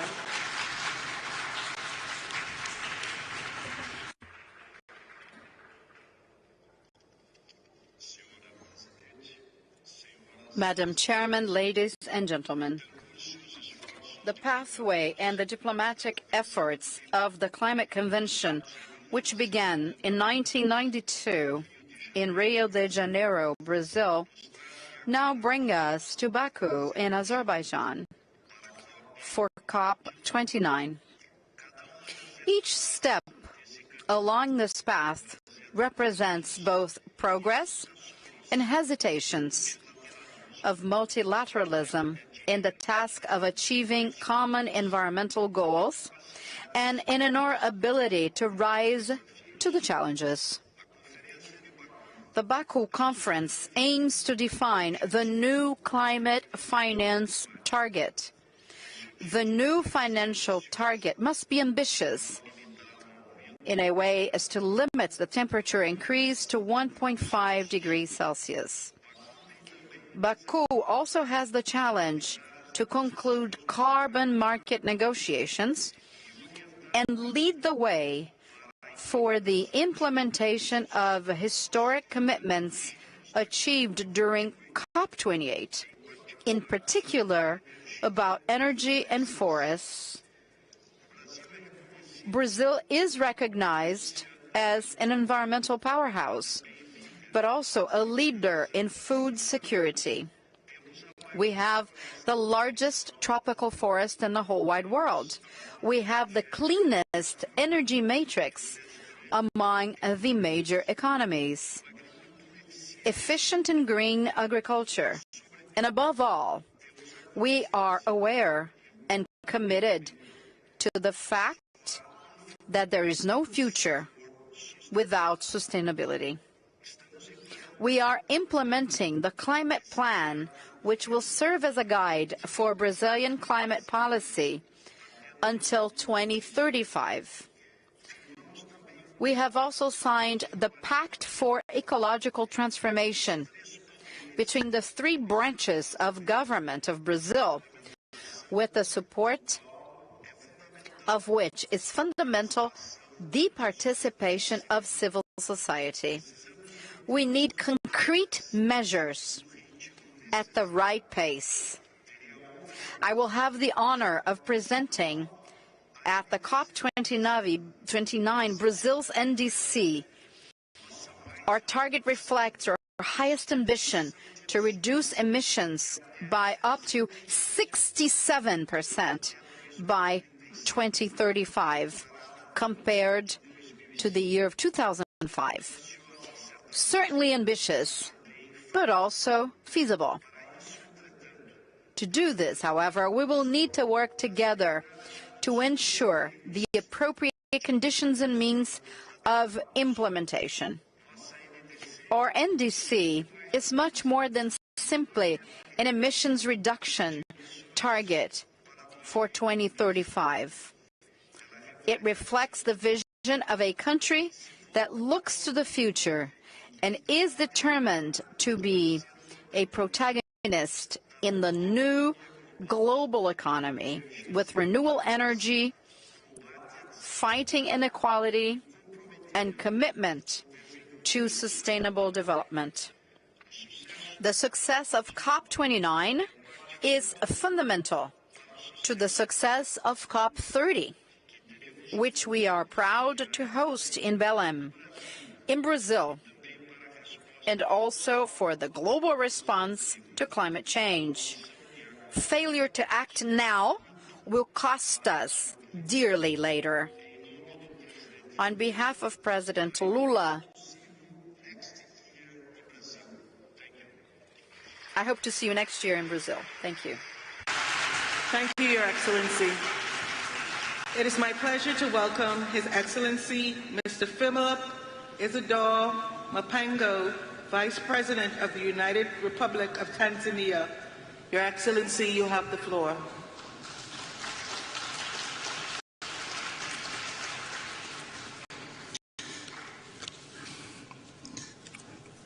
Madam Chair, Excellencies, distinguished delegates, here we are yet for another COP, dubbed as a Finance COP, where we need to work together in solidarity for a green world. We meet at a time when the greenhouse gas emissions and temperatures are rising to record-breaking levels with dire consequences, particularly to developing countries. Climate change is not a distant concern, but a current reality. The last few weeks have seen catastrophic flooding in Spain, devastating fires in the Amazon, and torrential rains displacing millions in South Asia. My country has also not been spared by such catastrophic events, and they are costing us 2 to 3% of our GDP lost annually. While a total of $19.2 billion will be needed by 2030 to deliver on our NDCs, so far only about $500 million have been received, necessitating use of our own internal resources at the expense of other development projects and increasing our debt burden. And this scenario is now the order of the day across Africa. And this is obviously inappropriate and unethical for adaptation, loss, damage, and for Africa that never caused this problem. Since Copenhagen, the promise of real finance has been elusive. The finance COP, therefore, must move from empty rhetoric and come up with bold decisions that address the financing needs of countries corresponding to the urgency of the climate crisis. We look forward to a fit-for-purpose new collective quantified goal to replace the $100 billion goal agreed in 2009. This is indeed an opportunity to drive systemic change in climate finance, because what will be agreed will inform climate action or inaction for years to come. Climate finance is about responsibility and justice as agreed, and therefore COP29 must also maintain the momentum on loss and damage so that the fund does not become an empty shell, negating the gains made last year at COP28 in Dubai. Excellencies, Tanzania remains committed to contribute to global efforts to combat climate change. We are using own resources on projects that foster development and those that supply clean energy, environmentally friendly transportation systems, improved early warning systems, and waste management. In addition, Tanzania has a total area of 48.1 million hectares of forest reserves, with an estimated carbon storage potential equivalent to 2% of the world's total carbon. Also, Tanzania has territorial sea area covering 64,500 square kilometers, which provide a big potential for blue economy. We are committed to continue conserving these critical marine and forest ecosystems. Indeed, we are already acting in solidarity for a green world, even with our own meager resources. Yet the challenge we are facing is that carbon markets are not yet fully defined, and thus denying our countries the payments they deserve. There is lack of information and capacity to participate gainfully in carbon markets. To conclude, let me emphasize that we cannot talk about a just transition without focusing on clean cooking. That matters greatly to the majority of Africans. About 900 million people in Africa still cook using biomass fuels, resulting into deforestation, loss of carbon sinks, and deaths due to smoke-related diseases. For this reason, my president, Dr. Samia Suluhu Hassan, decided to champion clean cooking on the African continent, and we call on COP29 to take up clean cooking as one of the priority areas under just transition and mitigation finance discussions.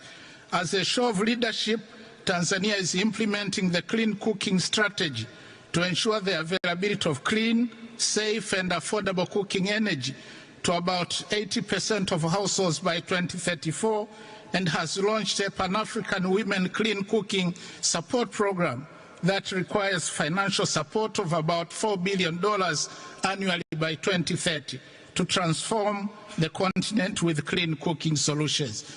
Madam Chair, thank you. Thank you, Your Excellency. It is my pleasure to welcome His Excellency Mr. Temimoko Mailet Kone, Vice President of Côte d'Ivoire. Your Excellency, you have the floor.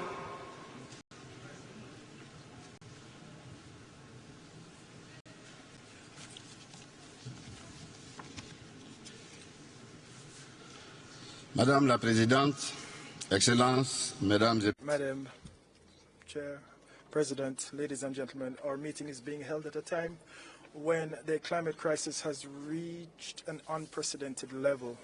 The last United Nations climate report is alarming. Our planet is heating at a worrying pace, which means that the objective of 1.5 Celsius is unreachable or unlikely to be reached.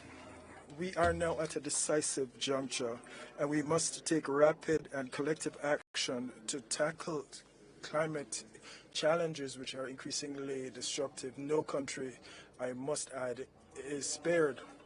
In Côte d'Ivoire, we have taken bold initiatives, and without them, we could have a 13% drop in our GDP by 2050, and almost 2 million of our peoples would dip into poverty. It is clear that the economic, social, and health consequences are inevitable if we stand without doing anything. And it's for this reason that our President Alassane Ouattara has led strong measures that confirm our commitment to the Paris Agreement. This year we concluded with the IMF a facility for sustainability and resilience, and along with other partners we have, including the World Bank, we have been looking into more innovative financing measures. We have also strengthened governance, and we have set up a National Commission for Climate Change and a Carbon Market Bureau. We also adopted a draft law on climate. Today, Côte d'Ivoire stands ready to join the international carbon market with emission reductions linked to the conservation of our forests. Your Excellencies, ladies and gentlemen, we must face the facts. Climate disasters, as well as the rapid biodiversity loss, are threatening our common future. Given the gravity of this situation, Côte d'Ivoire calls for us to stand by our COP28 commitments and previous conferences as well, especially our pledge to fund the Loss and Damage Fund and to mobilize resources from Africa, mobilized by developed countries for Africa to tackle climate change. But beyond that, the major economies must drastically reduce their greenhouse gas emissions to facilitate access to climate technology and to accelerate the energy transition. Countries with strategic natural resources must have enough resources to facilitate their energy transition without going into further debt. Ladies and gentlemen, this conference must more than ever meet the expectations of the people across the world, and to this end it is a pressing need on developed countries to take climate action. We must come up with a more ambitious, they must have a more ambitious program for developing countries, and they must take into account the legitimate and specific needs of the more vulnerable regions. the heavy toll paid by our populations because of increasingly violent climate disasters means that we must come to urgent agreement on financing so that we can have lasting solutions and ensure that this COP29 marks a critical juncture where we can forge a path towards protecting our planet and ensuring a sustainable future for future generations. Thank you. Thank you, Your Excellency. It is my pleasure to welcome His Excellency Mr. Hamid Abdullah Afi Didi, Vice President of the Seychelles. Your Excellency, you have the floor.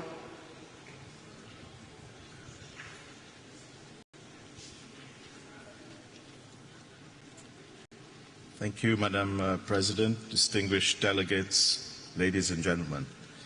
It's a great privilege to stand in front of you and to present the position of Seychelles. Tiny group of islands of only 100,000 people, 115 islands. Most people live on about 3. Our land area is about 455 square kilometers.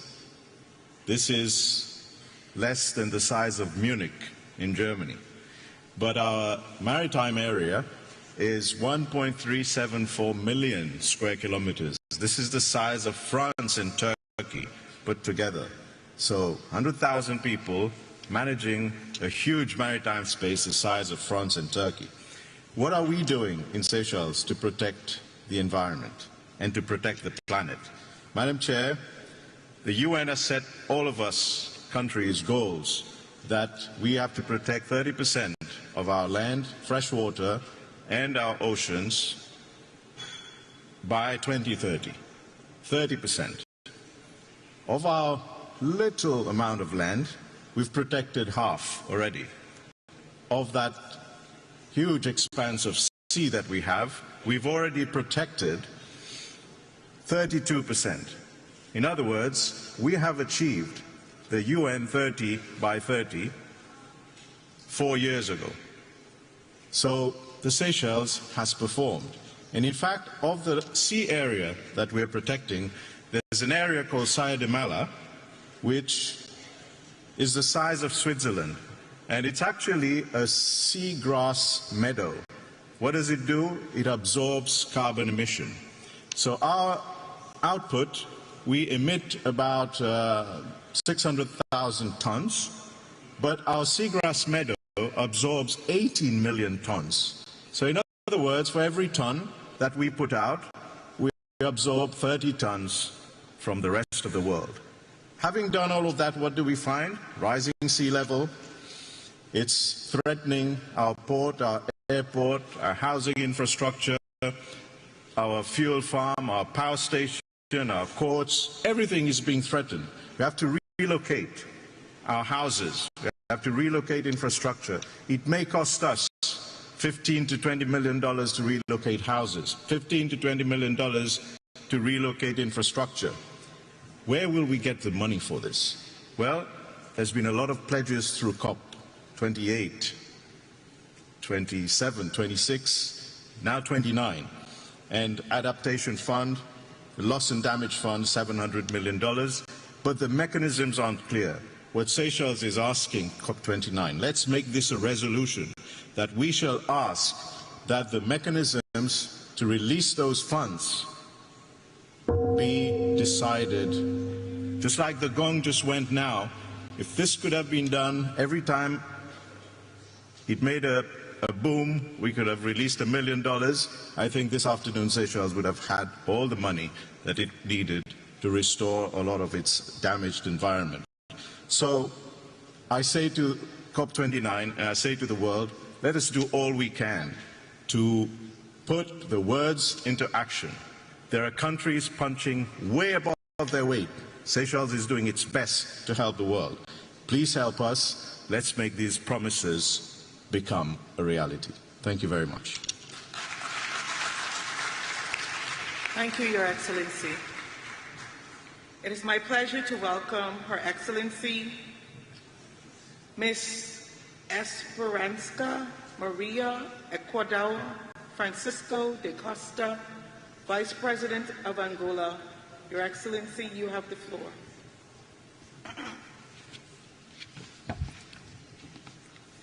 Thank you.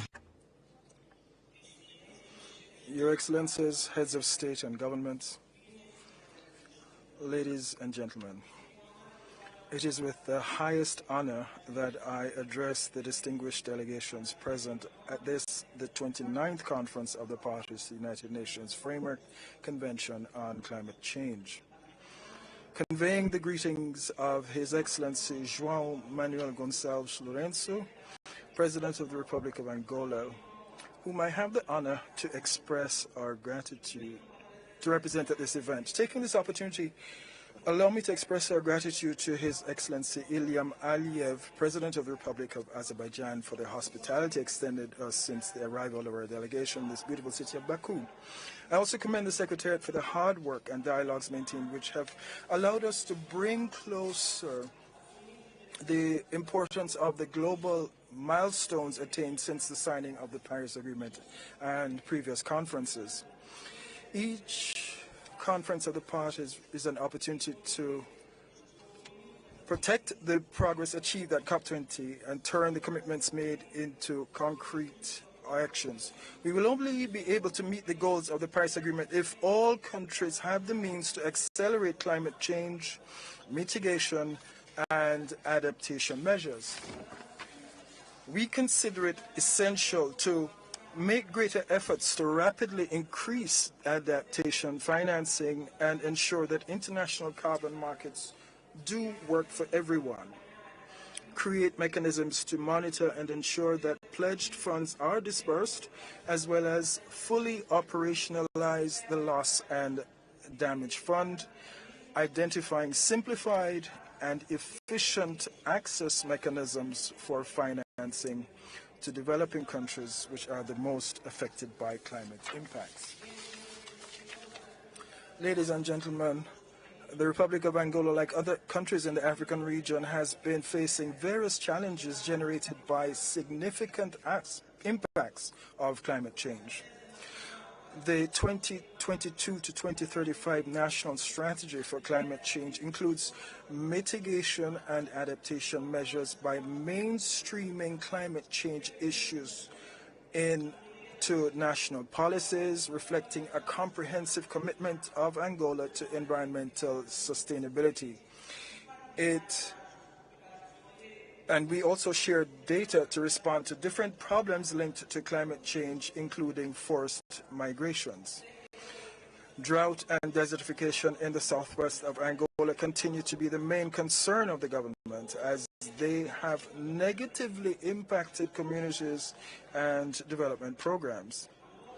Angola continues to implement the program to combat the effects of drought in the southern region of Angola by building new dams, and we aim to promote agricultural development, strengthen food security, and provide greater resilience to communities. On the other hand, the National Plan for Adaptation to Climate Change is being developed, and our 2025 NDC is under review, focusing on the transport and energy sectors. We would like to highlight efforts aimed at strengthening the national energy matrix with renewable energy, currently accounting for 66% of energy from photovoltaic and hydropower projects, expected to scale to 72% by the end of 2027. This reflects our commitment to address pollution, emissions reduction, and to promote a transition to a low-carbon economy. We consider that the enhancement of forests in a new vision will benefit the creation of green jobs so that youths and communities can be included in the management of forest ecosystems. We continue to make efforts to increase terrestrial conservation areas, and we have started a vast program to identify ecologically significant marine zones that will allow the creation of a network of marine protected areas, which are key factors in the development of the blue economy. Thus we have devised differentiated strategies, programs, and projects to intensify global commitments to climate goals while simultaneously ensuring the improvement of living conditions for our populations, reducing poverty, and equally fostering an environment of harmony in the Southern African region through fruitful cooperation by shared management of transboundary water resources. Ladies and gentlemen, our goals cannot be achieved amidst tensions and conflicts arising in the international context. We therefore need to increase our commitments to stability and to the Pact for the Future we Want, adopted at the United Nations Summit to build a better future and reduce the climate crisis, hunger and poverty, and promote the improvement of food systems, a low-emission economy, gender equity, education, innovation, and peace as new decisions and indeed a legacy for future generations. Thank you very much for your attention. Thank you, Your Excellency. It is my pleasure to welcome His Excellency Mr. Abdallah Alamini Bazwa, Vice Chairman of the Presidential Leadership Council of Yemen. Your Excellency, you have the floor.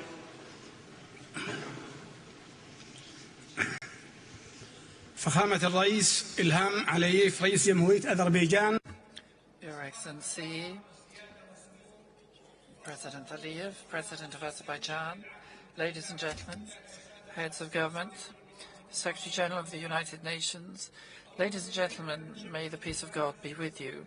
First of all, I would like to express my deepest thanks to the government of Azerbaijan for the warm welcome and excellent organization of this major UN conference, which is indeed a fine opportunity to bolster international cooperation to combat climate change, which today poses a threat to humanity. And here we are in Baku with the heavy responsibility of protecting our planet. We are convening in this room to protect our planet, our common cradle, given the dangers posed by climate change. Many have already spoken from this podium, and I would like to take this opportunity to refer to the risks facing Yemen. Yemen is experiencing major crises, humanitarian, security-related, and economic, among many others, which are compounded by climate change through things like drought, heat waves, and the increase in sea levels, not to mention many cyclones.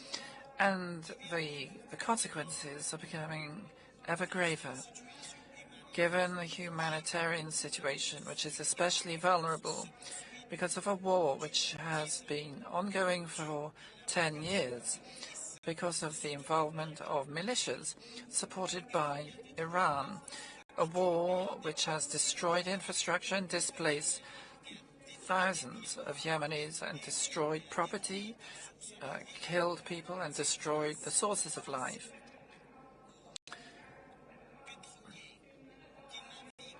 And there are constant threats to oil tankers sailing in the Red Sea. It's a war which undermines our efforts, which should, in principle, be geared to mitigating the consequences of climate change. A war which has driven many thousands into exile.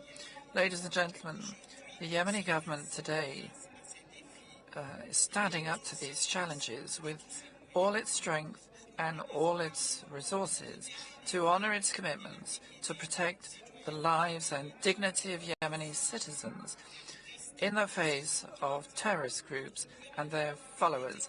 Our government is resolved to opt for a trailblazing strategic policy to combat climate change and to incorporate this in a comprehensive strategy, relying on capacity building and more sustainable policies, which will allow us better to deal with the need to mitigate climate change while bolstering the resilience of local communities vis-à-vis disasters, especially in the coastal areas.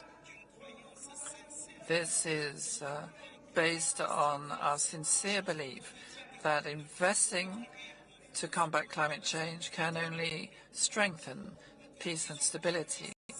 And in conclusion, on behalf of the people of Yemen, I would like to salute Saudi Arabia and the UAE, fraternal countries who have invested hugely in our capacity to deal with climate change. And we expect similar from the international community. Madam Chair, protecting our planet and making every effort to this end must mean vanquishing war and putting an end to war. First and foremost, the Israeli aggression against Gaza, which must be brought to an end because it's a crime against life. And we restate our solidarity with all countries fighting for their freedom and justice, first and foremost, the Palestinian people who've been so patient and resolute in seeking their dignity and sovereign independence. And we support the conclusions yesterday of the Riyadh summit of the Arab League and the International Islamic Conference organization. It is vital to protect planet Earth. It's a collective responsibility which requires better cooperation from all of us to tackle these challenges. It doesn't mean investing in the present, it means investing in the future as well. And from this COP, we aspire to the taking of decisions which may create a transition to a better future and a more stable and prosperous future. Welcome His Excellency Mr. Michael Bismuth Ussi, Vice President of Malawi. Your Excellency, you have the floor.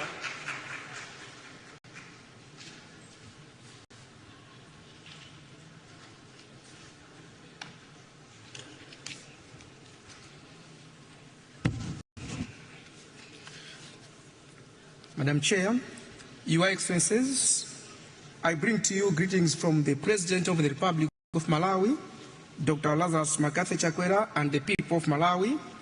It is an honor for me to join you here today in Baku at this COP29 summit. This gathering is a powerful reminder of our collective duty. The duty is to secure a healthy, resilient, and sustainable planet for generations to come. Your Excellencies, I'm also profoundly honored that at this conference I am wearing two hats, representing my country, Malawi, as well as the voices of 45 other nations in the least developed countries group. Excellencies, in Malawi, the climate change is not a distant abstraction. We see its effects firsthand, and we feel its impact each day. Devastating floods, prolonged droughts, and unpredictable weather patterns continue to disrupt lives, destabilize livelihoods, and threaten the well-being of future generations. For a country like Malawi, the consequences are not only economic, but also deeply inhumane. The catastrophe comprises food security, public health, and infrastructure development, exacerbates poverty, and undermines our hard-won development gains. However, in all these hardships and obstacles we are facing, Malawi remains steadfast in its commitment to climate action. Yes, as we said, we are a small country with a big heart, the big heart to surmount our hardships. Through our national determined contributions, we have committed to ambitious targets for reducing greenhouse gas emissions, enhancing climate resilience, and transitioning to sustainable energy sources.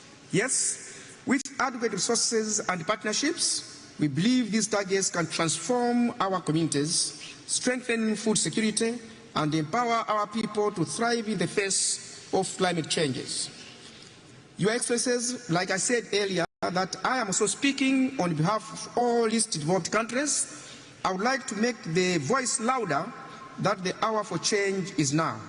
COP29 is not simply a conference, it is a call to action, a defining moment for our collective future. This conference follows a landmark decision and a global stake we made last year in Dubai, which reinforced that we must do more and we must do it with great resolve. As LDC's community, we call upon all the parties to implement the recommendations from the global stock take, particularly enhancing climate finance, accelerating clean energy transitions. We must collectively accelerate our transition to renewable energy and reduce dependency on fossil fuels, strengthening adaptation, prioritizing loss and damage. This fund must be designed to directly benefit those who have suffered the most and with flexibility to meet the specific needs to each affected nation. I thank you all. Thank you, Your Excellency. It is my pleasure to welcome His Excellency Mr. Jeremiah Kapang Young, Vice President of Liberia. Your Excellency, you have the floor.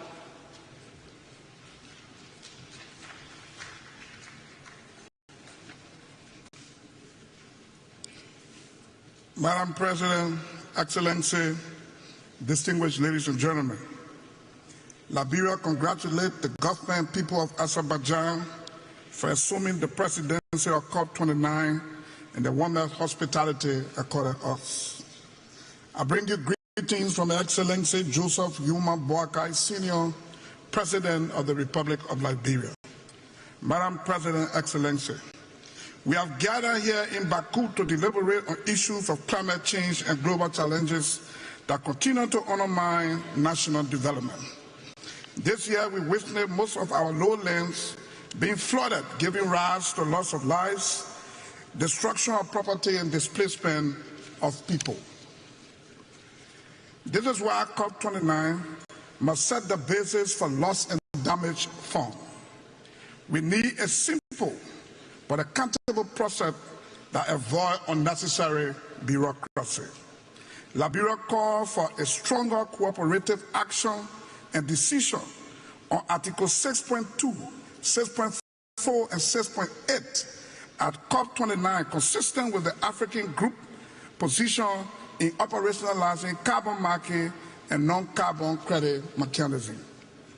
In 2021, Liberia formulated an ambitious second-generation nationally determined contribution committed to reduce greenhouse gas by 64% based on adequate financing. Excellency, I am pleased to inform this summit that Liberia will further increase her climate ambition during the formulation of the country's third-generation NDC, taking into consideration biodiversity protection, including the conservation of mangroves, freshwater ecosystem service, child rights, human mobility, and others.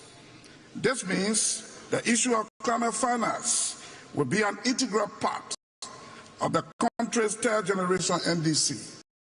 Therefore, I call on developed countries to increase their contribution in fulfilling the new collective quantified goal on climate financing. Madam President, Excellency, Liberia has established a national climate laboratory at the University of Liberia. This learning center is intended to build the human resource of the country in addressing climate challenges at the national level. To conclude, humanity has faced numerous problems in the past, but it is collective efforts that have kept us going. This is our time. If we hold together and speak with one voice, holding each other accountable in a fair and equitable manner, we will fight the nightmare of climate change and global warming, and we will succeed. I thank you. Thank you, Your Excellency. It is my pleasure to welcome His Excellency Mr. Prosper Bazumam Banza, Vice President of Burundi. Your Excellency, you have the floor.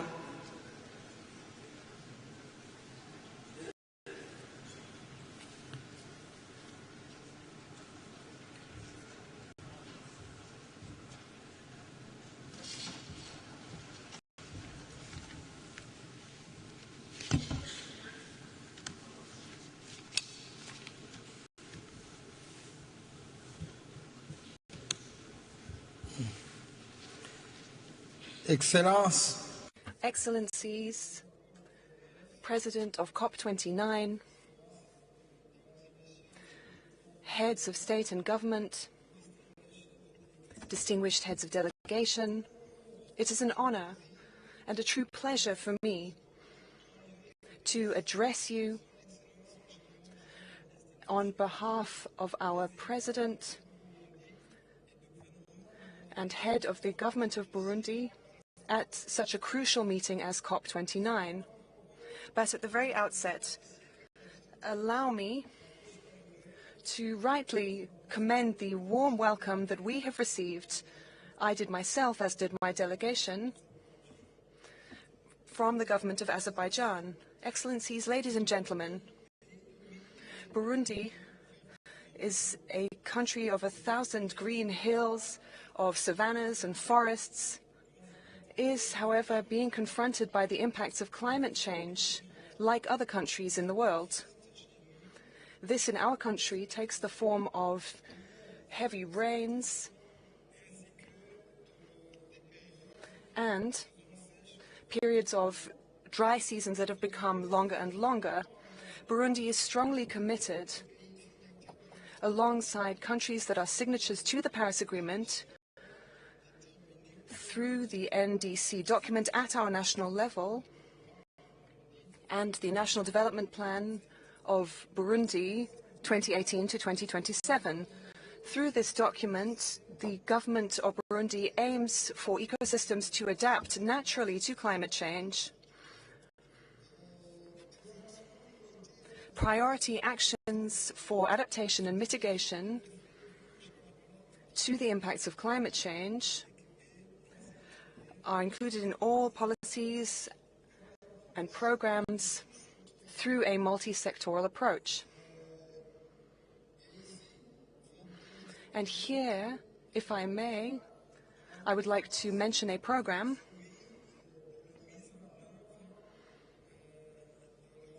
the implementation of reforestation throughout the country. This is a vast national program of tree planting, and in French this is called, in Burundi, a greener country. To ensure better operationalization and effectiveness of this program, planning and monitoring tools have been developed. In addition, far-reaching environmental programs have been integrated into teaching programs, into curricula, that is, in all levels of education, from primary to tertiary. Burundi aligns with the common position of the countries of the African continent and that of the LDCs. And in accordance with the 2030 agenda and the emerging Burundi agenda, emerging by 2040 and developed by 2060. Ladies and gentlemen, Burundi would like to take this opportunity to ask the stakeholders involved in the implementation of the Paris Agreement to meet their obligations to support the countries most exposed to the impacts of climate change, including Burundi. In conclusion, the financing mechanisms, we would ask you to set up simplified processes which allow for easy access to climate funding so that the most vulnerable countries can tackle the effects of climate change as swiftly as possible. Thank you very much for your kind attention.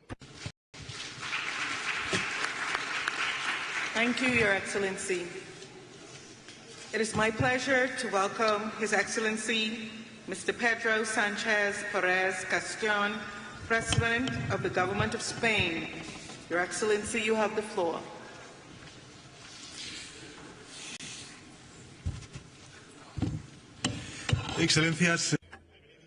Excellencies, I've come to you to tell you a terrible truth, that we've known the science for so long, but still, some are still not accepting the fact that climate change kills. Last year, 300,000 people died, and it has just contributed to the death of over 220 of my compatriots in Spain, in the greatest natural disaster of our history. This disaster, which according to the first estimations would have been less likely and less intense without the effect of climate change. The planet, therefore, is giving us increasingly loud signals, and if we don't act in the near future, our countries will undergo more droughts, more heat waves, more torrential rain, more fires and more illnesses, and many economic sectors will collapse. Hundreds of towns and peoples will become uninhabitable, and the sea rise and the temperature rises will mean that it will be impossible to live in those places. This existential threat is obvious to everyone. They're in the academic articles and on our screens and through our windows. But at this crucial time for our humanity, we are seeing many governments hesitate and slow down when they should be accelerating, speeding up the pace, picking up the pace, and some are even denying evidence and actually turning back. They are investing in oil, they are deregulating so that the rich can become richer, knowing full well that this formula will lead us all to disaster. We can therefore not allow this to happen. We know what the problem is. We also know what we have to do to resolve this problem. We don't need drastic measures. We need drastic measures. We need to transform. We need to change the way in which we create wealth and our relationship with the planet. We need to innovate. We need to undergo decarbonisation. We need to develop more material and processes, and we need to adapt our towns and our infrastructure and adapt ourselves to new realities, climate realities. So it's not all about giving up growth, but growing more responsibly.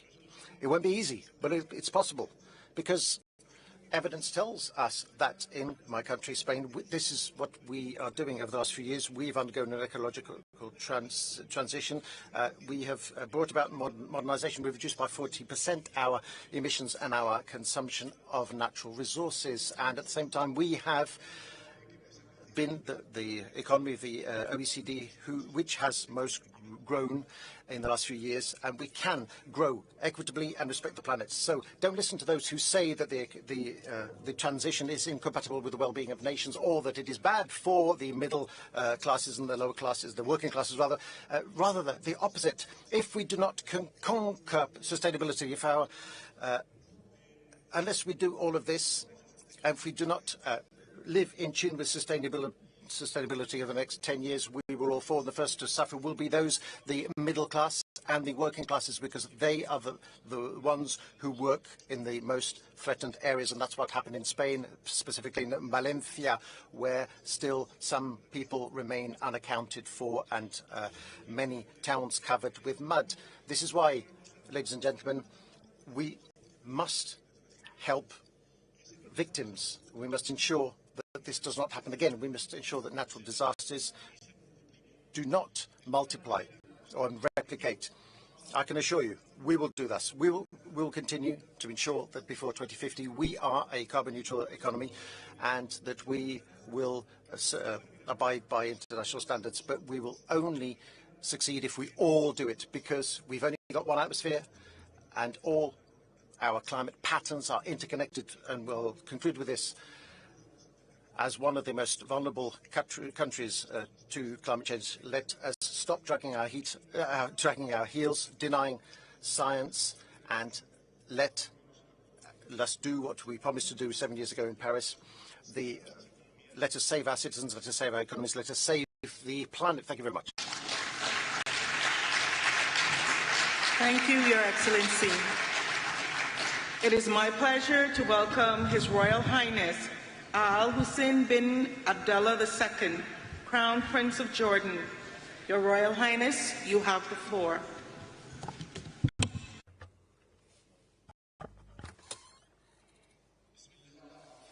In the name of Allah, the most gracious, the most merciful, President Ilham Aliyev and the people and government of Azerbaijan for hosting this important summit. We have gathered here under the banner of solidarity, the family of nations joining as one to protect the planet we share. We all know that without common action, we are destined to fall short. Yet, we meet at a moment when faith in our ability to stand together is broken. When global norms, including the UN Charter and the Geneva Conventions, are being flouted with impunity. When trust in the international community to stand up for its own values has collapsed. When humanitarian violations are broadcast daily for the whole world to see, yet continue to be ignored and dismissed without consequence. Saving our planet must start from the premise that all lives are worth saving. The solidarity we need depends on embracing that truth. Yet, over the past 13 months, the world has stood by as thousands of Palestinians have been killed in Gaza, the majority women and children. How can we work together for our shared future when some are deemed unworthy of one? The ongoing violence in my region undermines peace and security beyond its borders. In the end, this will benefit no one. My part of the world is already exposed to the harsh realities of climate change, to heat, to drought, to loss of biodiversity. The war is compounding environmental challenges for Gaza and beyond. A recent United Nations Environment Programme study highlighted contamination of land, water and air. Sewage and waste management systems have been destroyed. Entire communities are now graveyards of debris. Another study found that rebuilding Gaza will result in total emissions higher than the annual emissions of more than 135 countries. An inclusive, just approach to the climate challenge requires that we address the links between climate, peace and security. Nowhere is this clearer than among global refugee communities and their hosts, who are some of the most vulnerable to climate change. During COP27, His Majesty King Abdullah II launched the Global Climate Refugee Nexus Initiative. 58 countries have signed on to date, and we invite others to join. 1 in every 3 people living in Jordan is a refugee, and our infrastructure is feeling the strain. We face rising demand on stressed resources and services, including water, health, and education. And while we in Jordan have made significant strides in clean energy, water conservation, and climate-smart agriculture, these efforts are not enough. We need to rally communities around climate action and secure a better future for our youth and generations to come. In my country, we are implementing climate policies while grappling with the impacts of conflict. Yet, we can't solve these twin crises alone. As our summit works towards a new collective quantified goal, we must prioritize refugee hosting countries, especially those in climate hotspots, and ensure that global climate financing mechanisms uphold accountability and transparency for all. Just as urgently, we must rebuild trust in the international community itself and acknowledge past failures. Our inability to collectively do what is right is turning us into passive observers, fully aware yet unwilling to act.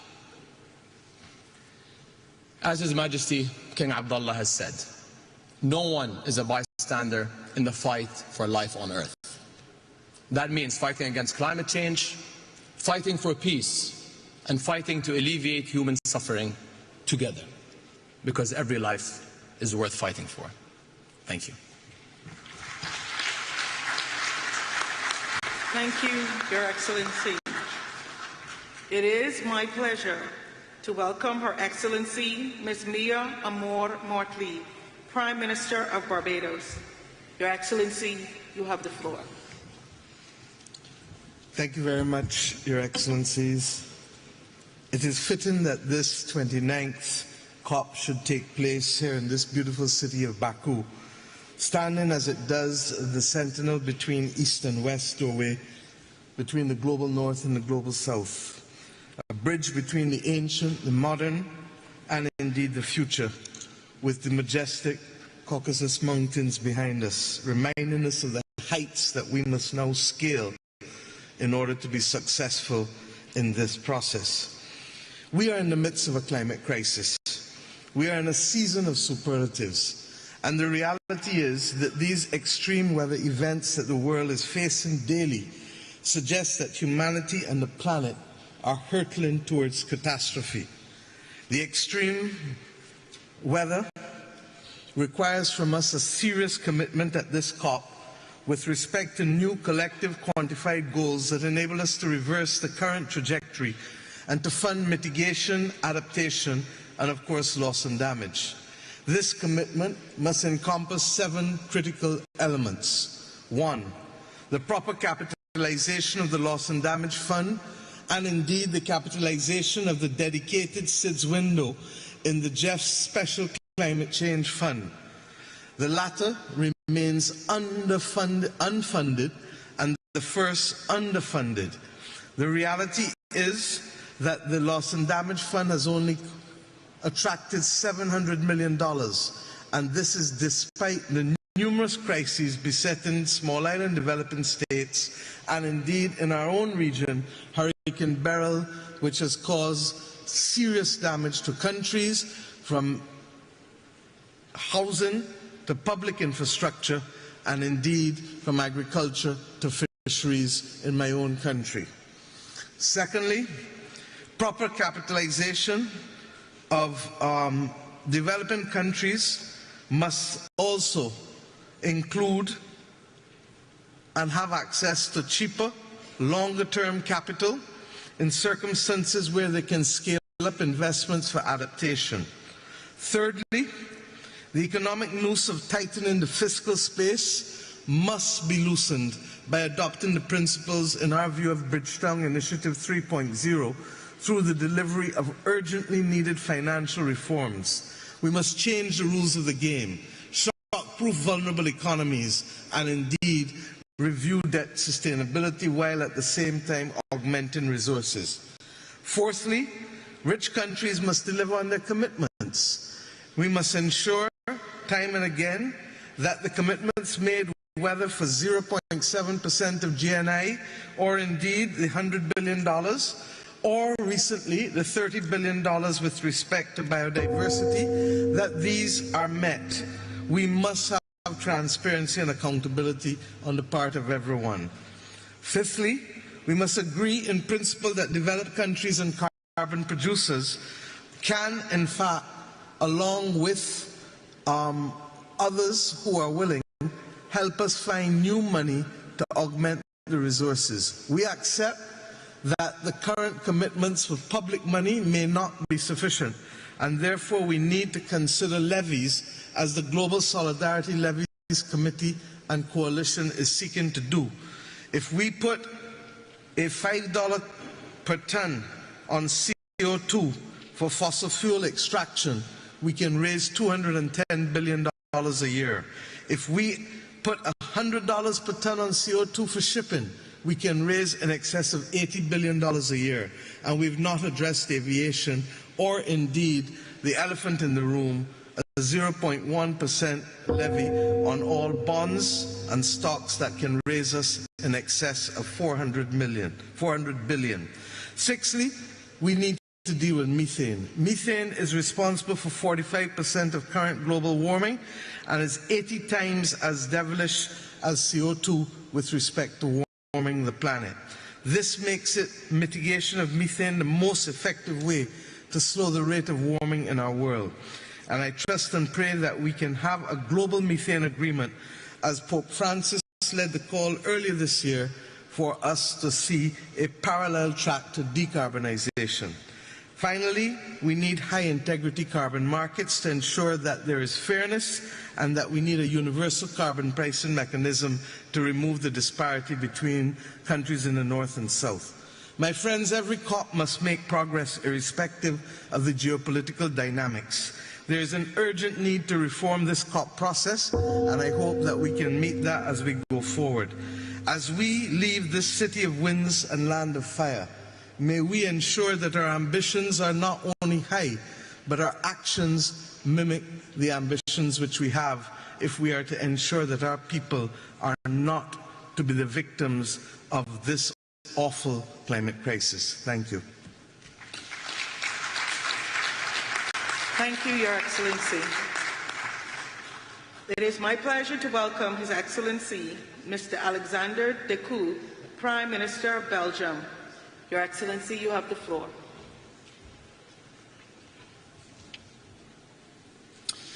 Madam President, dear colleagues, this is not a time to falter. Emissions continue to rise, and we see more and more destructive climate disasters. There is one certainty. If we do not alter our policies, we will see an increase of 3 degrees Celsius by the end of the century. Our citizens expect us to show a way out. They want us to collaborate on a faster and more resolute decarbonization and moving away from fossil fuels. We have to be ambitious in our goals, but effective and flexible in how to achieve them. Dear colleagues, meetings like these are often perceived as talking shops. And yes, these strenuous negotiations are far from perfect. But if you compare climate policy now to a decade ago, we live in different worlds. A strong majority has embarked on the journey to net zero. Yet, many challenges remain. The safest, cleanest and cheapest energy is the one we do not use. We must do more on energy efficiency. It's a win-win. Investment in clean energy is increasing everywhere, but least developed countries are missing out. We are seeing massive amounts of renewable capacity being added to our grids, but interconnectivity and storage capacity have not followed the pace. In this climate challenge, there is no one silver bullet. There is not one solution that will fix all of our issues. We need to use everything we have. Not a policy of less, but a policy of more. More growth, more cooperation, more innovation, more investment, but affordable and achievable for everyone. This is our political objective in order to ensure a just transition. Citizens will buy electric cars and will insulate their homes, but only when it makes economic sense. Allow me as well to emphasize the importance of ensuring a just climate transition. Global competition needs to be fair. In this regard, Belgium and the EU will redouble efforts to strengthen the competitiveness and the sustainability of our economy. A just transition also matters domestically, as a transition for our economies should leave no one behind and should ensure the creation of high-quality jobs. Ladies and gentlemen, let us turn to the objectives for COP29. First, this must be the enabling COP. Let's implement what we agreed upon. Future national plans should align with the 1.5 degrees goal. Second, this is also the financing COP. The new collective quantified finance goal will be its most important deliverable. In reaching this goal, we should prioritize the needs of the least developed and the most vulnerable countries. And only when we mobilize private actors, we will reach the trillions of investments that are needed globally. Dear colleagues, Belgium has doubled its climate finance. given mostly in grants and focused on the least developed countries. On top of this, thanks to public guarantees, we mobilized an additional €500 million to developing countries. Belgium is also an adaptation champion. We have to redouble our efforts in adaptation to reduce the impact of climate change on planet and people. Adaptation is absolutely crucial to convince our citizens that we can make a difference in their lives and ensure their safety. Ladies and gentlemen, humanity could easily despair and lose hope. We could also lose ourselves in the complexity and the impossibility of the task at hand. However, we should find inspiration in what we have achieved so far. Let's create a context where these solutions become accessible to everyone. Only then COP29 will be a success. Let's make this happen. I thank you. Thank you, Your Excellency. It is my pleasure to welcome His Excellency Sir Keir Starmer, Prime Minister of the United Kingdom of Great Britain and Northern Ireland. Your Excellency, you have the floor. Thank you very much. The United Kingdom is determined to stand alongside those countries on the front line of the climate crisis today and to seize the opportunities of tomorrow. Because action on climate now is the route towards economic growth, energy security, better jobs and national security in the long term, to deliver on the Paris Agreement and keep 1.5 degrees within reach. In the first 100 days of my government, we launched Great British Energy to create clean British power. We created a national wealth fund to invest in the green industries and jobs of the future. We scrapped the ban on onshore wind, committed to no new North Sea oil and gas licences, and closed the UK's final coal power plant at the end of September, becoming the first G7 economy to phase out coal power, in line with the international agreement at COP28 to transition from fossil fuels, and the UK's ambitious goal to be the first major economy to deliver clean power by 2030. Today I can confirm, 3 months ahead of the deadline, the UK's 2035 international target, our nationally determined contribution to reduce all greenhouse gas emissions by at least 81% on 1990 levels, aligned with 1.5 degrees. And we urge all parties to come forward with ambitious targets of their own, as we all agreed at the last COP. We will work in partnership to support other countries to develop their own commitments and transition through our forthcoming Global Clean Power Alliance. And finance will be its first focus. We will honour the commitment made by the previous government to provide £11.6 billion of climate finance between April 2021 and March 2026.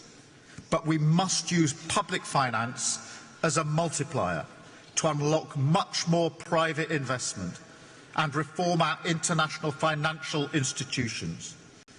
Today we launched the new CIF capital market mechanism listed on the London Stock Exchange, with the potential to mobilise up to $75 billion in additional climate capital for developing countries over the next decade, putting the UK's role as a global financial centre at the service of driving the green finance and green energy transitions.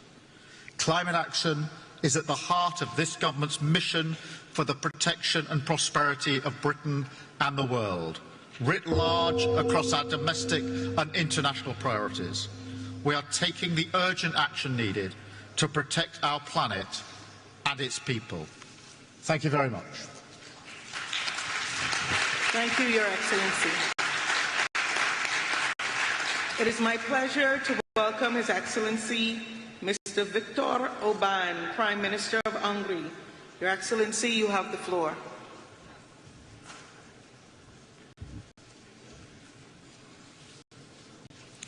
Excellencies, ladies and gentlemen, first of all, I would like to thank President Aliyev for hosting this important conference. Azerbaijan is a key partner for Europe in reaching our climate goals, making it the ideal place to host today's conference.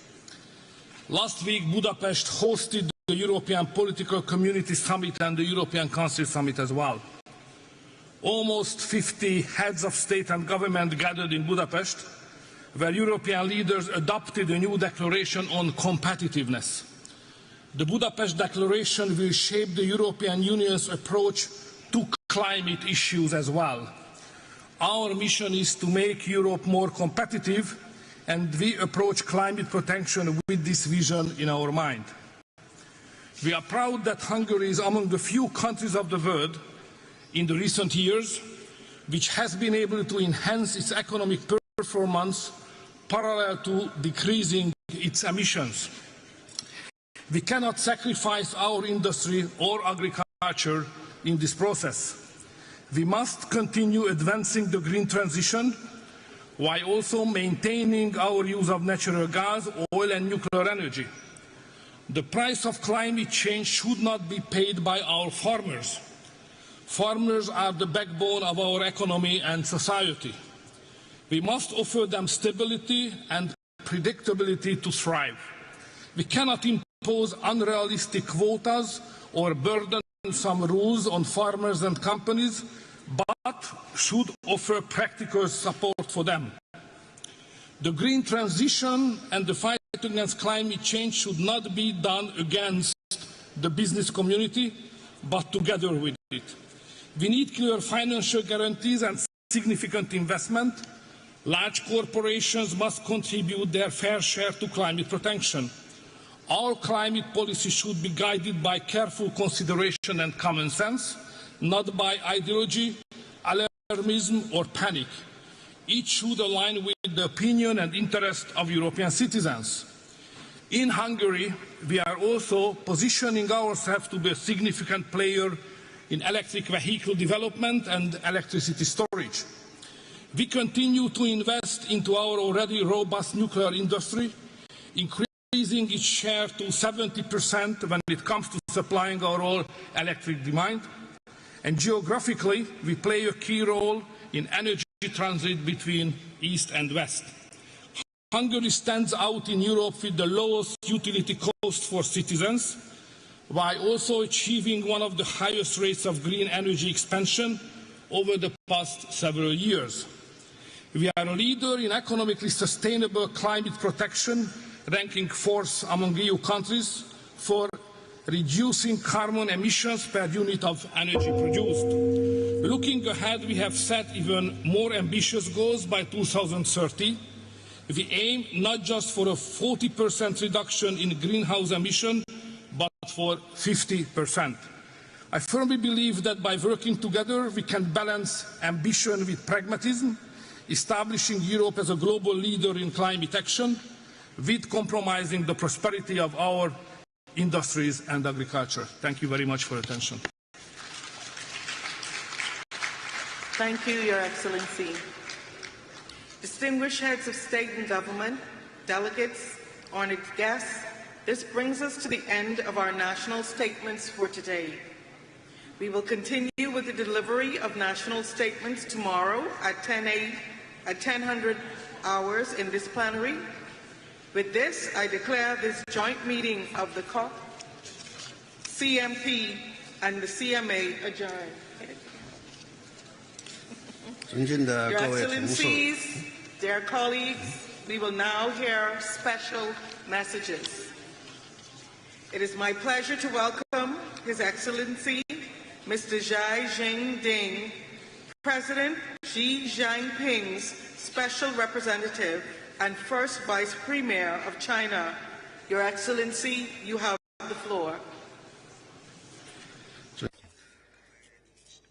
Distinguished colleagues, ladies and gentlemen, friends, it gives me great pleasure to attend the World Leaders Climate Action Summit as the special representative of Chinese President Xi Jinping. First of all, I am honored to convey President Xi Jinping's best wishes to Azerbaijan for hosting this summit. President Xi Jinping highly commends the positive efforts and contributions made under Azerbaijan's presidency to promoting global climate governance and wishes COP29 a full success. It has been 30 years since the UNFCCC entered into force. Standing at this new starting point, we need to work together for satisfactory outcomes of COP29 to live up to the keen expectations of the international community.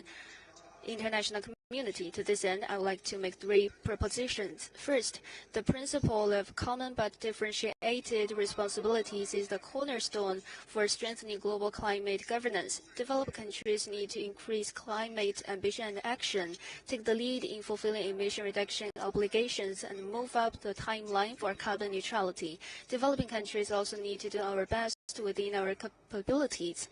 The Chinese side will submit its 2035 nationally determined contributions that are economy-wide and cover all greenhouse gases and strive to achieve carbon neutrality before 2060. Second, the complete transformation of growth models is the fundamental solution to climate change. China's high-quality production capacity, as exemplified by its manufacturing of electric vehicles, lithium batteries, and PV products, provides a significant boost for the green development of the world. The international community should work together to accelerate energy transition in an equitable, orderly, and just manner, keep the industrial and supply chains of new energy stable, facilitate the accessibility and innovation of green products and technologies. Third, funds and technology are critical to improving the capacity to tackle climate change. Since 2016, China has provided and mobilized more than 177 billion yuan of project funds in support of other developing countries' climate response. We call on developed countries to increase financial support and technology transfer for developing countries and expect more ambitious funding targets to be set at COP29 so that confidence and guarantees can be provided for a global climate response in the next stage. China will work with all parties to uphold the vision of building a community with a shared future for mankind and jointly build a clean and beautiful world. Thank you. Thank you, Your Excellency. It is my pleasure to welcome Mr. Hashim Sumitro Dijojo Hadikusumo, Special Envoy to the President of Indonesia. You have the floor.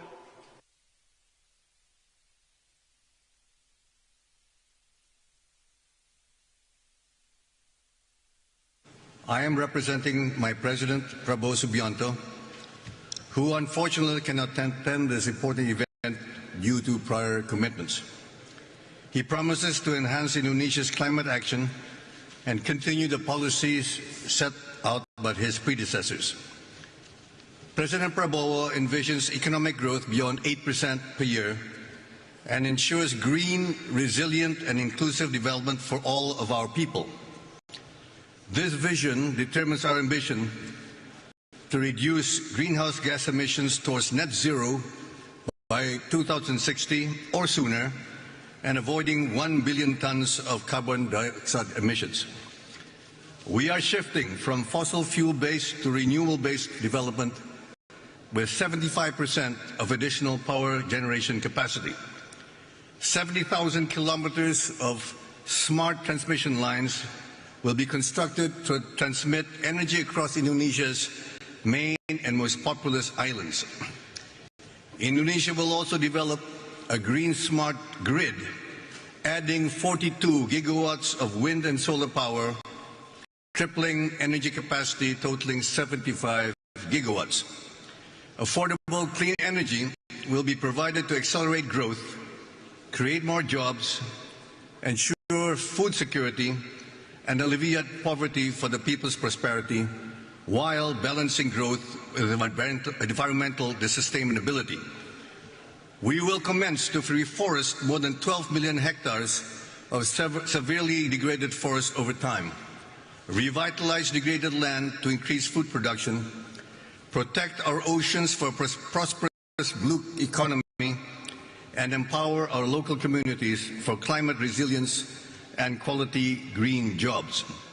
Our efforts require three enablers: a comprehensive green growth policy framework, which we are finalizing, massive investments of $235 billion, and international collaboration. We need to mobilize global resources in terms of technology, finance, and investment, forming a united front to combat global warming and reclaim humankind's right to survive. Indonesia is indeed blessed with extensive saline aquifers, which offer nearly 500 gigatons of carbon capture and storage capacity. Several multinational companies have expressed high interest in such multi-billion-dollar projects. We further commit to developing a robust carbon market, starting with optimizing Indonesia's 557 million tons of verified carbon credits. We must work together to provide a better future for next generations. Thank you very much.